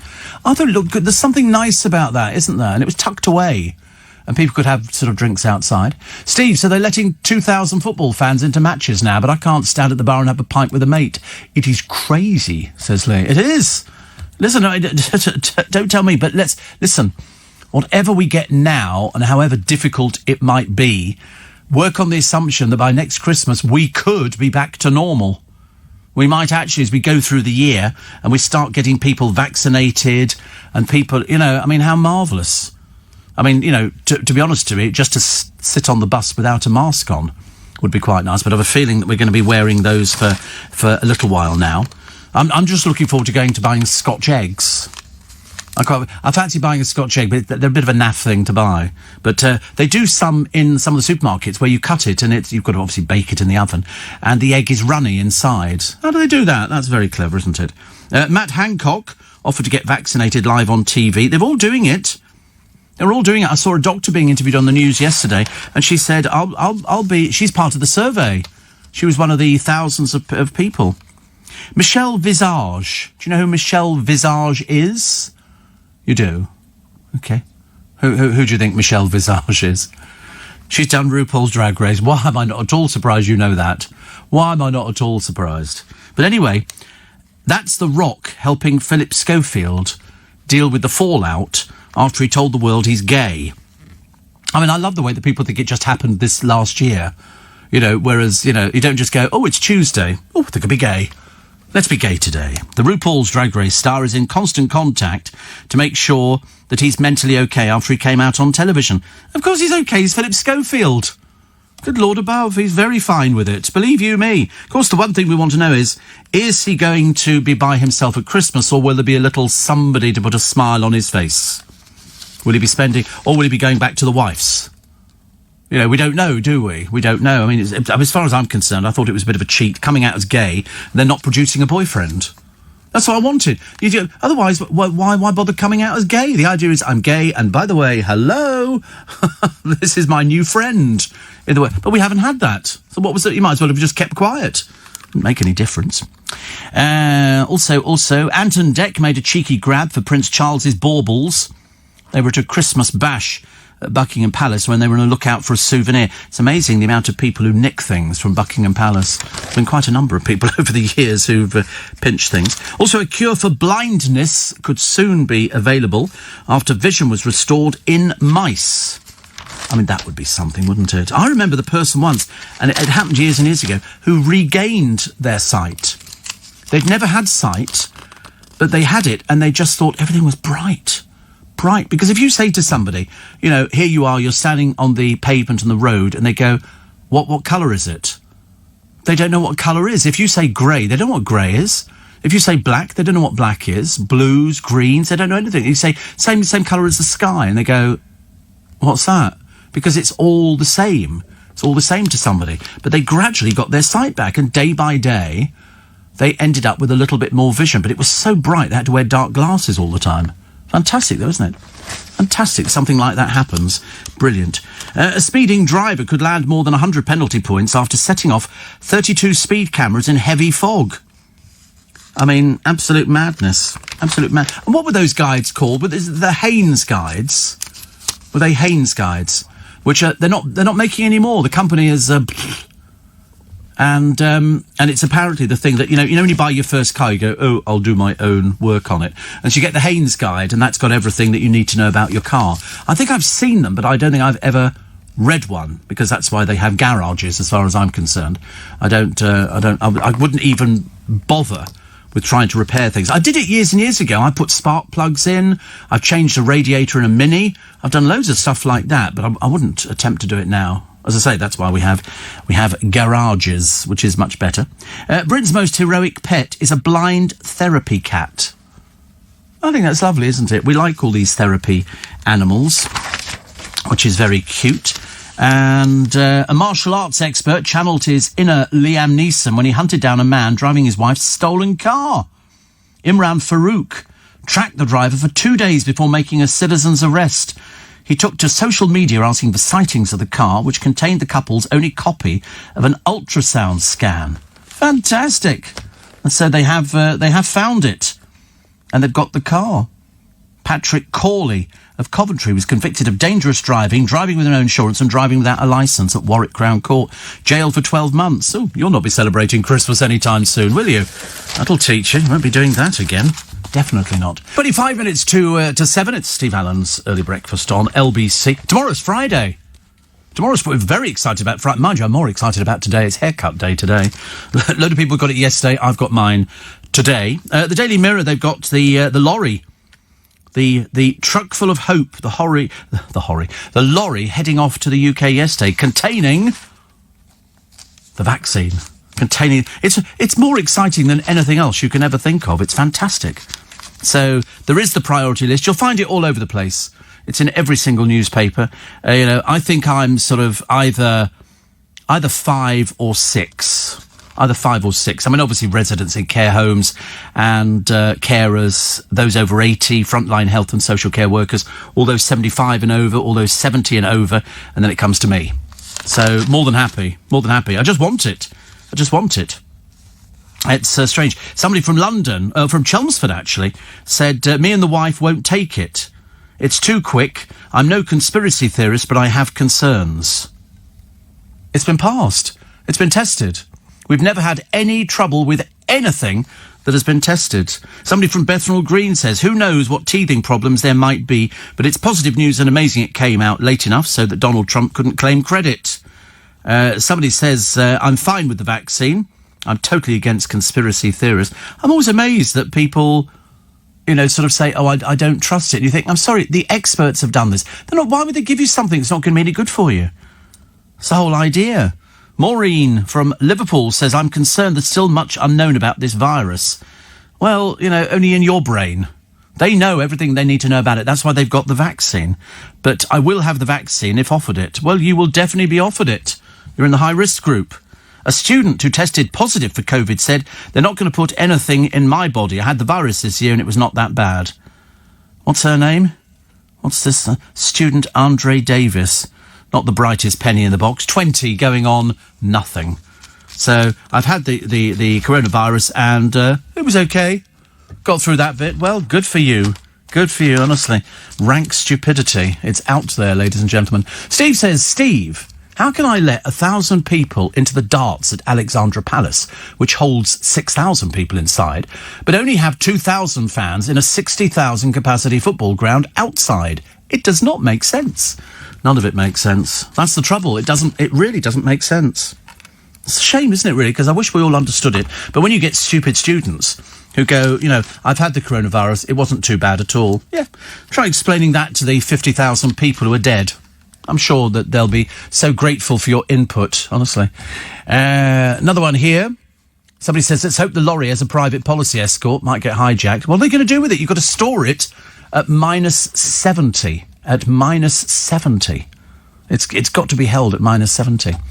And, Steve, the reason why the vaccine was quick, because it had unlimited funding. Most vaccines have to do it in stages. Well, this time, we've actually got it first. We've got it first. And these, it's not like sort of Pfizer is operating out of a garden shed down the road. These are established drugs companies. That's what they do. They make drugs. And this one, fantastic, which is absolutely brilliant. Absolutely brilliant. So. Have you seen the new Chaser on The Chase? I haven't. There is a new Chaser. I think he was one of those who auditioned for it. But I like The Chase, actually. I always see how far I can go on the programme with it, just to try and make sure that the sort of, some of the questions are answerable. Some of them are really difficult. If it's the celebrity version of The Chase, the questions are like Winnie the Pooh and stuff like that. They're the easiest questions under the sun. Who Wants to Be a Millionaire is much harder. Except for Judith, who was the first one, Judith Keppel, who won the million, because she had been, I told you yesterday, I think it was something to do with, what was her question? What was Judith Keppel's winning question? Can you find it on I'm a Celebrity? Yeah, it was about Eleanor of Aquitaine. They wanted to know who she was married to, and I thought it was Henry VI or something like that. But anyway, she knew. The moment she saw the question, she said, I know, because she'd been there. So she knew exactly who it was.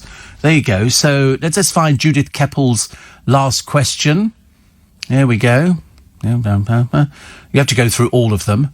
And so, there you go. Which king was married to Eleanor of Aquitaine? Henry I, Henry II, Richard I, or Henry V?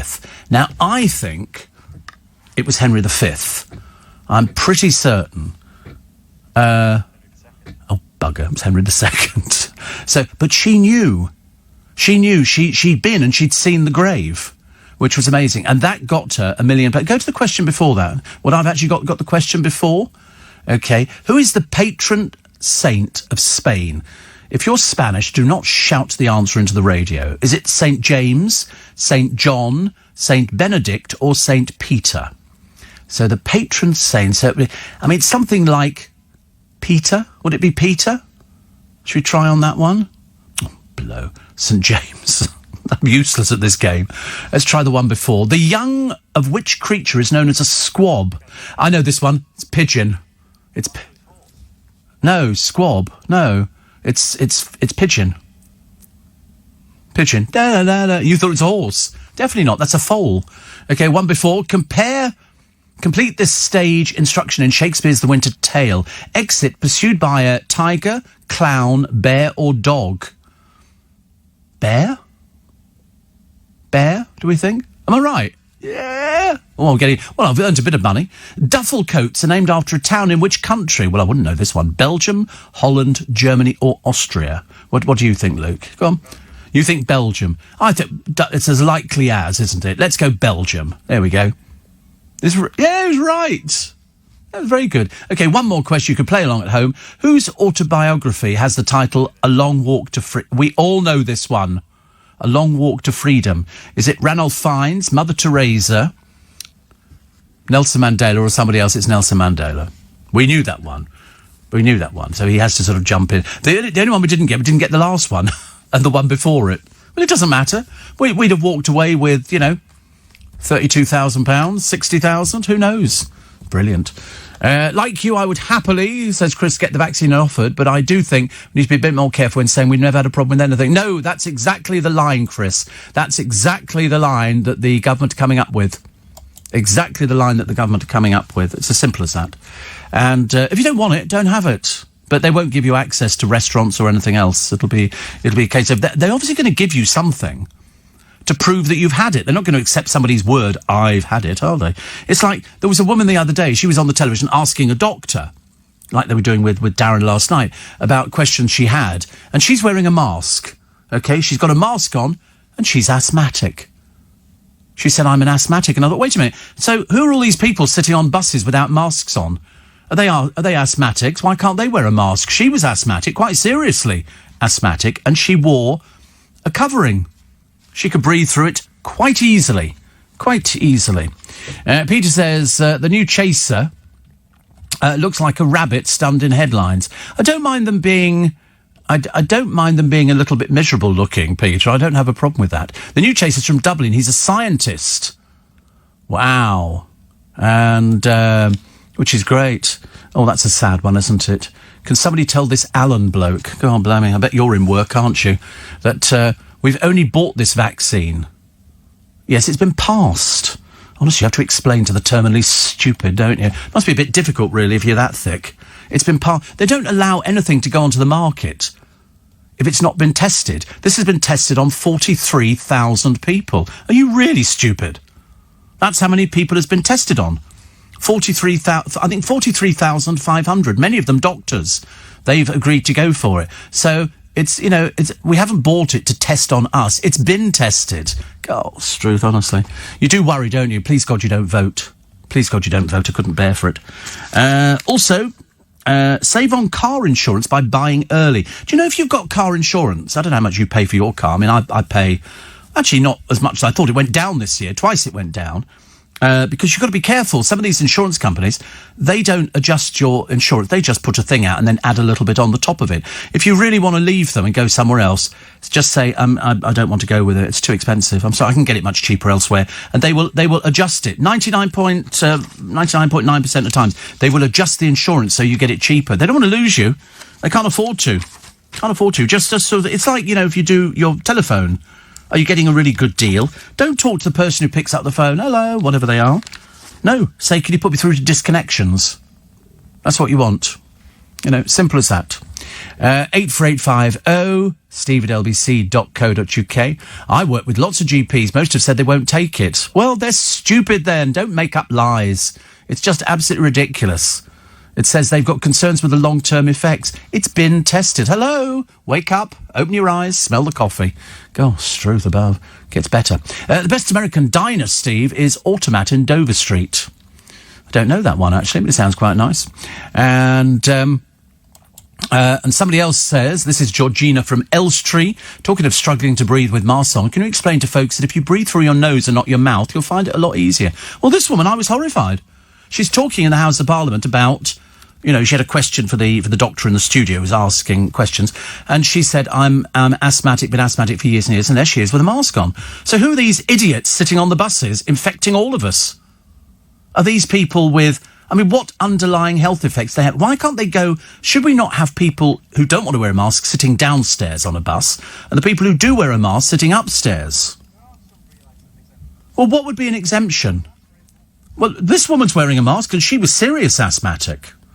It's a case of, if she can stand there and conduct an interview with the reporter, what would be the difference? And also, how do you know? So somebody gets on a bus and they're not wearing a mask. How do you know that they've not got the COVID virus? You don't know, do you? You don't. So if they're sitting behind you, and they start coughing, what would you do? Move, or would you stay there? It is a good question. That's why I asked it. What would you do? What would you do? It doesn't matter. Tell me what you would do. Would you move or would you stay there? You'd move. There you go. I'll rest my case. And that's just that. And we did a survey, and 100% said they would move. I find it absolutely amazing, actually, that people seem to think, the temporary people whose brain has wandered off to go somewhere else, that Boris Johnson sits there with the cabinet and goes, "Oh, pass it." You know, "Oh, just let them all take that sort of..." This is how stupid these people are. These are the thick ones. These are the people who give out the false information, who really are completely dim. As if Boris Johnson's got anything to do with it. It's all the scientists. All the scientists pass it. They've known the DNA for this since January, February, back at the beginning of the year. It's as simple as that. Simple as that. Steve, I asked about my outside Christmas lights being put up too early, but it seems my little road was waiting for someone to start. The light's fantastic. And David in Ipswich says, "Who's Gemma Collins?" Oh, don't worry, she's never going to affect you. Never going to end up in your neck of the woods. Somebody else talking about lights. The tree has loads of lights, says Paul. "If I light them, you'll not see the ornaments. The tree's over 25 years old. Must be a bit feeble, mustn't it? Is it a proper tree, or is it a what's it tree? Is it a fake tree? 25 years old? Because they had one in the paper the other day, which was, believe it or not, more than 100 years old. 100. It really was the most pathetically awful tree that you've ever seen in your life. Sorry? No, not a living. No, a fake tree. If it was living, it would be a bit bigger than... You know, it's just a fake tree. See what I'm dealing with? See what I'm dealing with here? 84850 steve@lbc.co.uk. And somebody says, well, actually, did they not say in the papers a short while ago about people not being allowed into restaurants unless you've had the vaccine? They don't want you going in there. It's no good being clever and thinking you're being all sort of gobby and all the rest of it. "Oh, I'm not wearing this, I've got this or that." They're not going to let people in unless they've had it. So, but how are they going to prove that bit? I don't know. Is it going to be an app on your telephone? And then when you go somewhere, you'll go, "See, I've got the app on the phone." Or will it be like a credit card? You produce a credit card and go, "Ta-da, I've had both shots." You have the first one, then 21 days later, you have the other shot, and they reckon both working within a short space of time. Short space of time. Might make you ill. There might be a few... Not every single thing works. It's like some people say, "Oh, I've taken Coldrex tablets," or whatever they happen to be. And somebody goes, "Oh, they never worked for me." And you go, because everybody's different. You might find that some people might have side effects from this. Most of the people didn't have side effects that they tested, the 43,500 people, which is a huge survey. Take my word for it, it's a huge survey. And the scientists would... I mean, I can't really imagine the stupidity of people who don't want to believe scientists. You know, "Oh, well, they've got it wrong before." Seriously. Well, don't have it done. Don't have it done. Don't go out. Stay in. Be narrow-minded. It doesn't matter. Doesn't matter. David in Sunderland's been up hospital all night with chest pains. Always go to the hospital with chest pains. Always go to the hospital with chest pains. That's the thing. I mean, it could be angina. It could be all sorts of things. It could be... They'll put you on one of those ghastly machines that means you have to walk. And they'll be sort of connecting. You have to take your shirt off and everything. Oh! Terrible. And they stick all these things all over your body and then they monitor you. I opted out of it last time. I said because I found it far too stressful to actually go on the walking treadmill just to test how good or bad your arteries were. And so they did something else. They injected something into my body, which was fantastic. So I didn't need to do it. Brilliant in the hospitals. Jackie says, "Have you thought about having a pop-up tree?" I don't even know what that is. I don't even know what a pop-up tree is. I've got a tree that comes in two halves. You take the top bit off, And you don't need to wire it up. You just literally put it into the bottom bit and it lights up, which is very clever. 84850 steve@lbc.co.uk. And what else we got? Steve. How about us who hate Christmas? No tree, no lights, no decks. Wish it was all over. Yeah, but that's your misery, isn't it? If you're happy with your own misery, that's fine. Probably the other thing you should add is no friends. You know, that's generally how it works. You know, people who hate Christmas. It doesn't matter whether you like Christmas or don't. That's like saying, I don't like pavements. It's equally as banal. You know, so when you go, I don't like trees, I don't like decorations, I don't like this, and I'm thinking, you probably don't have many people to talk to, I should imagine. Of course, the next thing is they'll come back and go, oh, I've got hundreds of friends. My name's Father Christmas. Gas spoilers in the firing line as the PM vows cut to emissions, which is always good. And 3 of Hong Kong's most prominent pro-democracy leaders have been jailed for organising a protest. Tyson Fury having a bit of a tussle with the BBC. Well, listen, take him off the list of sports personality. Do us a favour. We don't need to worry about that. And desperate she is, somebody who came out of the I'm a Celebrity Welsh version of the programme says, I used to have nude showers. Well, thank God we managed to miss that one as well. How Topshop changed fashion, not anymore. And the police refused to enforce the Scotch egg rule. Do you know, just to annoy them, I'm going to buy a Scotch egg for today. I've decided, after I've had my haircut, I'm going to go and buy a Scotch egg and just eat it. But it's not posh food, is it? It's just quite nice. It's just quite nice. That's it for this morning. Thank you very much indeed for your company for this Thursday, the 3rd of December. Today, on my free little bit extra podcast, David Beckham gets himself digitally aged for a campaign. Could they digitally make him interesting as well? Prince Harry keeps droning onto the press. I thought that they fled to America to escape the media. Obviously got that bit wrong. Get the tree up. And once you've done that, make sure you've ordered stuff. Make sure seriously, you're going to sort of run out of items, and then they're going to go, oh, I can't believe it, they run out of sprouts and all this sort of thing. I think actually we've just worked out that I think there's too many people in my Christmas Day party. So that's not very good, is it, really? That's not very good. And so we'll have more than 3 households. So I think I might have to go down before Christmas and have pre-Christmas, which will be good. I can probably manage that, actually. And because my oldest has reminded me, better safe than sorry, I think. So I wrote back, oh, might be a problem. I think it is a problem, actually. So what I'll do, I'll go down, another day. I'll pick a Saturday to go down. Not this, I'll probably go down next Saturday. That'll be okay, won't it? I shall nip down there then.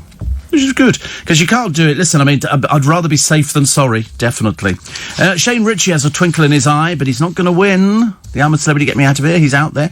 It's they've only left 3 people in. One is Giovanna Fletcher.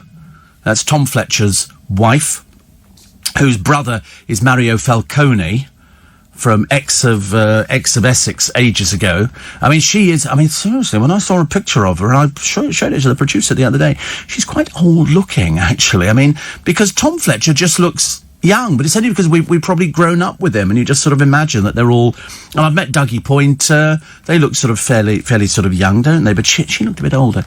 And who else is in there? Vernon Kay and that DJ, Jordan North, who might, if he, because I've noticed now the race is on. You know what the race is? To actually get as much publicity as you can possibly get. Because if you miss out on this, screwed completely. So they've got to do it. So we had one the other day, used to be in EastEnders, going, oh, I was showering naked. I thought, honestly, you think that's a career move, do you? I think not. Nobody's interested in yet somebody else posing in their underwear. But like me coming in here and the producer going, so what do you reckon, Steve? Vest and pants matching? Good. We don't do things like that.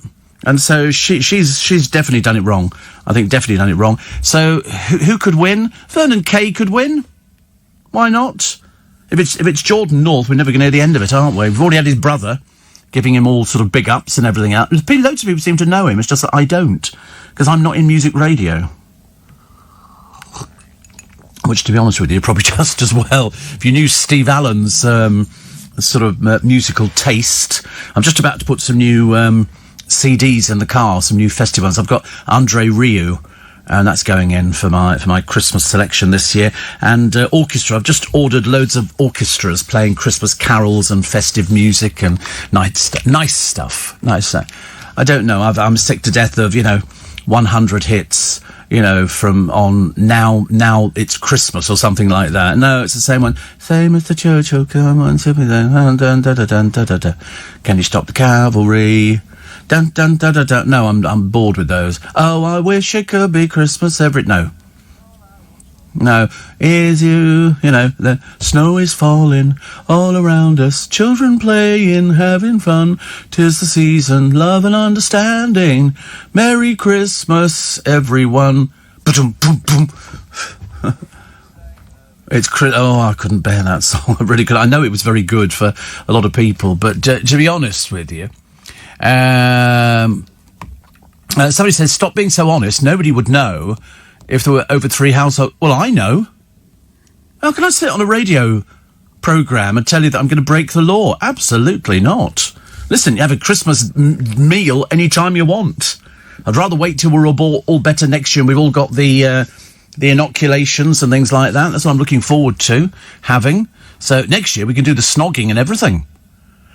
Paul says, don't need to wait long for snow. The M2 commuting in between Sittingbourne and Medway, it's snowing hard. Not good. See, I think it's pretty. I think it's very pretty. Very, very pretty. I know it's terrible to drive in, I realise. And Sue says, no snow yet, just lots of water. Saturated garden and one very, very muddy Ruby the dog, who's already had a bath at 4 a.m. Gotta love them. I know, especially if it's a long-haired dog. They just pick up dirt. They just want to pick up dirt, don't they? That's what they do. So, but they've said it's on the way. I've got a poem for you this morning in about an hour's time. It's another one of those, you know it as a carol. The producer, I don't know, he's found some website or something, and he sort of goes, oh, it's a poem, and then it was set to music later. And I didn't believe him yesterday, I don't believe today. So he's obviously running through the entire gamut. And of course this one, it's one of my favourite Christmas carols, Steve. Like anybody cares. Why would we care? Ridiculous. But at the moment I saw it, I thought, oh, here we go again. It's another one of those carols. So I'll have to do it without singing it, which is okay. The student living in a van finds it hard to seek help. Well, to be honest with you, I did look at a picture of her. She's in Oxford. I think a diet would be better to start with. She's huge. She's huge. You're not going to get much of her in a van. And also, she's expecting people to fund the van. She's expecting people to fund it. You'd thought, she could have saved up. My friend Rich says, tell me it's not snowing in Kent, please. Anybody help us out on Kent at the moment? Is it snowing in Kent? I don't know. I think we should have access to all these cameras, which people are always telling me about. Oh, yes, that's a good... How wise. Hey, Siri, is it snowing in Kent? No, I don't think it's snowing in Kent, Washington, the United States right now. You stupid person. I'm so sorry. Siri, is it snowing in Kent, in this country? Oh, talking to me now. I did say, hey, Siri, didn't I? Oh, I just said, oh, I'm not angry. I don't get angry with it. It's just a... Hey, Siri, is it snowing in the Medway... No, I don't think it's snowing right now. Do honestly, nothing worse than being interrupted by a sort of a nondescript voice. Chance of rain's 100% in London. Luckily, I brought an umbrella. So it's raining outside. I hate it. Yesterday was so miserable. So, Rich, I can't tell you if it's snowing in Kent. No snow. Okay, no snow. And I'm having a look. Oh, it's gone again. I was just about to tell you what it was there. And so, do any of these mean snow? What is precipitation? Oh, right, 94%. Humidity, 97%. And, this is Kent. Yeah, you've just got rain. Just got rain. The exact dates, snow is forecast to fall in Kent. Oh, that's quite a nice idea, where they can actually... It won't happen, of course. So you're all right. So far, you're all right, Rich. But if we actually get sort of a panicky phone call from you, we shall know that it's all gone a little bit disastrous. Greetings from a snow-covered... Is it Banchory in Aberdeenshire? I've never heard of it. This is my stomach going down here. Seriously, I'm having a mare of a day today. Looking forward to my son visiting from London. Fingers crossed we can visit him next year for our London fix. All the best for Christmas, says Tom. Shane in Sydney says it's not snowing here, 36 degrees. Yesterday was I was on the phone to a friend of mine and said, what a miserable day. What a miserable day. I said, it really was very upsetting. I don't like it at all. Also, Jill in Kent says that we've got the white stuff coming down. They have predicted it. They have predicted it. Jack in Hull says we had our very first Christmas meal today as a flat before people go home for Christmas. So that's a good idea, isn't it? I don't think I'm going to be having Christmas with the Godship, but it's one day. One day. Listen, I'm sure next year we'll enjoy it even more. I could have loads. I don't know what my brother's doing. I know he's got a fire pit. No, we're not doing that. We're doing it in the garden now. Somebody said you're putting a gazebo up, basically putting up a marquee, and because we've got loads of room, and we'll have a fire pit in there as well, which is quite nice. Probably be the usual bunch of jugglers and magicians and elephant rides and everything else. As if, what a bizarre Christmas we're going to be having this year. But I don't mind. I'm quite happy with things like that. Dog owners will spend 162 million quid on their pets this Christmas. Wow. And Gemma Collins, otherwise known as the ludicrous one again, says her mum met and communicated telepathically with an alien on the bus. That was you sitting next to her, dear. You're the alien. There is no, because apparently Gemma Collins believes in aliens. She probably believes in a load of other things as well, like the Tooth Fairy and the fairies at the bottom of the garden and a few other little bits and pieces. She really is quite mad, isn't she? It makes you wonder as she heads into her 70th year, when she's going to eventually grow up. So her mother's met and communicated with an alien. Of course she has, dear. You'd have to be the most stupid person under the sun to believe all that kind of rubbish, aren't you? What the ban on petrol and diesel cars will mean. It'll mean there's a car that won't be running anywhere soon, I should imagine, which is okay. And Gail Porter says her eyelashes have miraculously started to grow back this year. I bought something to make my eyelashes grow. Not my eyelashes, my eyebrows. I'm not sort of one of those. I know you can't see them, can you? No, because I'm blonde, so I'm lucky. I'm sort of fairly pale. Sorry? Your mum hasn't got any either. Yeah, but that was an incident, wasn't it, over the stove? If Frankie Bridge were to follow her husband's footsteps, it would come at a huge cost. So, Frankie who? And Gloria Honeyford says that Ruth and Eamon are disappointed they've been dropped from this morning and they don't understand the decision. Well, I don't know why they keep going on about it. It's fairly simple. They decided that after 14 years, they fancied a change. And so somebody who's been working on the programme for 19 years, gets the gig. Why not? Goodness sake, she's bubbly. I mean, she's not my ideal choice. She's a bit sort of vacant when it comes to presenting. But listen, so it's somebody different. Somebody different. And then we had Ruth and her comment about people from reality shows, which wasn't very nice. But, not the sort of thing. I thought, so, all right, so Eamon's now got nothing to do. Listen, he can wear his slippers at home. He can watch football. He can go out to eat, or stay in to eat, or take the food to bed, or, just go and sit in the bath and eat food. But it doesn't really matter. I've said before, he's been working for donkey's years. He must be worth a fortune. He could afford to retire now. If he can't, he needs to change his accountant. Steve. And one here says, so no Christmas carol singers on our doorstep, says Colin. Oh, I think we were having Christmas carols. That's what I thought. I'm pretty certain. I don't remember them cancelling them.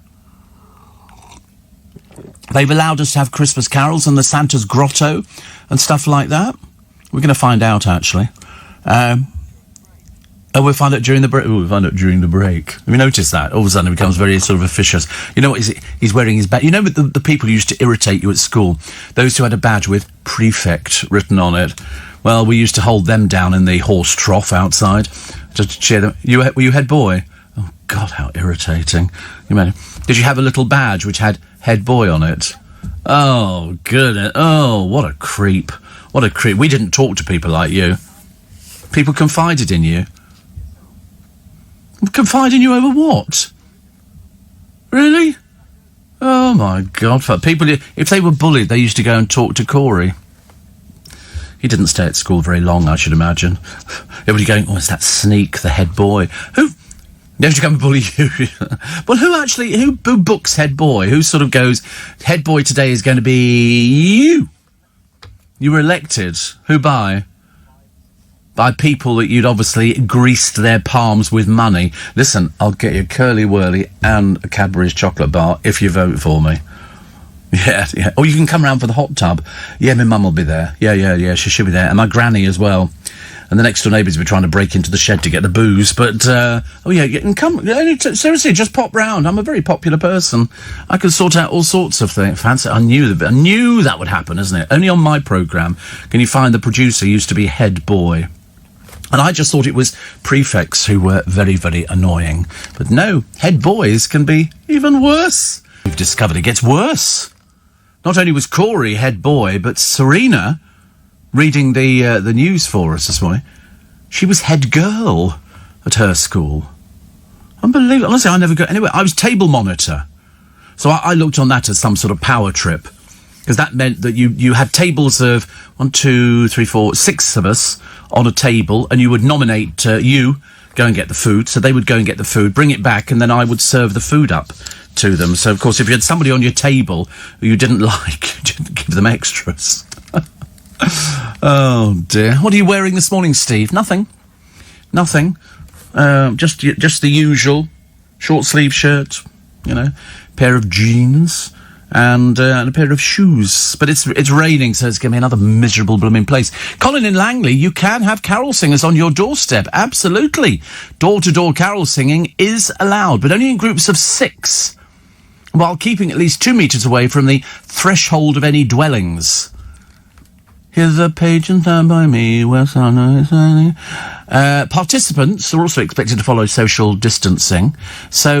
And you can sing carols in church. Well, you can't, but if you're in a choir, you can. Government guidance published on Sunday to cover the Christmas period allows indoor singing, but only by choirs and with no audience participation. What's the point of going?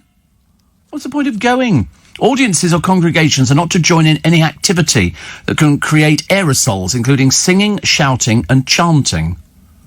Oh, dear, honestly, it's getting bad. And yet you can go and stand outside somebody's door and go, Good King Wenceslas looked out on the feast of me, when the snow came round about, even Christmas Eve, brightly shone the moon that night.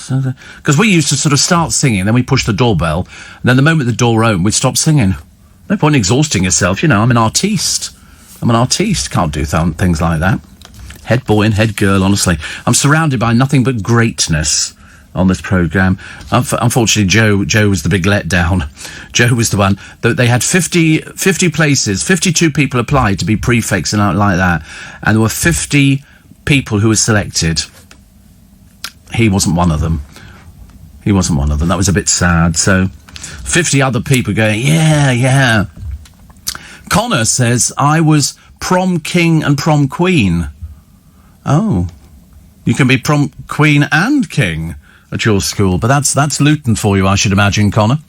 And sounds like, I don't remember prom. I mean, we didn't do proms when I was younger. Did you do proms, Corey? Yeah, I thought you might have done. Everybody wanted to go with you. Yeah. I don't know why you said that at all. It's the biggest part of rubbish you've ever said, isn't it, really? Why would anybody want to go with you? Oh, God, look who the head boy's with. Look at the head boy. He's with Teacher's Pet. Connor and Teacher, Corey and Teacher sitting in a tree, Kissing. And did you wear a suit? Oh, God, a full tuxedo? God, blimey, honestly. It just gets worse and worse, doesn't it, really? You what? Of course you rented it. Was that the year you had the hot tub installed? We're having a hot tub. But, Mum, I've got to go to the prom. You'll have to rent it. We're not buying you one. It's far too expensive. And your father got one he could lend you? No, all right, we'll go and rent it. Don't pay any more than £3 for the night.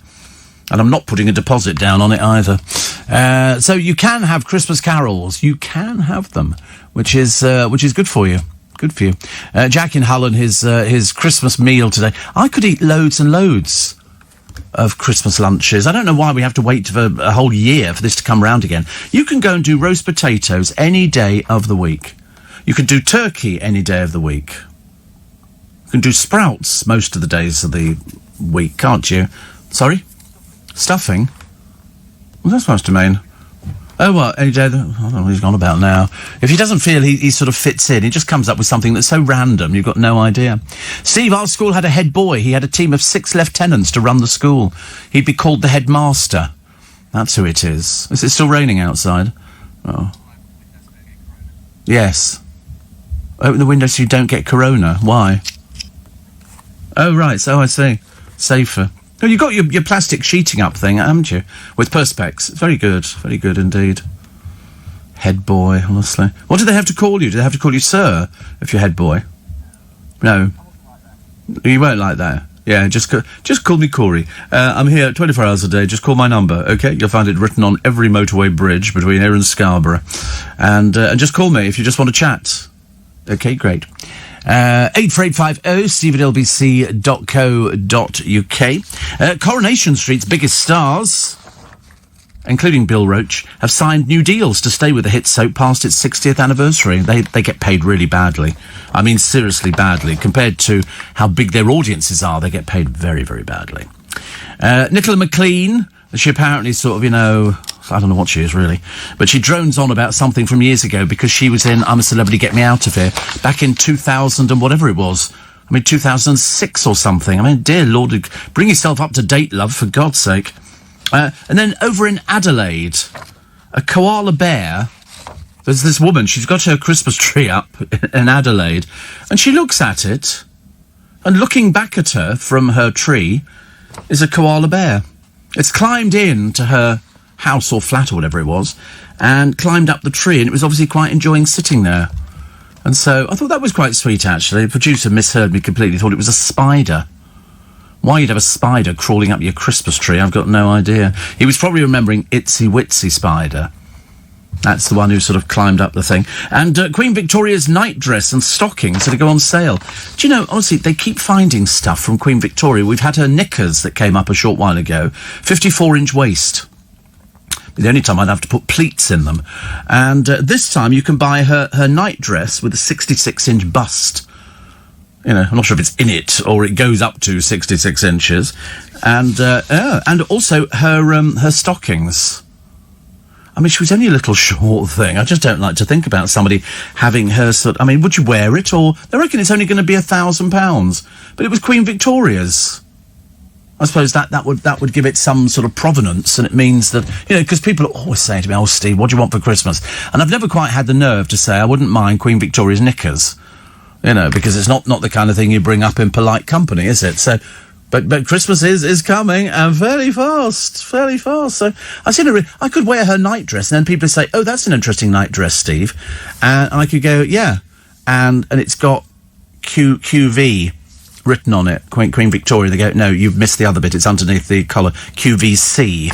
Okay, and she has. I think she had Victoria Regina. I think that's what they said it was. I couldn't swear to it, but anyway, whatever it is, it's quite. She must have been enveloped by this thing, because most of her sort of clothes were a bit rough, And after Albert died, she never wore anything but black. I'll have it. It was like going out to buy a Ford car. You could have any colour you want, as long as it was black. Nowadays, you want a black car, it's a special colour. That's a specialist colour. So if I decide to change the colour of my car and have mine sprayed or something like that, what's my car? It's graphite. Yeah. You're none the wiser, are you? It's not posh. Posh is being head boy and making sure you got the badge. I bet you wore it proudly on your lapel. Yes, it was like a shield, so I'm trying to think of something like make it really funny. So I just think it's sort of a bit odd, isn't it, that they sort of give you a badge and all that. How long do you get to be head boy for? Is it a whole year? Bet they couldn't wait to get rid of you. I bet they were going to the end of it going, oh, what a shame, it's finishing, actually. It's finishing. Steve, they said I was teacher's pet because I was class captain, but the kids in my class voted me in. How stupid. stupid they were. Teacher's pet. You know, teacher's pet was always the kid on the Monday morning would bring an apple in and put it on teacher's desk. And, oh, God, blimey, stop it. What are you doing that for? Teacher's pet, you know. I didn't do anything like that. We just used to take 10 tins of peas in for Harvest Festival. My mother would say, it's Harvest Festival, you need to take something in with you. So we'd go to the cupboard and find the least interesting tin of vegetables, and that would go for Harvest Festival. Always good fun. Kylie Minogue's outfit fails to stun. I mean, it really looked uncomfortable. It didn't... She was on Jonathan Ross's show last night, and it really wasn't the best. It really wasn't the best. And Tina says, do you love Queen Victoria? No, hated her. Hated her. Dreadful old bag. Good Lord above. No. No. She was the one who had the old fling with the gilly, didn't she? She was not amused at anything. She wasn't amused at anything. But she liked... What was the name of her gilly that she's alleged to have had a fling with? She had quite a few favourites. Because Billy Connolly played it. And he was... he was apparently the closest thing to the Queen. You know, and of course everybody else resented him, because they were all just servants. He was also a servant, but he was a bit higher. And then there was another film I saw a short while ago with Judi Dench, and there was another servant in that she quite liked. The moment she died, though, these people disappeared. Terrible, really. Okay. Always that. We were just working out how to make a banana split. And I thought, first of all, you get your banana. Don't go for soft, squidgy bananas. If you're making one at the moment, you've got to go for something that's a little bit what they call al dente. There's a new phrase for everybody to learn today. The al dente means it's a little bit hard. It's like if I'm having asparagus, I don't want it weak and floppy. Oh, no. When it comes out of the machine, it's there. It's there. And the same for the bananas. You sort of cut them, and then you put them either side. Then you put some ice cream in the middle. It can either be vanilla, or you can sort of alternate with strawberry and chocolate. Neapolitan, we call that, and it's very popular. And then you can put some squirty cream on, and then on top of the squirty cream, you put some glacé cherries and some crushed nuts, if they'll agree to that. And if they do, you should be fine. And then sometimes, if you're really pushing the boat out, chocolate or strawberry sauce. You get one of those bottles, and you go like that, and your mother go, "What are you doing?" You go, "I do chocolate sauce." That's Bisto gravy. Put it back.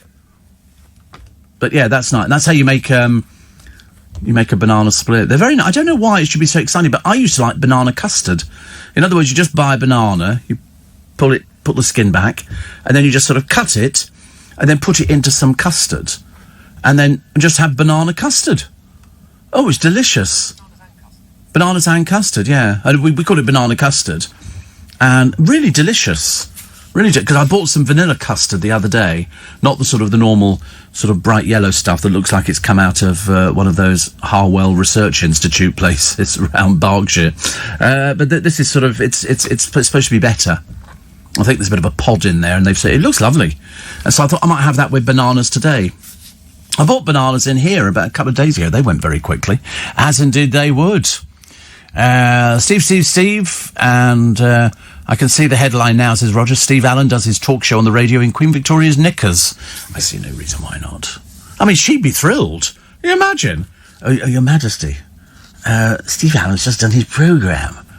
You know, in your knickers. Can you imagine? I wonder what she spoke about. Did you find out the name of the gilly?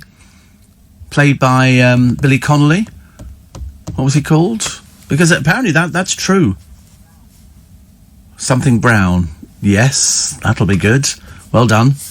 Any other things you want to guess about on the programme? Like how long it will take us to fly to the moon tomorrow?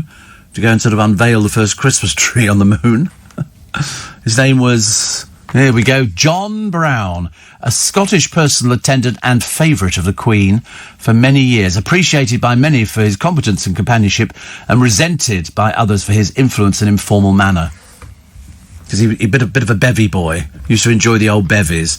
But, you know, if you fancy somebody, and if you're sort of Queen Victoria, and you've got somebody like him, John Brown, the Queen's sort of servant, I mean, she must have been absolutely thrilled. She must have gone, oh, I can pull.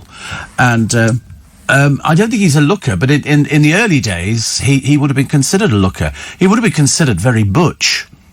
He would have been considered all man, wouldn't he? And there are loads of famous pictures of her sitting on the horse. She used to ride side saddle, There's a special saddle you get, which means that you can sit to the sides. You don't need to spread your legs. And so there's a special name for it. It's a woman's saddle, I think.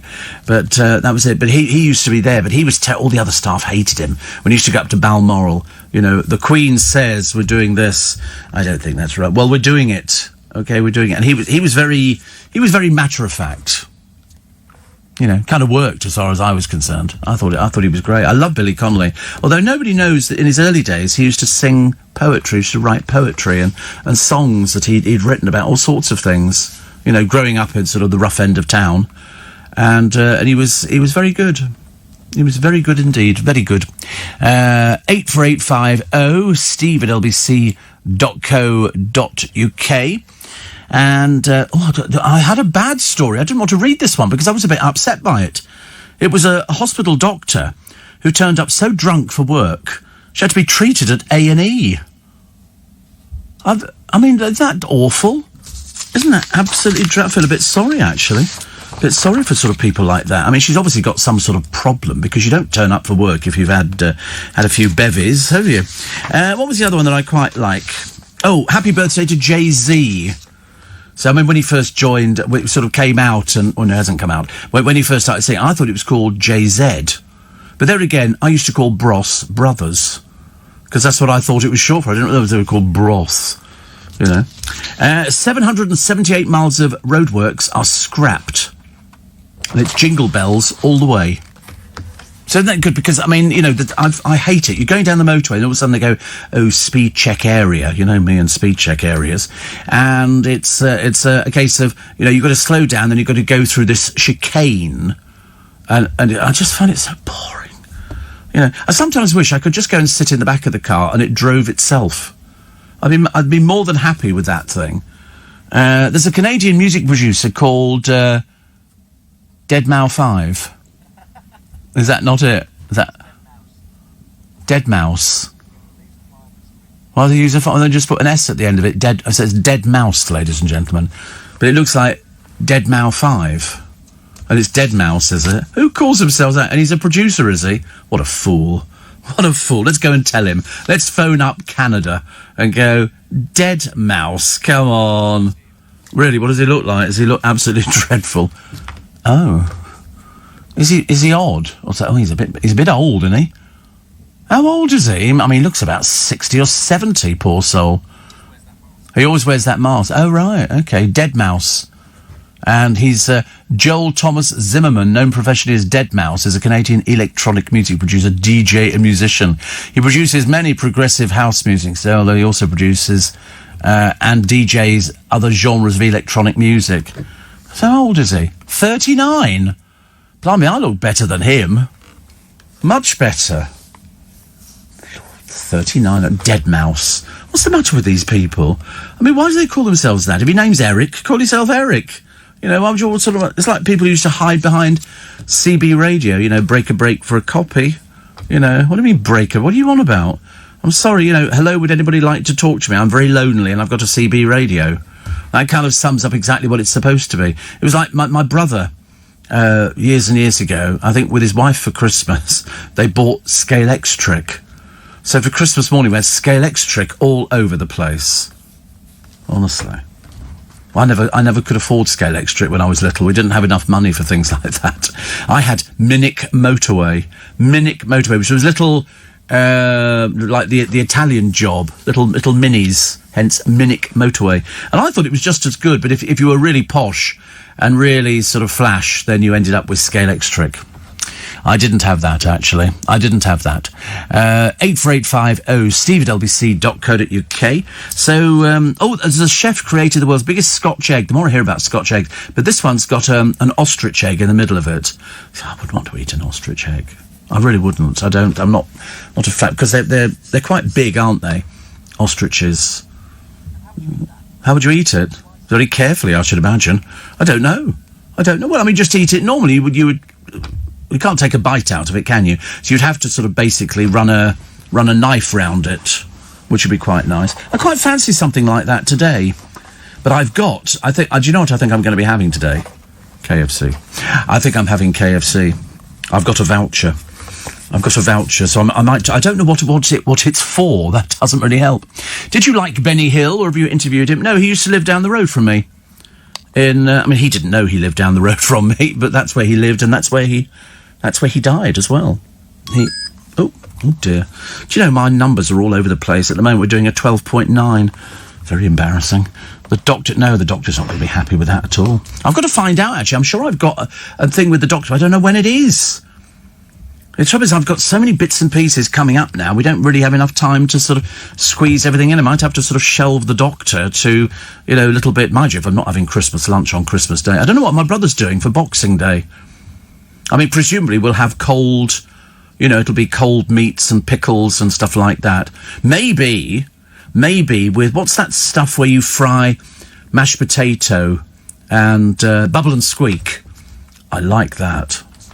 I like bubble and squeak. That's potato and cabbage, and you fry it in a frying pan. That's quite nice. I could do with that. Right now, I could do with that. I could eat that now.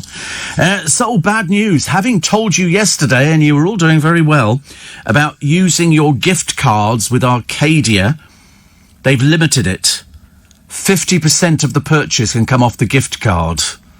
That's a bit of a swizz, isn't it? Bit of a swizz there. And so all you people trying to order online, they're not allowing the cards to do all of the money. It can only do 50% of it. I wish they told you that when somebody bought those things and gave them to you. I bought the boys gift vouchers, and, luckily they seem to hold for about 2 years, I think. So, well, M&S is okay at the moment, but then we thought Arcadia was okay at the moment. We also thought Debenhams was okay at the moment. We also thought all these other places, and they weren't. They weren't. So 50% of the purchase you can use your gift card for, but that's it, which I'm sorry about. Did Diana really fall for the president? Who did we lose the other day? Valéry Giscard d'Estaing. There was a rumour doing the rounds that she had an affair with him. I mean, he was fairly old compared to her, but and so they're sort of doing bits in the paper today, because the royal family apparently have complained about something in the Crown, something in there. They're saying it's not accurate. They didn't shove people away in the royal family into mental homes and then forget about them. They really didn't. But that was what they were running with the other day, because that was the story for ages, that if ever something went wrong, they would sort of cart them off somewhere else. Auntie is serving us festive flops. I think what they're doing is trying to sort of fill up the slots on the television for as cheaply as possible, because I don't think they're making any programmes. I don't like programmes being made with no audiences. The whole idea is audiences are there because it boosts up the performers. It's the best. Chris Packham says wasps need saving. I don't like wasps. I'm quite scared of wasps. And snakes. And anything that's got a tongue that comes out, My Auntie Enid's a bit like that. And there's a politician called Adolf Hitler who says he has no plans for world domination after sweeping to power. His parents called him Adolf Hitler. Really? I couldn't believe it either. But perhaps they just sort of heard the name and thought, that sounds quite nice. We'll call our son Adolf Hitler. But I think he's now terribly, terribly embarrassed. Somebody said, Steve, if Marks and Spencer's closed down, my life might as well be over. I shall starve to death. There are other supermarkets. You can get other food out there. I don't know what to have today, actually. It's Friday. I think it might be KFC. Now I've got a taste for it. I'm thinking it might be KFC today. The trouble is, I could eat a whole barrel load of it. I've not had it for ages and ages. I mean, literally, for a long time. Because I look on it as a treat. Steve, I had my very first Scotch egg yesterday. I'll not bother again. Much drier than I thought. Well, they do two. They do a Scotch egg which you eat cold, okay, and then just cut it in half, dip it in salad cream. That's quite nice. Or failing that, they do one which you put in the oven, and when you cut into it, the egg yolk flows out all over the place, which I wouldn't eat anyway. I don't do anything that involves floating egg yolk coming. Oh, no, thank you. No. Sorry? Soldiers? Where? What, today? Lord above. It's only Friday and already we got soldiers. Another episode to regale ourselves with over the weekend. We did do eggy stuff, but I haven't had a boiled egg since I was a child. because I went off them, because I remember cutting the top off an egg. We used to have a special machine for it, and it hadn't quite cooked properly. It was a bit glutinous inside. Oh no. And so I sort of stopped eating eggs at that moment. I don't know why. It's very bizarre, isn't it? But there again, I'm a very bizarre person. Sometimes I eat things, and then sometimes I sort of think, oh, I shan't eat that again. They were doing an advert on the television the other day for Baileys, and they were doing it where you pour it into a chocolate mould or something, and then you do it that way. And I felt quite queasy. It didn't work at all. 84850 Steve at lbc.co.uk. Somebody called Jasmine, I don't know who she's writing to, poor soul, honestly, says you're overprivileged. I think it's Anne overprivileged. I don't want to correct your command of the English language. You're a bit thick, though, aren't you, really? Metropolitan liberal leftist. You're obviously listening to the wrong programme, sweet cheeks. But do learn to read and write. Makes it so much easier in later life. Steve, have a large drink of water. It dilutes your sugar and brings down your sugar readings. I wish it did. I've had terrible readings over the past couple of days. And I wouldn't mind if I'd gone for anything particularly naughty, but I haven't been for anything naughty. I could understand it if I did. Do you know what I had the other day? A piece of dry toast. I put toast in the toaster, 2 pieces, and I thought, I'll just have it without having any butter on it, or peanut butter, or anything like that. Well, that's about it. And it sent my blood sugars through the roof for dry toast. There's a sugar... I know. I mean, what is left for me to eat? I'll have to go back to, to chocolate bars and things. Sugar in bread. Yeah, there's hair in bread as well. Do you know that? Hair. Have you heard about that one? Animal hair. Oh, I don't know if it's animal hair or our hair. Yeah, no, I'll tell you why I know that, because Nick Abbott did it on one of his programmes some time ago. I mean, it could have been a wind-up, but I bought into it straight away. And somebody said you do find things like that in bread. But I had, literally, it was plain, some supermarket bread contains an ingredient derived from human hair. It's used to prolong shelf life in products such as commercial bread. There you go. I knew I was right. I'm never wrong. Never. I got sent a pair of gloves today. Thank you, Dorothy, from Raynham in Essex. She said, sorry about the colour. Yeah, so there's not a lot we can do. But I don't mind mustard. I'm quite good with mustard, so I shall wear those I shall wear them to the bus stop later on today. Thank you. What's the matter, Corey? Oh, Corey was saying if you could see your way to making him a pair, he'd be very grateful. Don't. Honestly, he's been spoilt enough today. He's going home with some gin, which he's tried to get the top of it open so he can have a little slurp of gin. And they're gin baubles to hang on your tree. And you can sort of hang them up there, and they're all pretty colours, which is quite nice. And I bought him some Chupa Chups, the lollies. But I don't know how many's in that bag. Is that 100 or 200? Difficult to tell, because we should have those arriving any time soon. There's quite a lot of them, isn't there? That'll keep him going till Christmas, with a bit of luck. Because there's something nice about lollies. It was ever since I got him onto the lollies, these gourmet ones I got from Squires, who've now run out, which is very embarrassing. 120. And they're all different flavours, aren't they, in there as well? Cola, you don't have to repeat them. Seriously, it's a bit boring. It's just usual flavours. Yeah, all right, whatever. He's so annoying, isn't he? He's just irritating today because he used to be head boys. And 84850 Steve at lbc.co.uk. Have you tried a deep-fried Scotch egg, says Richard?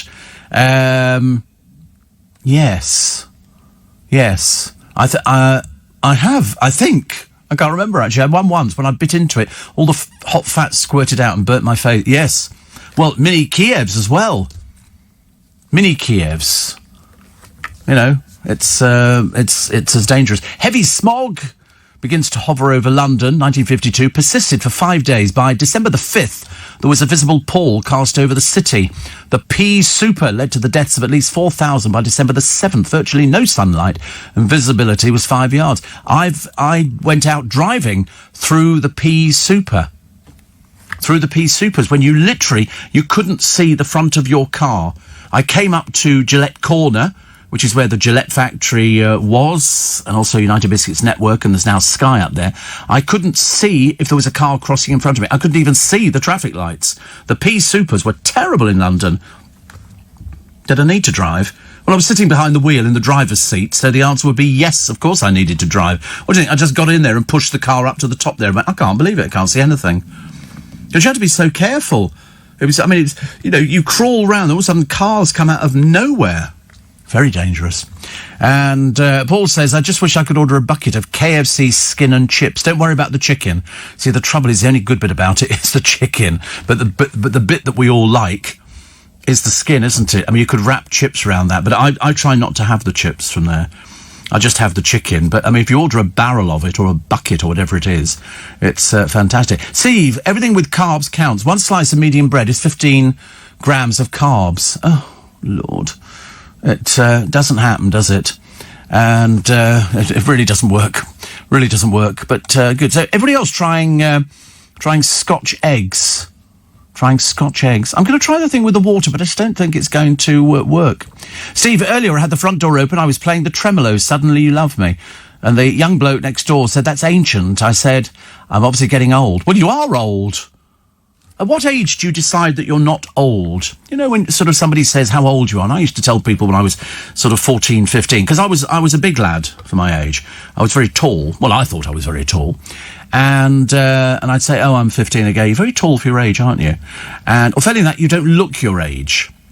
And then, now I'm at this age that I am now.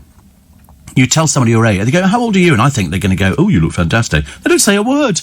Not a word. Not a peanut, about, well, you look really good. You've obviously had an unblemished life. You've drunk lots of water and been healthy and you did compliment me out there. But it's only because you wanted something, wasn't it?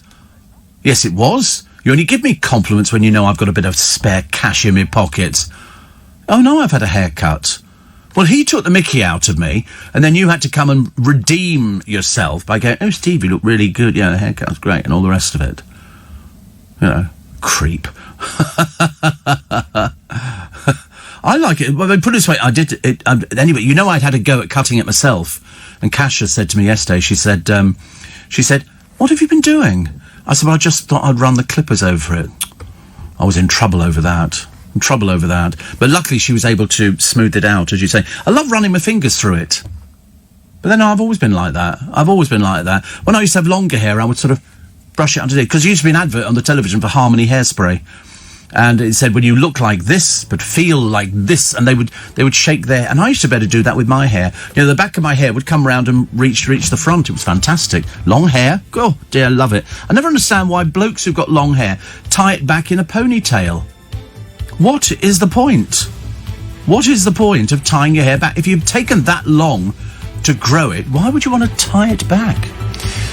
So David in the Snowy Lake District said, did your hair cut? And Steve, you've not tweeted for a while. I've not, actually, no. And Jane says, Corey, does he still have his own teeth? Of course he does, he's only young. After all the sweets. Well, it's only a lollipop. So Friday, welcome to the 4th of December. It's Steve Allen's early breakfast. Do you know Roman coins really are a national treasure? I always thought they were. For some reason, they have to sort of tell you things like this. I love it when they find treasure trove and somebody would be out with a metal detector. I think that's how they found the Sutton Hoo treasure. That became very... And they found, was it a Viking longboat or long ship or something? And it turned out somebody had been buried with it, and there were all sorts of coins and fantastic things, which I love. I love anything like that. Anything where they say, oh, here's a Roman burial. And, of course, in London, every time they start digging something up, it's another building. By the time they get down to a certain level, they find all sorts of cemeteries and things like that. There was one, I think it was a plague pit. And unfortunately, the plague pits, they just literally put people into the ground and then just covered them over. They didn't know what else to do at the time. So, Shane Ritchie, he's out of the jungle, so there's 3 of them left. Who's going to win it? Who knows? Robbie Williams is considering having a vasectomy. I don't know why he's telling you that. People insist on telling you these sort of things. And Elton John is getting fed up with his singing his hits. He says if he sings, he has to sing Crocodile Rock one more time, he'll not be around to sing anymore. I thought there are better songs than Crocodile Rock. I still love Love Lies Bleeding, Funeral for a Friend. I think that was a super piece of music. And also Song for Guy, who was a motorcycle messenger, wasn't he, who worked at, I think, Rocket Records, and he got killed. And so Elton wrote Song for Guy, which I thought was brilliant. Shane says, I'm with you. I might get up and go and get some Kentucky Fried Chicken. It is not far from my flat. So do you get the same Kentucky Fried... I suppose you wouldn't know, would you? But I'm assuming you actually, you get the same chicken that we get. I'm assuming it must be the same recipe. And, Steve, over lockdown, I perfected homemade KFC with homemade coleslaw. The batter took a while to get right. The chicken is butterflied and brined and is a proper treat. People used to do chicken in crisps. Did you ever see that? So in other words, what you would do is you put some crisps into a plastic bag and you batter them to death. And then what you do is you dip the chicken pieces that you bought in egg and then dip them in the crisps and then fry them in the oven. Or not fry them, you just bake them in the oven. And, what? That's, yeah, quite good apparently. They've done it loads of times on the television.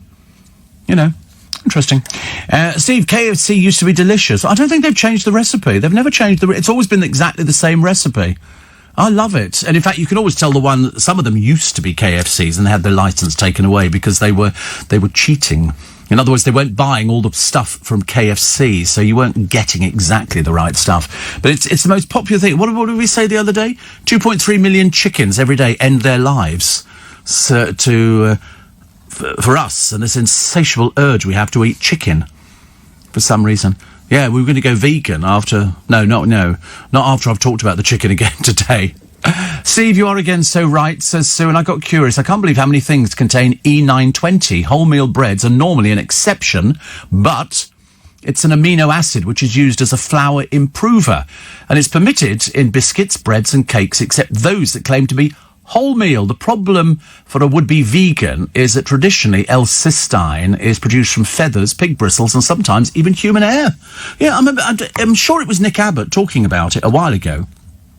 And I remember thinking, fantastic. I mean, I wasn't sure if I believed it, but now I do, because I think somebody raised it, and I think he then checked it, and it was very good. I had to take my little dog to the vet, Steve, after he chewed and swallowed all the Christmas tree lights. I went mad and shouted at him. He wasn't too happy about going to the vet's as he doesn't like it. After the vet examined him and tickled his chin, his little face lit up a treat. It's a joke, okay? I have to explain. Did you get that one? It's unusual. You don't normally get most of the gags on the programme, do you? Yeah, some are a little bit old. Sorry?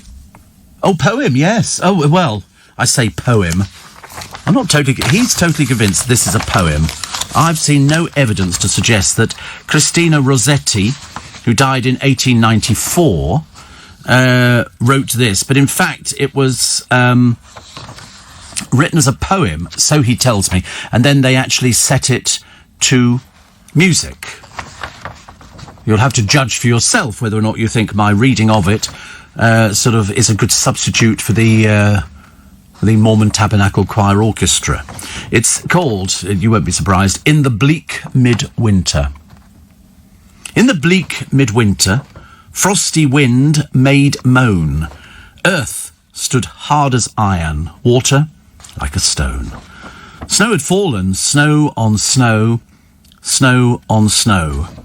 In the bleak midwinter, long ago. Our God, heaven cannot hold him, nor earth sustain.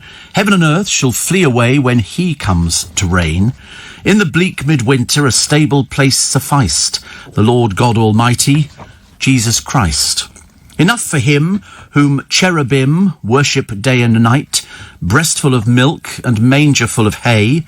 Enough for him whom angels fall before, the ox and ass and camel which adore. Angels and archangels may have gathered there, cherubim and seraphim thronged the air, but his mother only, in her maiden bliss, worshipped the beloved with a kiss. What can I give him, poor as I am? If I were a shepherd, I'd bring a lamb. If I were a wise man, I would do my part. Yet what can I give him? Give my heart. There you go. Oh, we should do one. We used to sing when we were little children. It all happens when you were little children, doesn't it? We used to sing about cherubims and seraphims. I never knew what they were. I just assumed that they were sort of like little people who featured in sort of, paintings on the ceilings of things, and they had wings. Cherubims and seraphims. See, I know what an archangel is and an angel. I mean, I'm assuming the cherubims and seraphims are sort of the junior version of that. You know, it's like, you know, we're working up to getting our wings. You know, and that then, like that film, isn't it? It's that Christmassy film with an angel. Clarence is the angel waiting to get his wings. And every time a bell rings, another angel gets their wings, which is good. Zoe says, I have a job interview today for the NHS. If I don't get it, I shall be buying a massive KFC boneless banquet for myself. Then again, if I do, KFC to celebrate. I'm so sad. Listen, so honest. So honest, goodness sake, honestly, I don't have any sort of problem with people sort of saying, I mean, if there was a KFC outside the front door here, I'd have sent the producer out to go and get me a couple of sort of things I could eat on the programme, like sort of drumsticks. Because the other ones are very difficult to eat, aren't they? But I don't mind drumsticks. Not popcorn chicken, I've had that. I thought that was the most boring thing I'd ever had. I really did think that was very boring. It was not, you get about 80 pieces, but it's tiny. And so I thought I would get more benefit from the actual chicken. That's what I'm going to have today anyway, I've decided. I might have it for lunch. How many I don't know. I don't want to be I could share some, couldn't I? 20? I don't know how many you can get. I suppose you can order whatever. If you go in there and say, I'll have 60 pieces of chicken, they'll put 60 pieces of chicken in boxes and bags and everything else, which is quite nice. Steve. Somebody says, Elton John's earlier albums never seemed to get mentioned. Captain Fantastic and the Brown Dirt Cowboy. But the sleeve artist's work is out of this world. Yes, I mean, to be honest with you, I quite like the artwork on Captain Fantastic and the Brown Dirt Cowboy. I thought it was very good. I can't tell you any of the tracks on the album. I'm sure if the producer finds Captain Fantastic and the Brown Dirt Cowboy, then I shall be able to tell you which were my favourite tracks on the album. I was a Goodbye Yellow Brick Road fan, because it was all on there. It was a big double album, wasn't it? I seem to remember. But so let's have a look. The track listings. Captain Fantastic and the Brown Dirt Cowboy, Tower of Babel, Bitter Fingers, Tell Me When the Whistle Blows, and Someone Saved My Life Tonight. On the other side, Gotta Get a Meal Ticket, Better Off Dead, Writing, We All Fall in Love Sometimes, and Curtains. So out of that lot, I think I'm up with about 2 or 3 tracks. That's it. And yet, the album I thought was absolutely great. Bonus tracks: Lucy and the Sky Were Diamonds, One Day at a Time, and Philadelphia Freedom, which I thought was very catchy. He's only ever had one number one, hasn't he? Elton John, I think it was Don't Go Breaking My Heart, with Kiki D. I don't think he'd ever had a number one by himself. I think Don't Go Breaking My Heart was the I couldn't if I tried.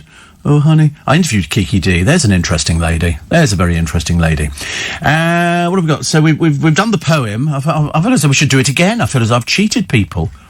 You know, there's not enough sort of going on. Did you read you might not have seen the front page of The Guardian.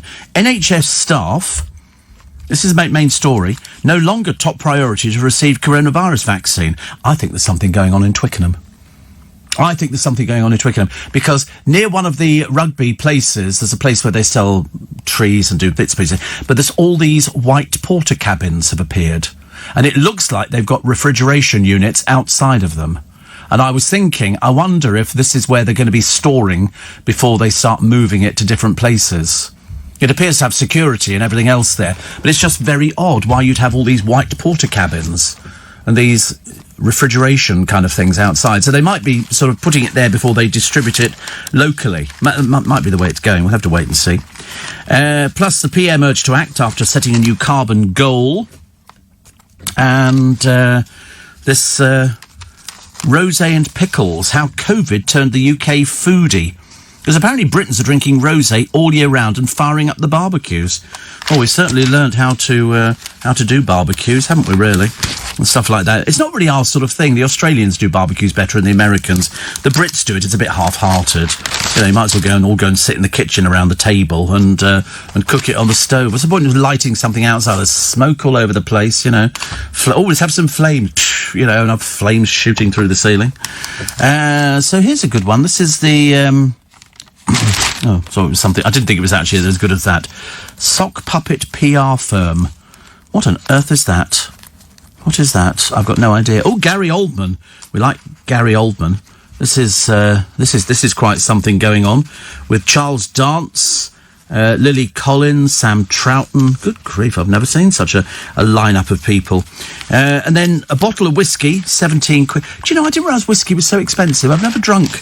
I'm not a whiskey drinker, but it's so expensive. I didn't realise. Very expensive. Sometimes more than £20 a bottle. You know, which is a lot of money for a little person like me. I think we might just have pizza. Pizza on Christmas Day. I think that'll kind of see us through, I suspect. Friday. We love Fridays. Steve, Elton had 5 other number ones after Don't Go Breaking My Heart. Oh, right. That was his first one, though, wasn't it? That was the first one. Definitely.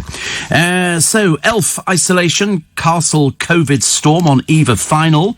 And so you've got Jordan and Vernon and Tom Fletcher's wife in there as well. So it's got to be one of them. It's got to be one of them who's going to win the thing. I would like to think that it would be... I don't know, actually. You can't work out, you can't sort of predetermine what the British public think about these things.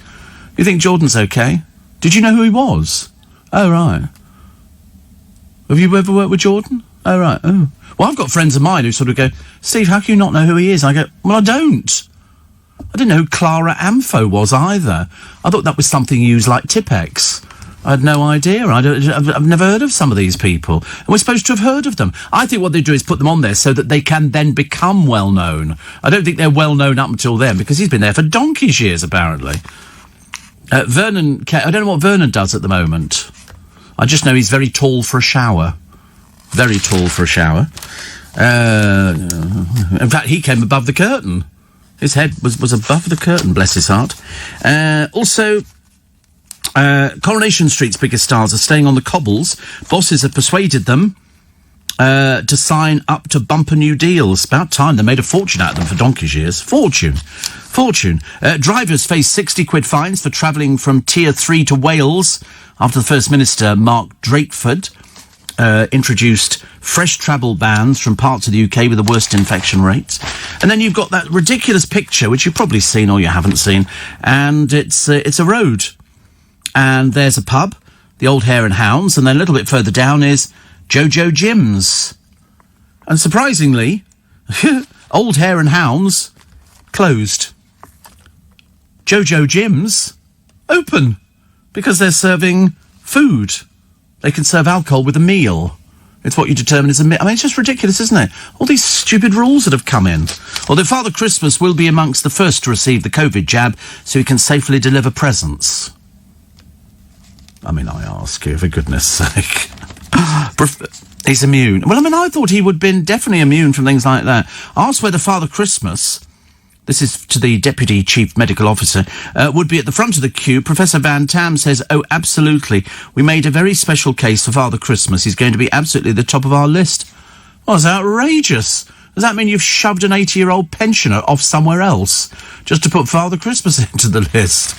I mean, he's immune to it. He doesn't stop and hang around and talk to people, does he? He flies in, he chucks the presents down the chimney, and then he's off to the next house. He's very busy. Very, very busy. But I mean, I don't like the idea that he's being looked after better than 80-year-olds or people who work for the NHS. Or people like me. Sarah Harding says she's being as brave as she knows how in her fight against cancer. She's been receiving treatment, as you know, for this advanced stage breast cancer, which has spread to other parts of her body. And so now she's written a book. I think it's finished, with her mother. And it'll be out after Christmas. So it's called Hear Me Out. It's named after the group's 2004 song. She said, Mum and I have been looking through the photos, choosing which ones to include. It'll be out after Christmas, and I'm really proud of it. Hope you like it. I wonder if she's going to be totally honest in this book.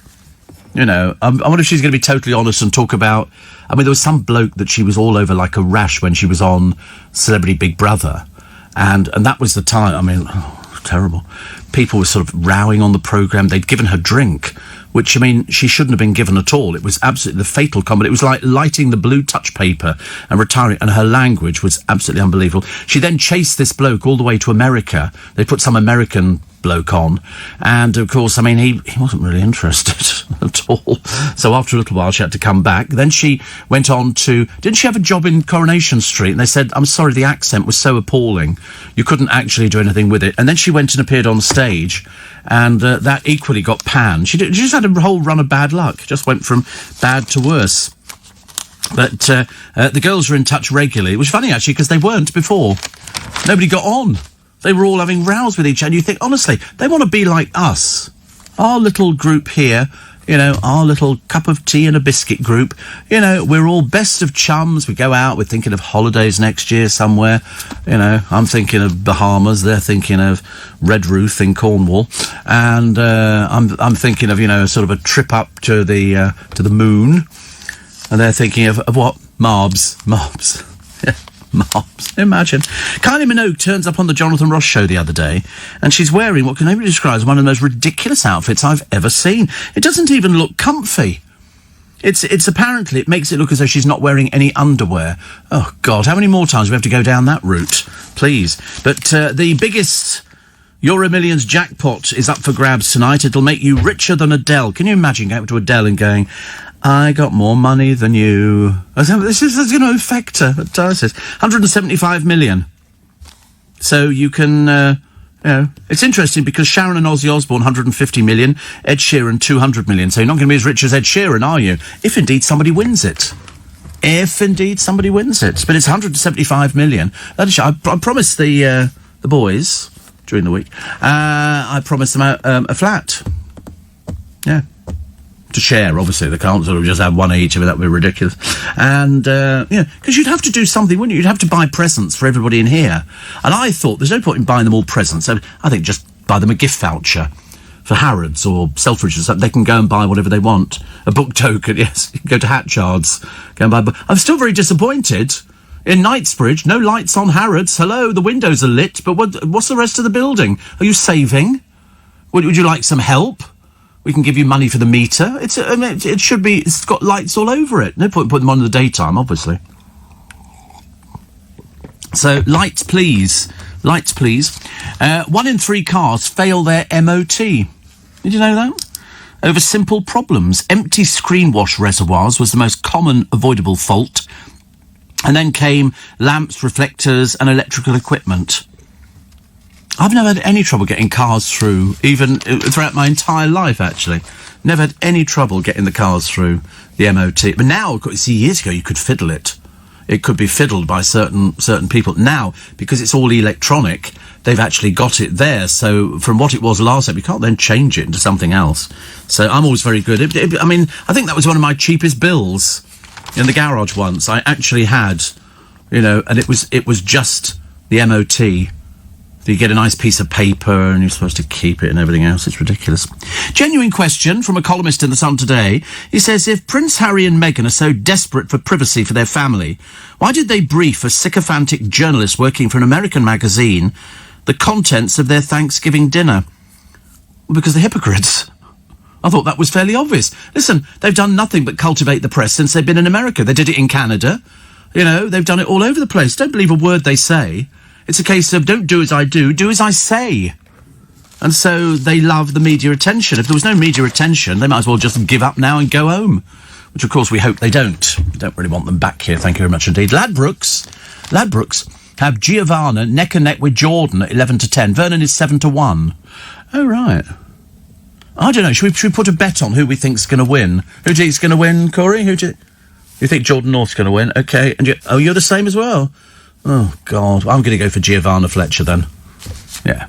I mean, I can't be the same as them, otherwise it looks ridiculous. There's no sort of competition on it. Fiver, is it, in each of the thing? Winner, 5 lollipops. Winner takes all the lollipops. That's a good question. I welcome you to Lollipop Land. Where was that from? I know, I was just waiting to see how quick you'd remember. We did it yesterday on the programme. Was it? Yellow Brick Road, yeah, no. We're off to see the wizard, the wonderful Wizard of Oz. Steve, the importance of sanitising the empty wine glass and mince pie after Santa's been and gone. Excuse me.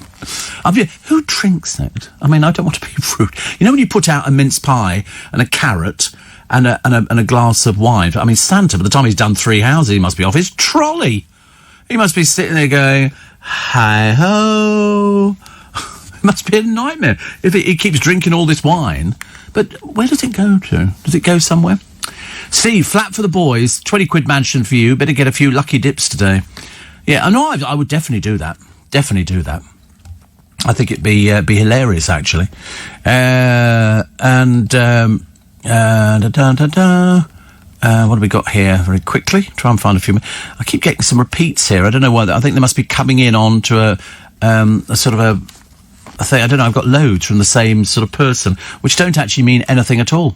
My wife Charlotte, Steve, popped into numerous usual source of Elf on the Shelf LJC, but could only get the 3 different elf mates.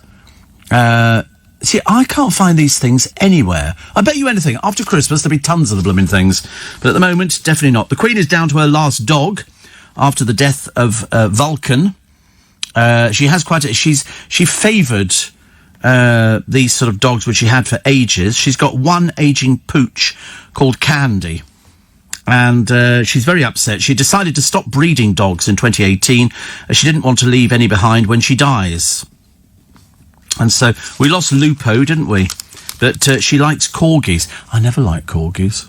Never liked corgis. Holly was a 14th generation descendant, died in 2016. Willow was put down after a cancer-like illness. I've got, she obviously likes her dogs, but I've never seen her patting them. Presumably they're just, do you think they know that she's the Queen? Do you think they know that they're living in some really super-duper places? Because believe you me, they are living in super-duper places. Robbie Williams will soon have bandmates again, 25 years after he quit Take That. But this time it's not going to be Gary, Howard and Mark. He's gonna put his own people together, and then what he's going to do, I've got no idea. Must be some sort of, Christmassy sort of record. Sorry? Fake That. Yes, but perhaps he's doing a Fake That group.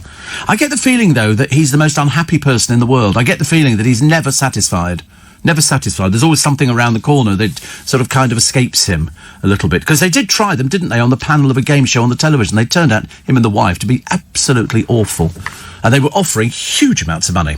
LBC News Time, 5:30. Nice to have your company. Welcome to Friday. We love Friday. We don't like the weather that's coming with it. Not good enough. Do you remember the story about the school bus driver that I told you a few weeks ago? What happened was, the kids on the bus, and we've all been there, because they've got their headphones in, they can't hear, and they obviously can't see the sign that says bus stopping. So if I'm sitting on the bus with Corey and Joe, and I push the the bell, and it goes ping, and up comes bus stopping. Well, in this particular case, they kept ringing the bell. So the driver, and quite a lot of them do this isn't, whether it's for that reason, I don't know, but they literally live on the brakes. They literally, the other day I was sort of waiting. I thought, oh, careful, she looks like she's going to put her foot down and then brake very quickly. Anyway, he hurt 12 kids by slamming on the brakes because they kept ringing the bell. Well, he's been convicted of careless driving, but he's avoided disqualification despite sending a 12-year-old boy crashing into the upstairs windscreen so hard it crashed and cracked. So he had told them to effing stop ringing that bell and threatened to take them back to school, but they carried on. That's the trouble with kids now on the... The other day, I discovered... No, I was in the car, and I've got this thing. Loads of people have got it, but to me it's a bit of a novelty. And if you've got a tyre pressure that goes down, it puts up a picture of the car... And, if sometimes you lose tyre pressure. Sometimes in the weather it expands or contracts. And I only looked the other day thinking, it just says tyres low pressure. And I thought, it'd be helpful if it told me which one it was. Blow me down. It does. It lights up in a different colour, but it's a pale colour, so I didn't notice it. So I was able to pump the tyre. It only needed 1 unit or something. Awful lot of money for it. But anyway, and I remember thinking, I've just discovered something new. But I think your car doesn't do that. Well, of course it doesn't. You haven't got an engine in your car, have you? You've got a water wheel with a couple of things wandering around the water wheel to keep it going. Honestly, the fun we have here. Seriously, sometimes I don't think I'll bother going home. I'll just wait till KFC opens around here. Make it easier. Anyway... Roger avoided disqualification. He told them to take them back to school. One pole was ripped out of the lower deck as the overloaded bus screeched to a halt in East Sussex. A 14-year-old boy from Uplands told the trial he clung to a pole because he feared he would have gone through the windscreen. So Wells, the driver, this is Roger Wells, I can imagine how angry he must be. You sit there, I think what they should do on the bus now, once somebody's rung the bell, it then disengages all the other ones. So in other words, you can push the thing, but it won't make any noise or do anything else. That's what they should do. But he was given 10 penalty points, £1,600 in fines and costs, and suspended by his bus firm, Hams Travel. I mean, if you're suspended, it means you're not driving a bus anymore. You're transporting kids. But I've been on buses where I'm clinging on and they're on the brake. And even when she gets into it's not always a woman, some of the men are women, and they sort of they get into the bus stop and all of a sudden they jam their foot on the brake. Is it just, do they get points or something? Is there a prize for you? I managed to knock 3 children over today. Very impressive. Very, very. Because I sometimes get off the buses, and if I've had a bad ride, and believe you me, I know when I've had a bad ride, I don't even thank them when I get off the bus. I do not. I mean, I'm not one of these, thank you, driver. I think that's a bit mamby-pamby, isn't it? Not my sort of thing at all. I'll just go, all right, mate, cheers. And I just hold my hand up like I'm stopping traffic or I'm a policeman or something. But it's the people who go, thank you, driver. You think, what are you saying that for? Sorry? I go all Cockney, yes. Well, I am a Cockney. I was born within the sound of Bow Bells. Yeah, no. And, why not? Goodness sake, everybody else is laying claim to it. Why can't you have a Cockney who speaks properly? You know, what's the difference? Come on. Talks proper. You know, the Lord above gave man... Oh, I love that. We're the little bit. Did you ever see My Fair Lady? No. I think I'm born into the wrong body. Or the wrong time. That's all I need, isn't it, really? You mention a film that is so famous. Because the interesting thing about My Fair Lady is that Julie Andrews thought she was going to get the film, but she got the stage show, and it went to Hepburn. But of course, she couldn't sing. So they brought a woman in to sing for her, and that woman has now become very famous because she sang for lots of other people who couldn't sing, and her name is Marnie Nixon. And Marnie Nixon used to sing for these people, so all they had to do was mime. I mean, it's something that's happened in the Indian film industry since the year dot. Nobody ever sings in them. Everybody's miming to, the Mangeshkar sisters or anybody else happens to be around at the same time. Girls should be allowed to go to Eton College. They say the Toffs £42,000 a year independent boarding school has been boys only since 1440. Comprehensive school educated Gavin Williamson said, I would be very much in favour of Eton taking girls, but they don't want to. They're a private school. They want to keep it the way it is. Why do people want to change things? So there are girls' schools out there. Why don't we just put boys into all the girls' schools? That'd be a bit of fun, wouldn't it? But, comprehensive school-educated Gavin Williamson said, I'd be very much in favour of that'd be a good step forward. For who, dear? For who would it be a good step forward? Not a good step for Eton. It's a boys' school. Goodness sake, honestly. People they want to keep changing things. Ridiculous. I feel very sorry for a mum strangled to death by her dogs, if you please. How did this happen? She tripped on their leads. Deborah Roberts was found by a young relative with the leads of her 2 Staffordshire Bull Terriers around her neck. It's thought she may have fallen due to her Huntington's disease. And it's terrible. The verdict was an accident. But I mean, I don't even know what Huntington's disease is, but obviously it meant she couldn't do anything. And so dogs, they start panicking. They don't know what's going on. It's like, in Vegas when Roy Horn was attacked by one of the tigers in the show in front of a load of people. And they went, no. They were very keen to play down the fact that the tiger had attacked him. They said, no, the tiger was trying to protect him. Well, it didn't bloody look like that to me at all, if you've seen it. And I saw Roy afterwards. We were at a magic convention in Vegas. Only a small select group. It was a very select magic convention. And the special guests were Siegfried and Roy. And it was quite something when you think people who've dominated Vegas over the year. I'm not even sure if Vegas is back to normal. That's the sort of place I'd like to get. That's where I think I'd take all the boys. That's why I'd take all the boys. We'd have a day out. Well, we'd have more than that. We'd have sort of a couple of weeks in Vegas. Posh hotel, no expense spared. Yeah, absolutely. Would we get chips? What, in Vegas? I don't even know if they do chips in Vegas. Do they do chips? Chips for gambling. Oh, right. Oh, God, honestly, trust him to think about that side of it. Yeah, you could have £100 worth of chips, £100 worth of chips every day. Every day, yeah. Yeah. And you could keep whatever you made. Yeah. I'm promising all these things. You know, he's going to come back and bite me. You watch, tomorrow morning I'll be going, 175 million, how dull. How boring. But don't worry, because I've now got to take the boys to Vegas. And Corey will be going, I've got a lawyer. He said that was a guaranteed commitment on your behalf. Steve, if kids rang the bell, I used to stop them, open the door and sit there for several minutes. I told the kids it's the law, I have to stop if the bell rings. Soon got fed up with waiting. To be honest with you, why can they not build that thing in that says, you know, once you've rung the bell once and the little signs come up, then you can't ring the bell again. You can push the button as much as you want. I mean, it can't be that complicated, for God's sake. Or failing that, have a little pattern and you can see who pushed that bell again. You know, you go, oi, seat 3B upstairs, because they've got a microphone. Oh, sorry, we've been told to wait here for a while to equal up the traffic. Have you heard of such a load of old baloney in your life? So we sit there, and there's buses we all could have got on go sailing past us. Why don't we get on those ones? Because we didn't know that our one was going to be the... And the worst thing is, you know, we're changing driver. What for? What for? Why can't he just drive? Goodness sake. I mean, I understand health and safety. I understand about all that, you know. But at the end of the day, you know, I've got to get there. But it's sitting there.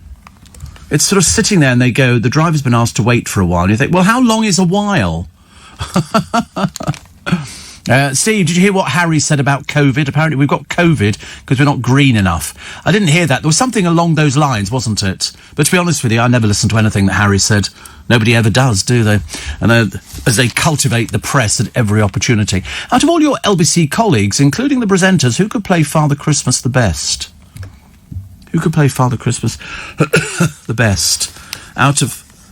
I've got to be careful on this one because there's a few people out there and they might be listening going, why did he mention that? I mean, I'm tempted to say that Henry could actually play Father Christmas and his helpers.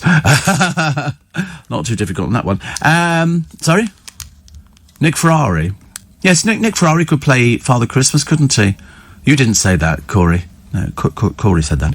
I think actually Mother Christmas... Who would be Mother Christmas? Can we have Mrs. Christmas?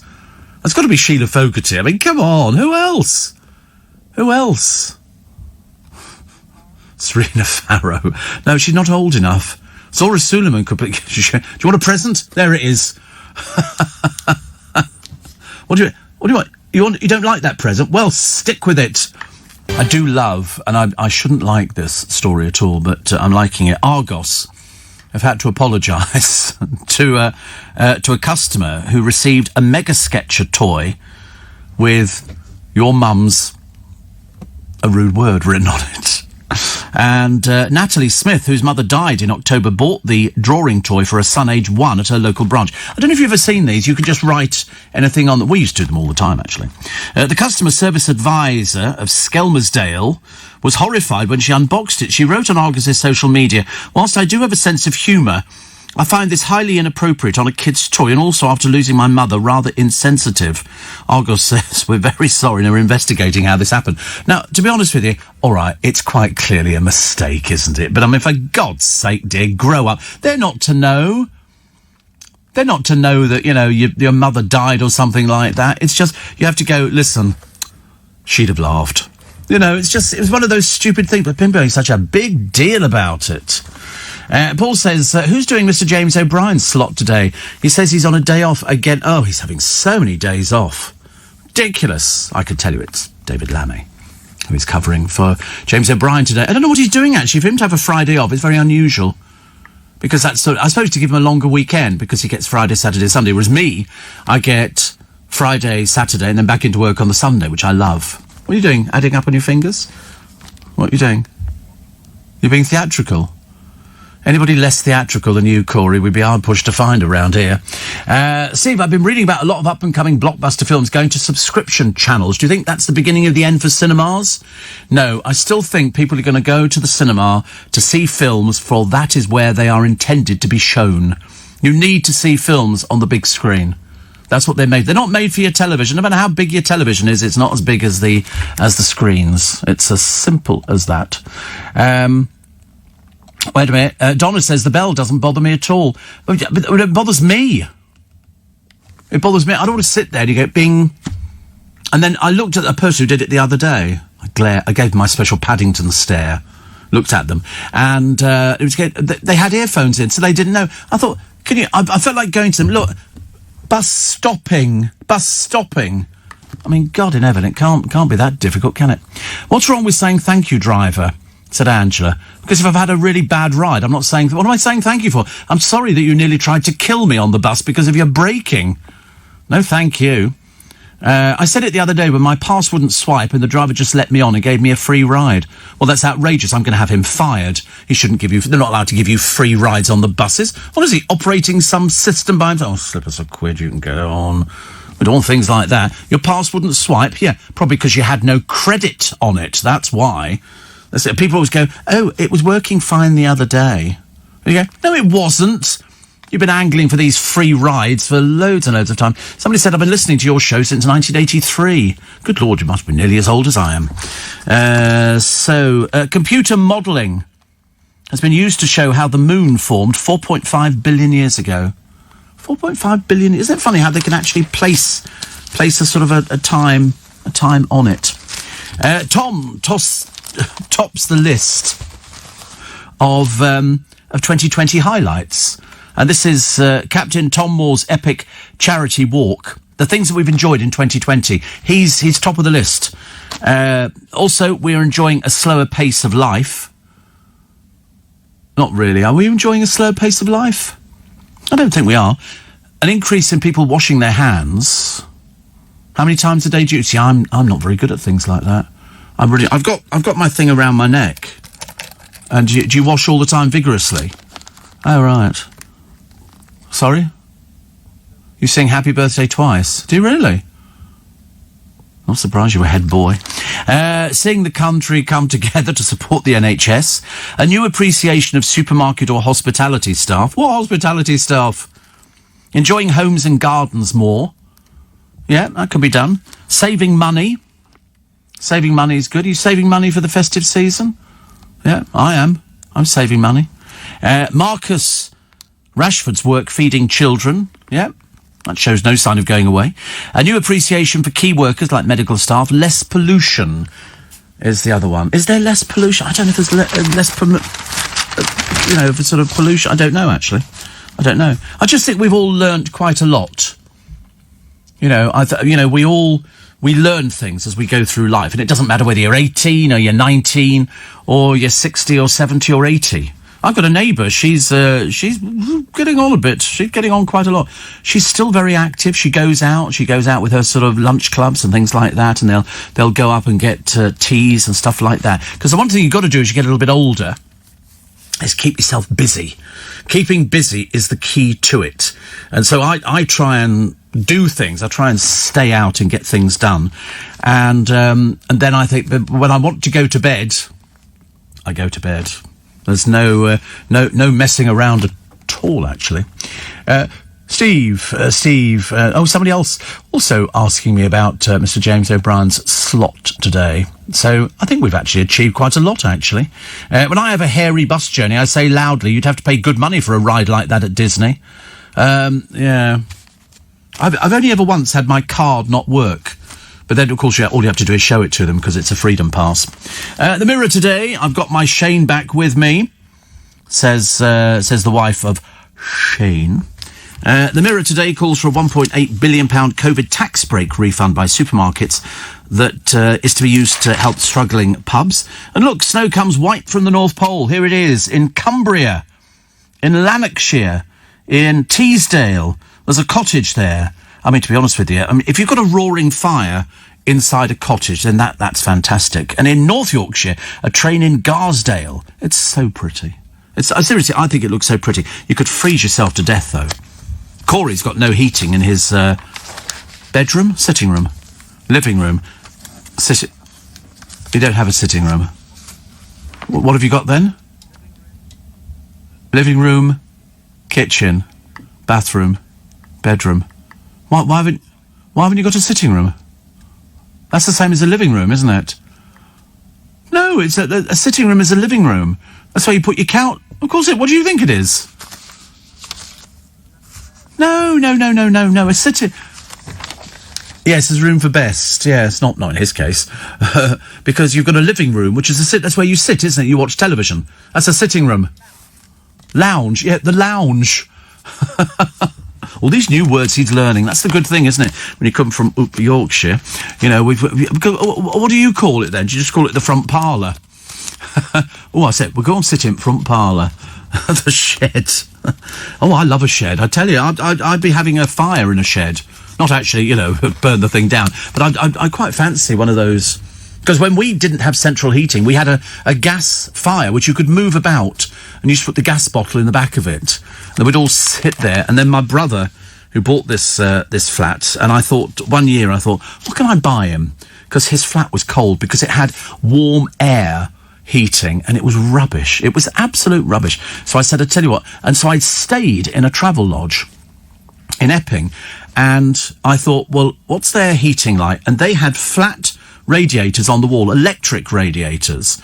And I thought, well, if they're really expensive, they're not going to put them on the walls. They're doing it to save money. So I traced where they came from, and I bought them, and I got them from Amazon.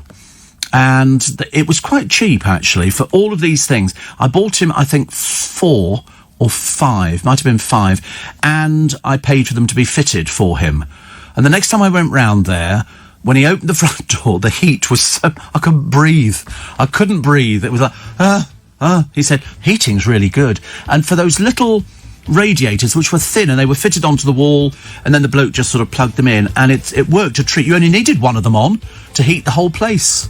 It's good, isn't it? I like that. So, but Corey's got underfloor heating. I think that's what they do to hide it, isn't they, really? They go, and so where is the heating? Under the floor. Oh, right, there's no heating at all. They just tell him that. So he then goes around with his hands on the floor trying to work out why it's not hot. I've always wanted underfloor heating in a bathroom. I always quite fancied that idea. So you get out of the bath and you've got that too. If you did shoot off to Vegas with the boys, the Spikers would throw a wobbly. Can you imagine 2 weeks without your usual show? I suppose you could... Yes, I suppose... Yes. Steve, don't have a go at James if he's taken the day off. Also, don't argue with James O'Brien. He's never wrong. No, you got it wrong. You got it wrong. I'm never wrong. It's nothing to do with James. He's always wrong. But as he said the other day... Never question Steve Allen. He's always right. See? It's as simple as that. No good trying to twist it round again. And as Ian Dale says... Or when you get in your van at 5:30, put Steve Allen on. See? And then Tom Swarbrick said... He is such an institution, Steve Allen. I think what he means is I should be in an institution. Bless him, honestly. It's so funny, because I don't see Tom Swarbrick basically from sort of month to month. And then he sort of pops up, doesn't he? And we sort of go, oh, look, it's Tom Swarbrick. And because everybody's on at the wrong time for me, I'll have to do a conference call or something and see them. Noreen says, I sent you our afternoon tea photos. Oh, it looked lovely. I suddenly realised what I'm missing in life. And she had a belated wedding anniversary. I'm sure you'd like it at Sopwell House. I thought it looked lovely. I mean, there's a thing, because these are the belated wedding anniversary pictures, and they've got, there's a windmill, and, I mean, some lovely pictures of cakes and all sorts of things sitting on the stands, and they're really, really lovely. I mean, it looks like my sort of place, so you're not wrong when you say this would be the sort of place that you would like. On one of them, what's it gone to? It had all the pictures, all the different cakes, with a train that ran round it as well. And I thought that was really something special. So thank you. Saturday, Noreen's off again. This time she's going to a gig, socially distanced, outdoors. Oh, it's freezing. It's Alan Lovell, who's played in lots of bands, currently a swinging blue jean, and Robin Beebe, who we've only seen once. I look forward to the snow, rain. Hope the haircut went well. I had mine done Thursday morning too. Is it you get to that stage, Noreen, and you have to get your hair cut. It was such a feeling of relief. But so if you're thinking about doing it, I've also booked in one more before Christmas. You know, known as the Steve Allen Memorial Haircut, which I think would be quite nice. And I just feel better. Snowing in Herne Bay, says Diana. That's what we said just before the news. Snowing in Herne Bay. And Johnny in Watford says, getting ready to drive up to Mansfield for my weekly sales trip. Hopefully not too much snow and home safely to see Simona and the kids tonight. Well, good luck. I mean, I'm looking at the pictures in the papers. Up north is the place where it's going to start this snow. And if it's snowing in Herne Bay, it just moves up a little bit. Down here, we seem to be okay. Even Josie says it's snowing in Bishop Stortford. Wow. Steve says, Steph, all big cat trainers eventually used to get attacked because the lead male tiger or lion was always trying to take over the tamer, couldn't take his eyes off him. I used to work with lots of circus folk. Well, I've read isn't there a whole family? They train lions and tigers, but what you've got to do is you don't turn your back to them. But one of them is working, he's British. I can't remember what his name is. But his father wrote a book about training lions. They have them from cubs, and then they train them up. And at one point, he's got this huge lion with this mane, the like of which I'm saying, and he holds its jaws open, puts his head in its mouth. And because the East European circuses have animals in them. We don't have those sort of animals in circuses over here. But they have them over there. But his father wrote a book. I think it's Martin Lacey. I'm pretty certain sometimes these names just pop into your mind. And I think he'd actually done a book, fascinating book, and he went over there to see his son, and he met the other son as well. And they're all working in circuses, all working with sort of lions. I mean, and tigers and all sorts of things. I'm sure it's Martin Lacey. Can you just check if it is Martin? There you go, Martin Lacey Jr., circus-born trainer of wild animals, who's very famous in Germany. He's the son of Martin Lacey, the ringmaster and animal trainer who bred most of the tigers used for the Esso television advertisements. So, it was really interesting. They have an official website, actually. He's a Sunderland-born lad. Lacey's Lions, the official website, and Martin Lacey Jr. And they've got to be honest with you, look at these. I mean, they do frighten me, these things, because they're animals. Look at this. This is this animal that he holds its jaws open and puts his head. They are absolutely stunningly beautiful. They really are. But because they've grown up in the circus, they weren't sort of captured from anything else. They were, they looked after, they're fed. And of course, if they don't want to work, they don't want to work. And you're not going to... But he literally has about 10 of them running round inside the cage, inside the ring. So it's a dangerous occupation.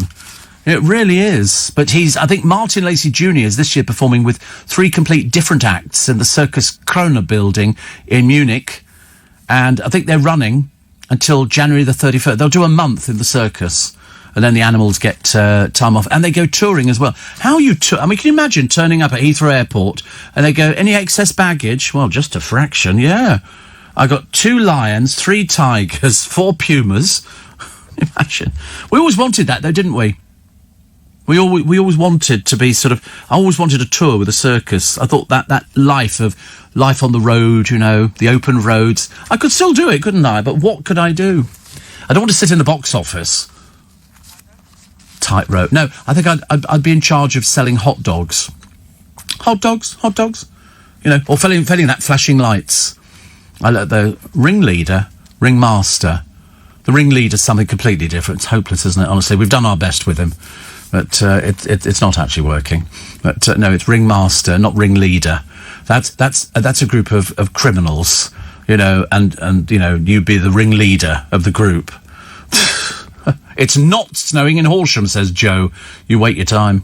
It will. Snowing in Herne Bay. I often visualise what I think Herne Bay looks like. I've never seen it, but I just imagine it's a bay. I don't imagine there being houses. It's just a bay, and you can go and sit on the beach or something at Herne Bay. Is there something? Oh, right. Oh, that's quite nice. Oh, that's nice. I like that. That's very seasidey, isn't it? Oh, that's very nice. You see, I think what I would do is I'd just have a little cafe, and I'd be doing sort of bacon sandwiches and cups of tea and coffee and things like that. And then people could come and sit at the end and gaze out to sea. Better in the summer, of course, than sitting there freezing your what's-its off. Steve, you can be yourself in a circus. I just like the idea. I tell you what I like the idea of, that it all packs up. It's like a city on the move. When you see some of these big European circuses, it all packs up onto these lorries and these trucks, and then it moves on to the next place. And the tent is the first thing that goes. So they mark the tent out. There's people called ring guys, I think, and they mark out the tent, and then the poles arrive and they put the poles in. It's fascinating to watch, you know, to see these huge erections, you know, taking place on sort of Twickenham Green. Christmas countdown, says Joseph in Bethlehem. 20 days, 17 hours and 40-something minutes. Not long, is it? 20 days. Have you ordered the turkey? Mind you, of course, you might be vegetarian, in which case I apologise. But you must be used to it by now. People saying, are you having turkey for Christmas? You go, actually, no, we're vegan. But only 20 days left. You've got to be careful. In our butcher's shop in Twickenham, they're actually closed Christmas Eve, Christmas Day. Seems quite normal, Christmas Day. But I think you'll find Sandy's, he's open Christmas Day for orders. So people who've ordered platters of mussels and whelks and things like that, he will sort of do those up and then people pop in and collect them. I don't think he ever gets a life, Stuart. Seriously, he needs to we need to send him on holiday. Send him somewhere exotic. Sorry? What's the matter? Is it... what? Oh, right. Ribena. Oh, right. Lovely. I've got Ribena in here, look. There. I bought it ages and ages ago. Actually, whoever uses my studio, and it is the Steve Allen inaugural studio, they've been drinking my Ribena for the past few months. Oh, yes, it's gone down. That was a 3/4 full bottle. It's right down to the bottom. There should be. We need to check the CCTV. We can get all of that sorted out. Steph in Malvern says you'd make a superb ringmaster and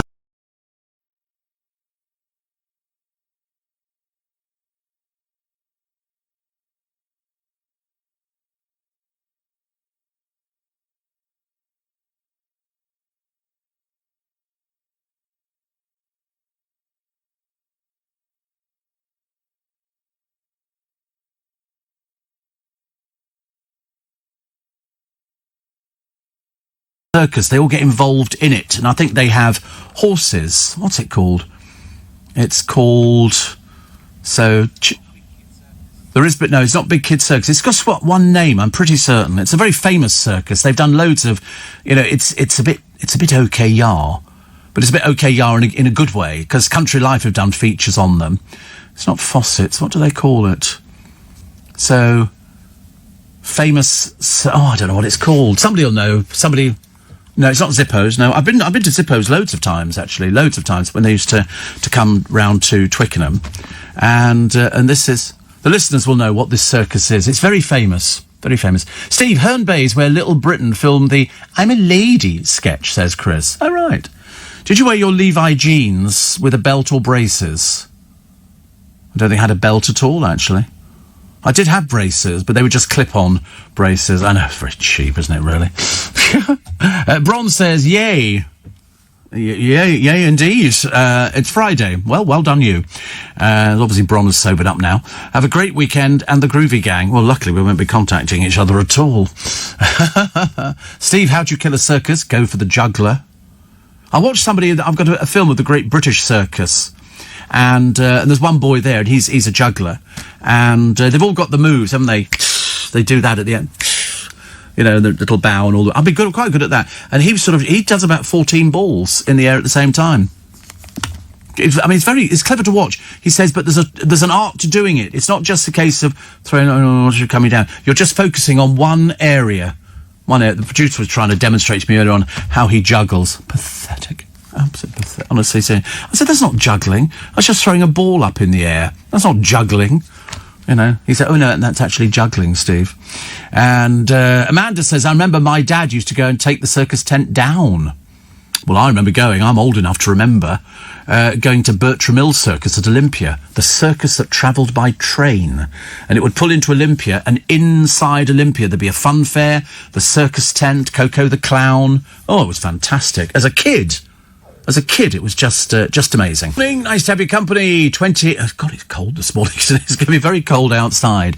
And Jason says, I've got to get out of the car, but thank you for leaving me with that mental image of the ringleader Steve Allen and the things going up on Twickenham Green while getting a message from Joseph from Bethlehem. He said, there's no show like yours, is there? I would think not. Steve, you'd have to live without many possessions if in a travelling circus, unless you're allowed more than one circus mobile home to take all your stuff. Well, I would have 2. I've been in some of these really super duper mobile homes, definitely. Angela is right. It's Gifford's Circus. Gifford's Circus. And unfortunately, David in Oxfordshire says Nell Gifford passed away last year. Very sad and too young. It's always too young, isn't it? Too young. Steve says, Dean, it'd be nice to see it snow in Blackpool. I think the ground's too wet for it, though. Drizzling in Hampshire, says Laurie. And get the UK Snow app. Didn't know there was such a thing, actually. The UK Snow app. Good Lord, you live and learn, don't you, really? But loads of people knowing it's Gifford Circus. Kathy says, would it have been Chipperfield's? No, I knew Chipperfield Circus very, very well. Definitely very well. But Gifford's, I've never seen Gifford's, but I know about it because they get some really good positive publicity. Helen in Bryce Norton knew it was Gifford's as well, and Sam says Gifford. Janet, Gifford's. Everybody knows which one it was. And Steve, I just read about the Namibian politician called Adolf Hitler winning the election. Yeah, we're very slow. We've done it on the programme. Lots of people have sort of different sort of names, don't they? And obviously their parents, or his parents, obviously thought that it's one of those names that nobody would forget. Perhaps they didn't know the implications. Look, Dean Schneider online. See the respect he gets from a wild pride of lions he lives with. Yeah, but the trouble is, at the end of it, you see, you've actually said it. Wild lions. There's always an element in there that they don't know their own strength. But he says, somebody I was watching, and it might have been Martin Lacey when he was talking about lions, never turn your back on them. Never turn your back on them, because that's what they go for. They go for the back.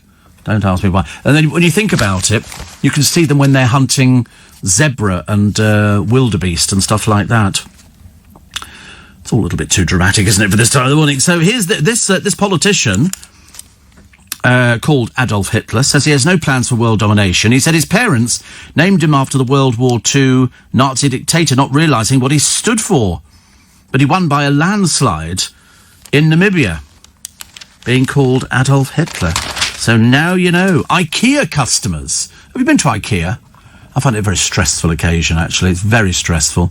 It's never all in the same place, as far as I'm concerned, but they do have nice meatballs. And I think that says it all.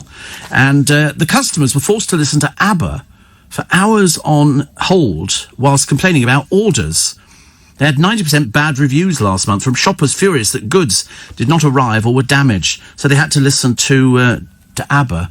Okay, what's the matter with that? I like ABBA. Swedish. Oh, of course, Swedish. Oh, Swedish.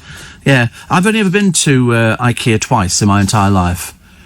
And I wouldn't be going again, thank you very much. It's far too busy. I don't cope with busy things. And it was never all in the same place. You know, if you wanted to buy the shelves were there. The bits you connected them to were over here. And then there was a set of nuts and bolts you went to somewhere else for.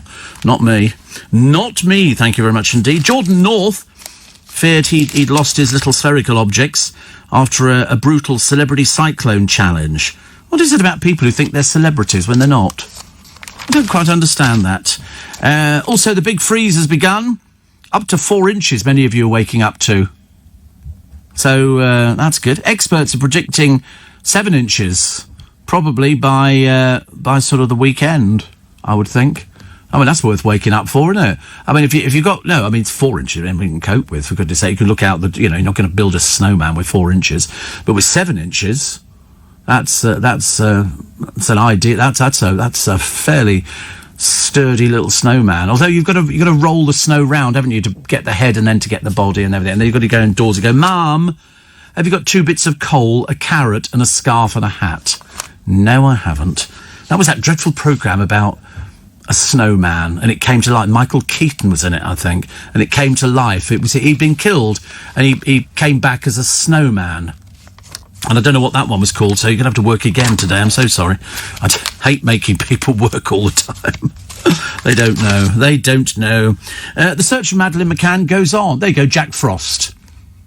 It was really the oddest film I think I've ever seen, actually. It's the usual sort of, mum, dad, child, dad gets killed, musician, and he then comes back and manifests himself as a snowman.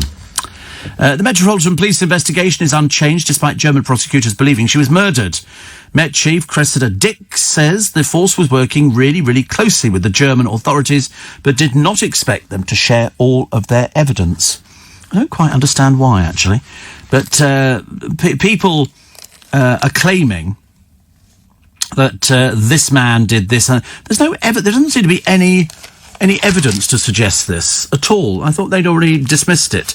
The German police, of course, are saying that Madeleine McCann is not alive anymore. That's what they're saying. So the dog owners spending all this money on their doggies. 162 million you'll be spending on your dogs this Christmas. What on earth are you buying for 162 million? It's an awful lot, isn't it? Apparently the average spend is about 22 quid per pet. And with an estimated 10.1 million dogs in the UK, that means 7.37 million will receive presents like treats or soft toys or bones and chews. There's a place in the market where they sell these bones, and they're sort of, I don't know where they come from, animals, I suppose. And you sort of buy one and they give it to you in a carrier bag, take it home and give it to your dog. Obviously not very fussy dogs about what they put in their mouth, are they, really?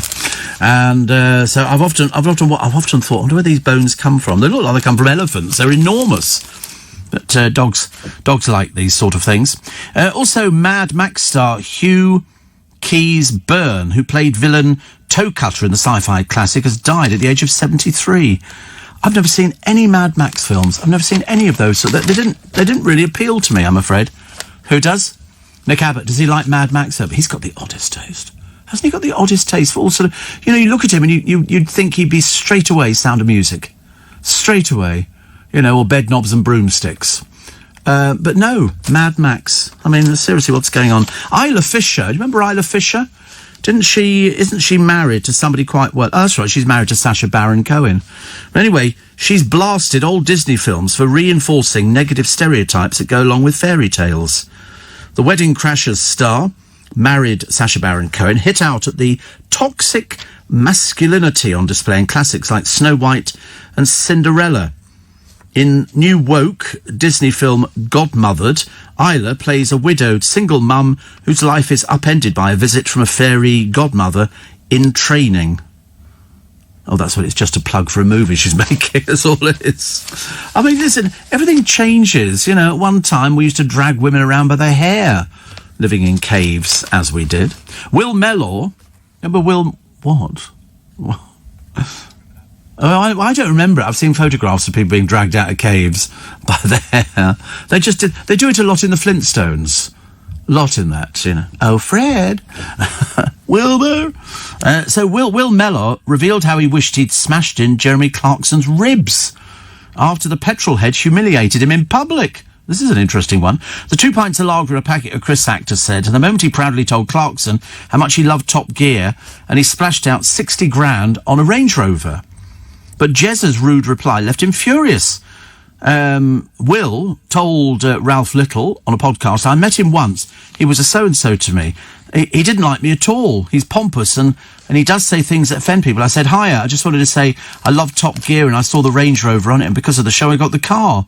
And he went, what are you, a footballer? And turned away.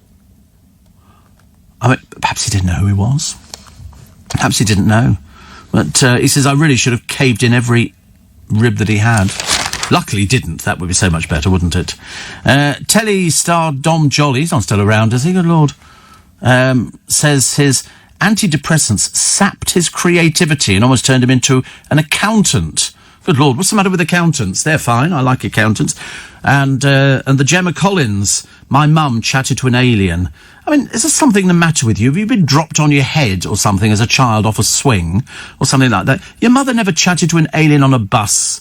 Not now, not in the past, not in the future, not in your wildest imagination. Grow up, for God's sake. You're coming into your 40... I mean, that's heading towards 50. And you're still talking like a 3-year-old. Very embarrassing. I'd worry about the fact you can't find anybody to go out with.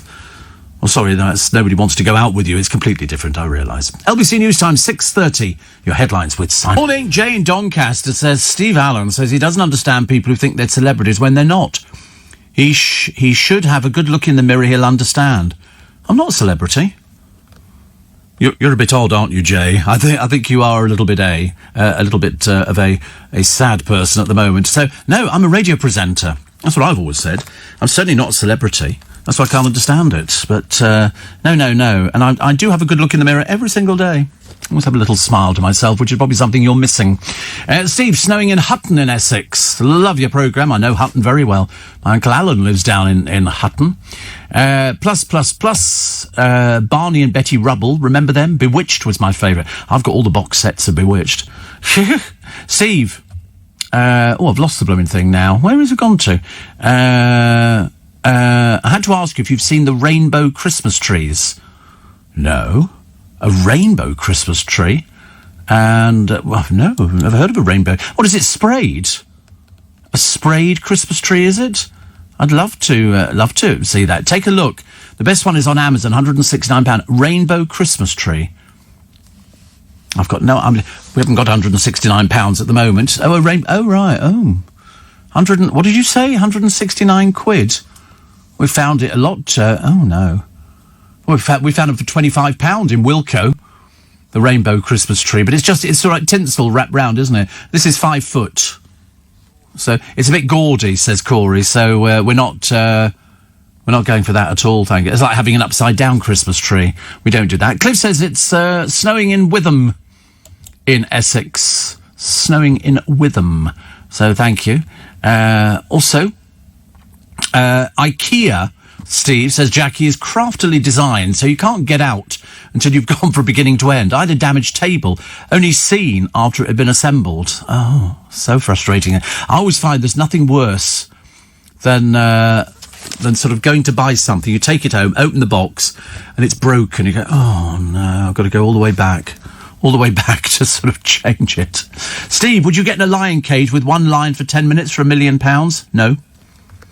No, absolutely not. No, why would you bother risking your life? What's the point of having £1 million?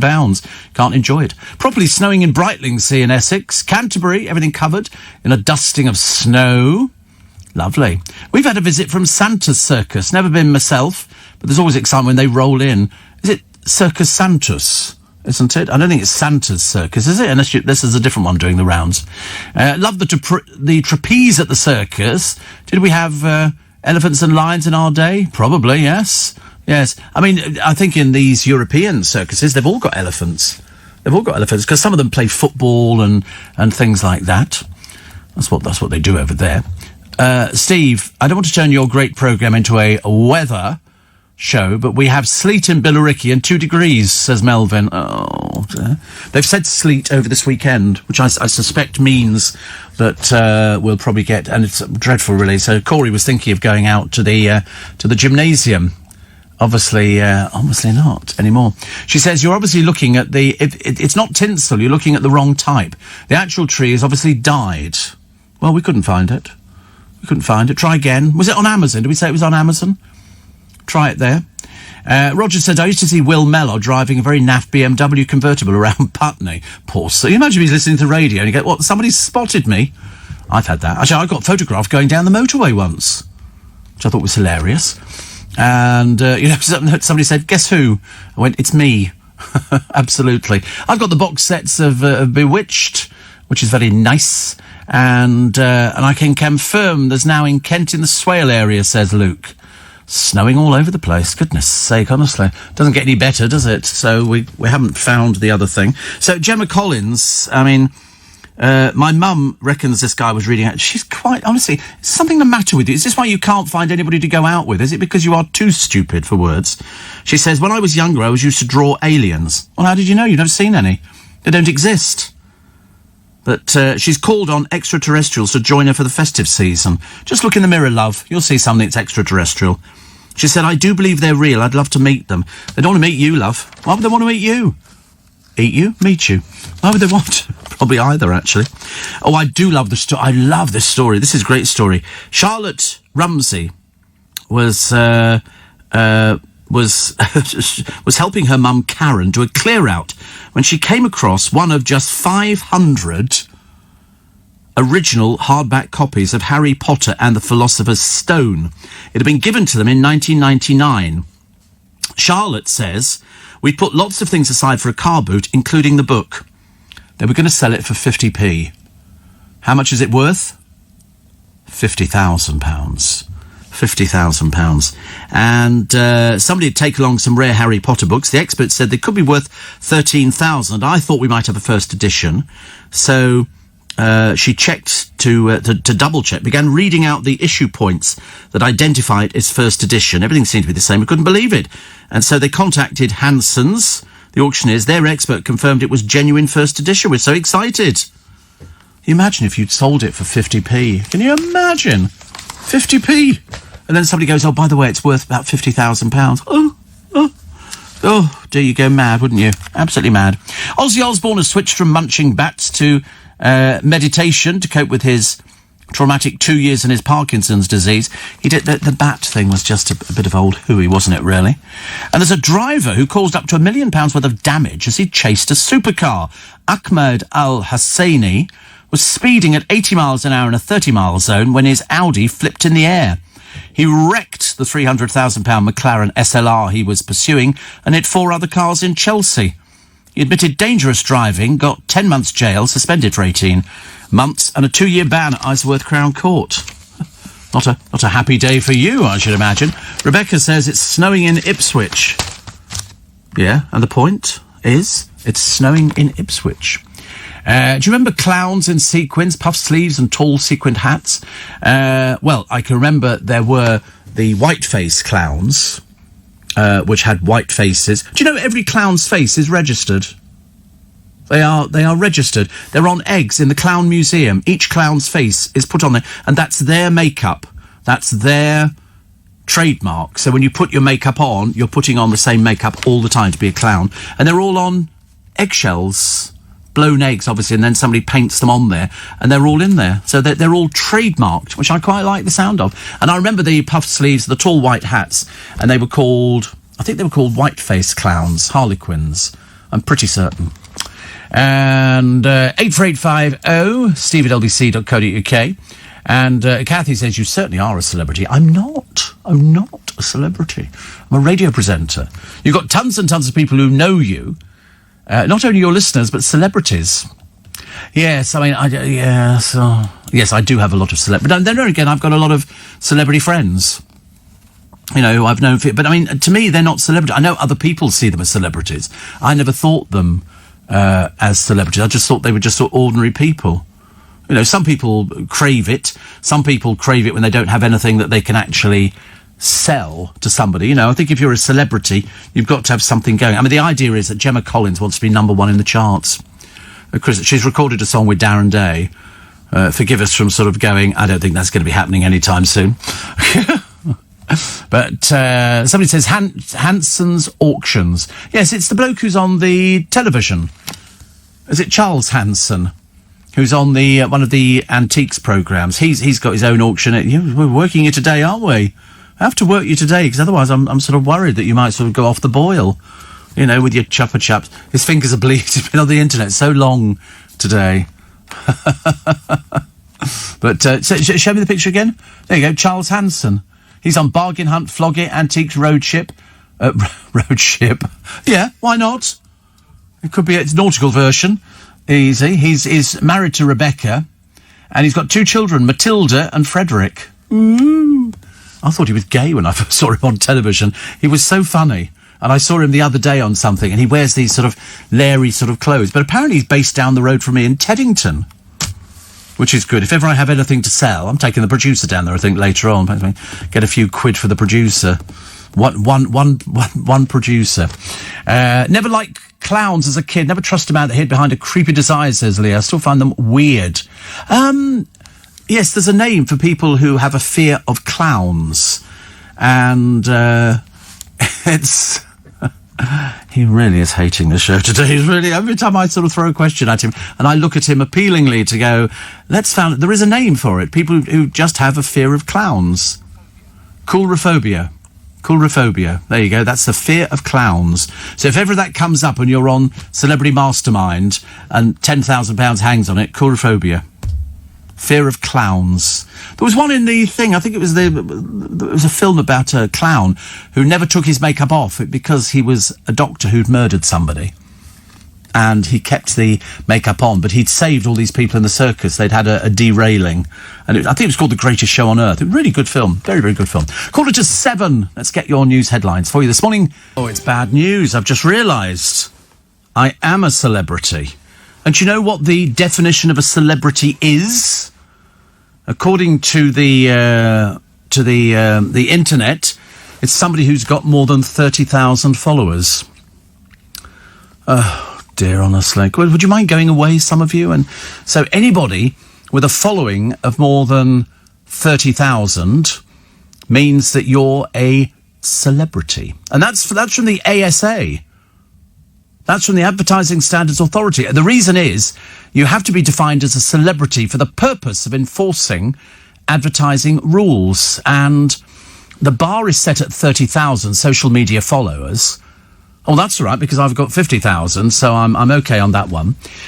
Who promoted this particular case, this particular woman, who's a parenting blogger, promoted a sedative to her Instagram followers without... in a declared advert. This circumvented strict laws banning celebrities and health professionals from promoting medication. But she's sought to portray herself as an ordinary member of the public, but she's obviously a liar. She's not an ordinary member of the public. She's one of these many people who get paid for advertising things. Why do you think every time you see anything from Jordan, it's got, oh, thanks to so-and-so for makeup? It's freebies. It's freebies. Ridiculous. Steve, what do you call a snowman with a six-pack? OK, quick. It's an abdominal snowman. OK, abdominal snowman. Did we get that one? No. Abdominal. Oh, it's hopeless, isn't it, honestly? We do our best. I've tried my best. That means neither Pop, Prince, nor I are celebrities, goes Charlie Girling. It's horrendous. I didn't know that there was actually a precedent that could be set. And it was 30,000. I mean, that from the ASA. So that's why I find it so unusual. They've actually got something that's been laid down in law, which is amazing. Steve, just checking, you're presenting on Boxing Day this year. It's a Saturday. Yes, I shall be here on Boxing Day. So that's good. So we'll be doing Christmas Day, Boxing Day, and I think New Year's Day, but things might change. Jack Morlan has 30.2, so he is. I can't tell him. He'll never stop going on about it. Isn't that funny, though, that that's the first time that I've ever thought about, how many people determines whether somebody in the ASA, the Advertising Standards Authority, think that you're a celebrity, and the cut-off is 30,000. So there's probably quite a few of you out there who would be considered as celebrities. I mean, that's what... Somebody says, that's got to be a load of rubbish. How did you become a celebrity before social media? I don't know. I have got no idea.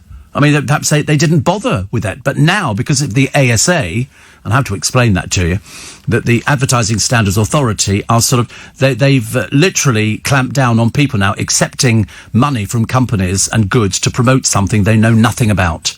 And you've seen it all over the place. It really is. Steph at Fleet... says, I've just found you on Instagram. Consider yourself another follower. I don't think I'm on Instagram. Fake account. Oh, is it a fake account? Oh, right. Yeah, but I'm not on it. I'm sorry. Steve, you're not a celebrity, says Gordon. You're a legend. Yeah, but what's the difference? What's the difference between a celebrity at 30,000 and a legend? Which is, listen, we don't mind, do we? Steve, snowing in Cambridge, in case you were wondering. And also, you are a celebrity, Steve. Definition is a famous person in entertainment or sport. Definitely, people travelled miles to see you in Leicester Square. People have travelled many, many, many, many miles. Many, many miles, as we know. But thank you very much indeed. Charles and Camilla were back at an arts venue. It was the 100 Club. I didn't even know it was still there, to be honest with you. The roadworks that they've decided to sort of cut back on, which is interesting. And what was the other one I had? Oh, the Christmas confusion over the test for visitors. We're all as confused. Listen, all we've got to do is get through it. You know, and we will get through it. It makes it so much easier. Oh, I was going to say something to the producer, actually. No, I've changed my mind. And it was... I can't tell you now, because I have to tell you. Just remind me something to tell you. We have a new addition to the global family, which I'm quite excited about. But seriously, very, very interesting time. Bit interesting. Eton's daft to sack a teacher, writes Tom Utley, for being a bit bonkers. Most of the best ones I knew always were. Hence, goodbye, Mr. Chips, I should imagine. They're still pushing out this rumour that they think Valéry Giscard d'Estaing had an affair with Diana. I know. Remind you, to be honest with you, both of them are now not with us, so you can say just about anything. And also, Ghislaine Maxwell, expected to file another bail application, but a judge last night dismissed her plea for it to be heard in secret. This is dragging it out, isn't it? I thought these things would be over and done with by now, but apparently not. Also, BBC's Question Time is to replace its regional weekly audience with a regular pool of members of the public. So there's going to be 20 to 30 audience members. I don't like any of these programmes with people on screens. The Ellen DeGeneres show is rubbish. Seriously, the moment it comes... Click off. Go and find something else more entertaining. Because I'm not believing it. Blizzards... Now, we found more. They reckon you could get about 8 inches today. So we started off with 3, which apparently is sort of, quite normal. 7, I was pumping out a short while ago, and now up to 8 inches. So they've said in the north, rain with sleet and snow at high levels. South, cloudy with outbreaks. That's all we get. We get the rain. Tomorrow, north, cloudy with risk of rain, sleet and sunny spells. Cloudy with showers, some snow in the south tomorrow. Sunday, north, dry with sunny spells, patchy cloud. The south, dry with sunny spells, patchy cloud. So it only seems like tomorrow afternoon you might get some snow showers down south. Might be some down south. So we'll keep our fingers crossed that it's not too bad. We don't want that at all, do we? Definitely not. Thank you very much indeed. That's just about it for this morning. Actually, there was something else I was going to. There was.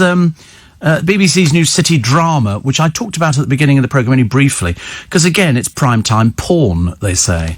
I don't know why. I mean, I seriously can't understand it. Can't they just come up with some decent programmes? I mean, looking at the schedule over Christmas, I'm so glad that radio's around.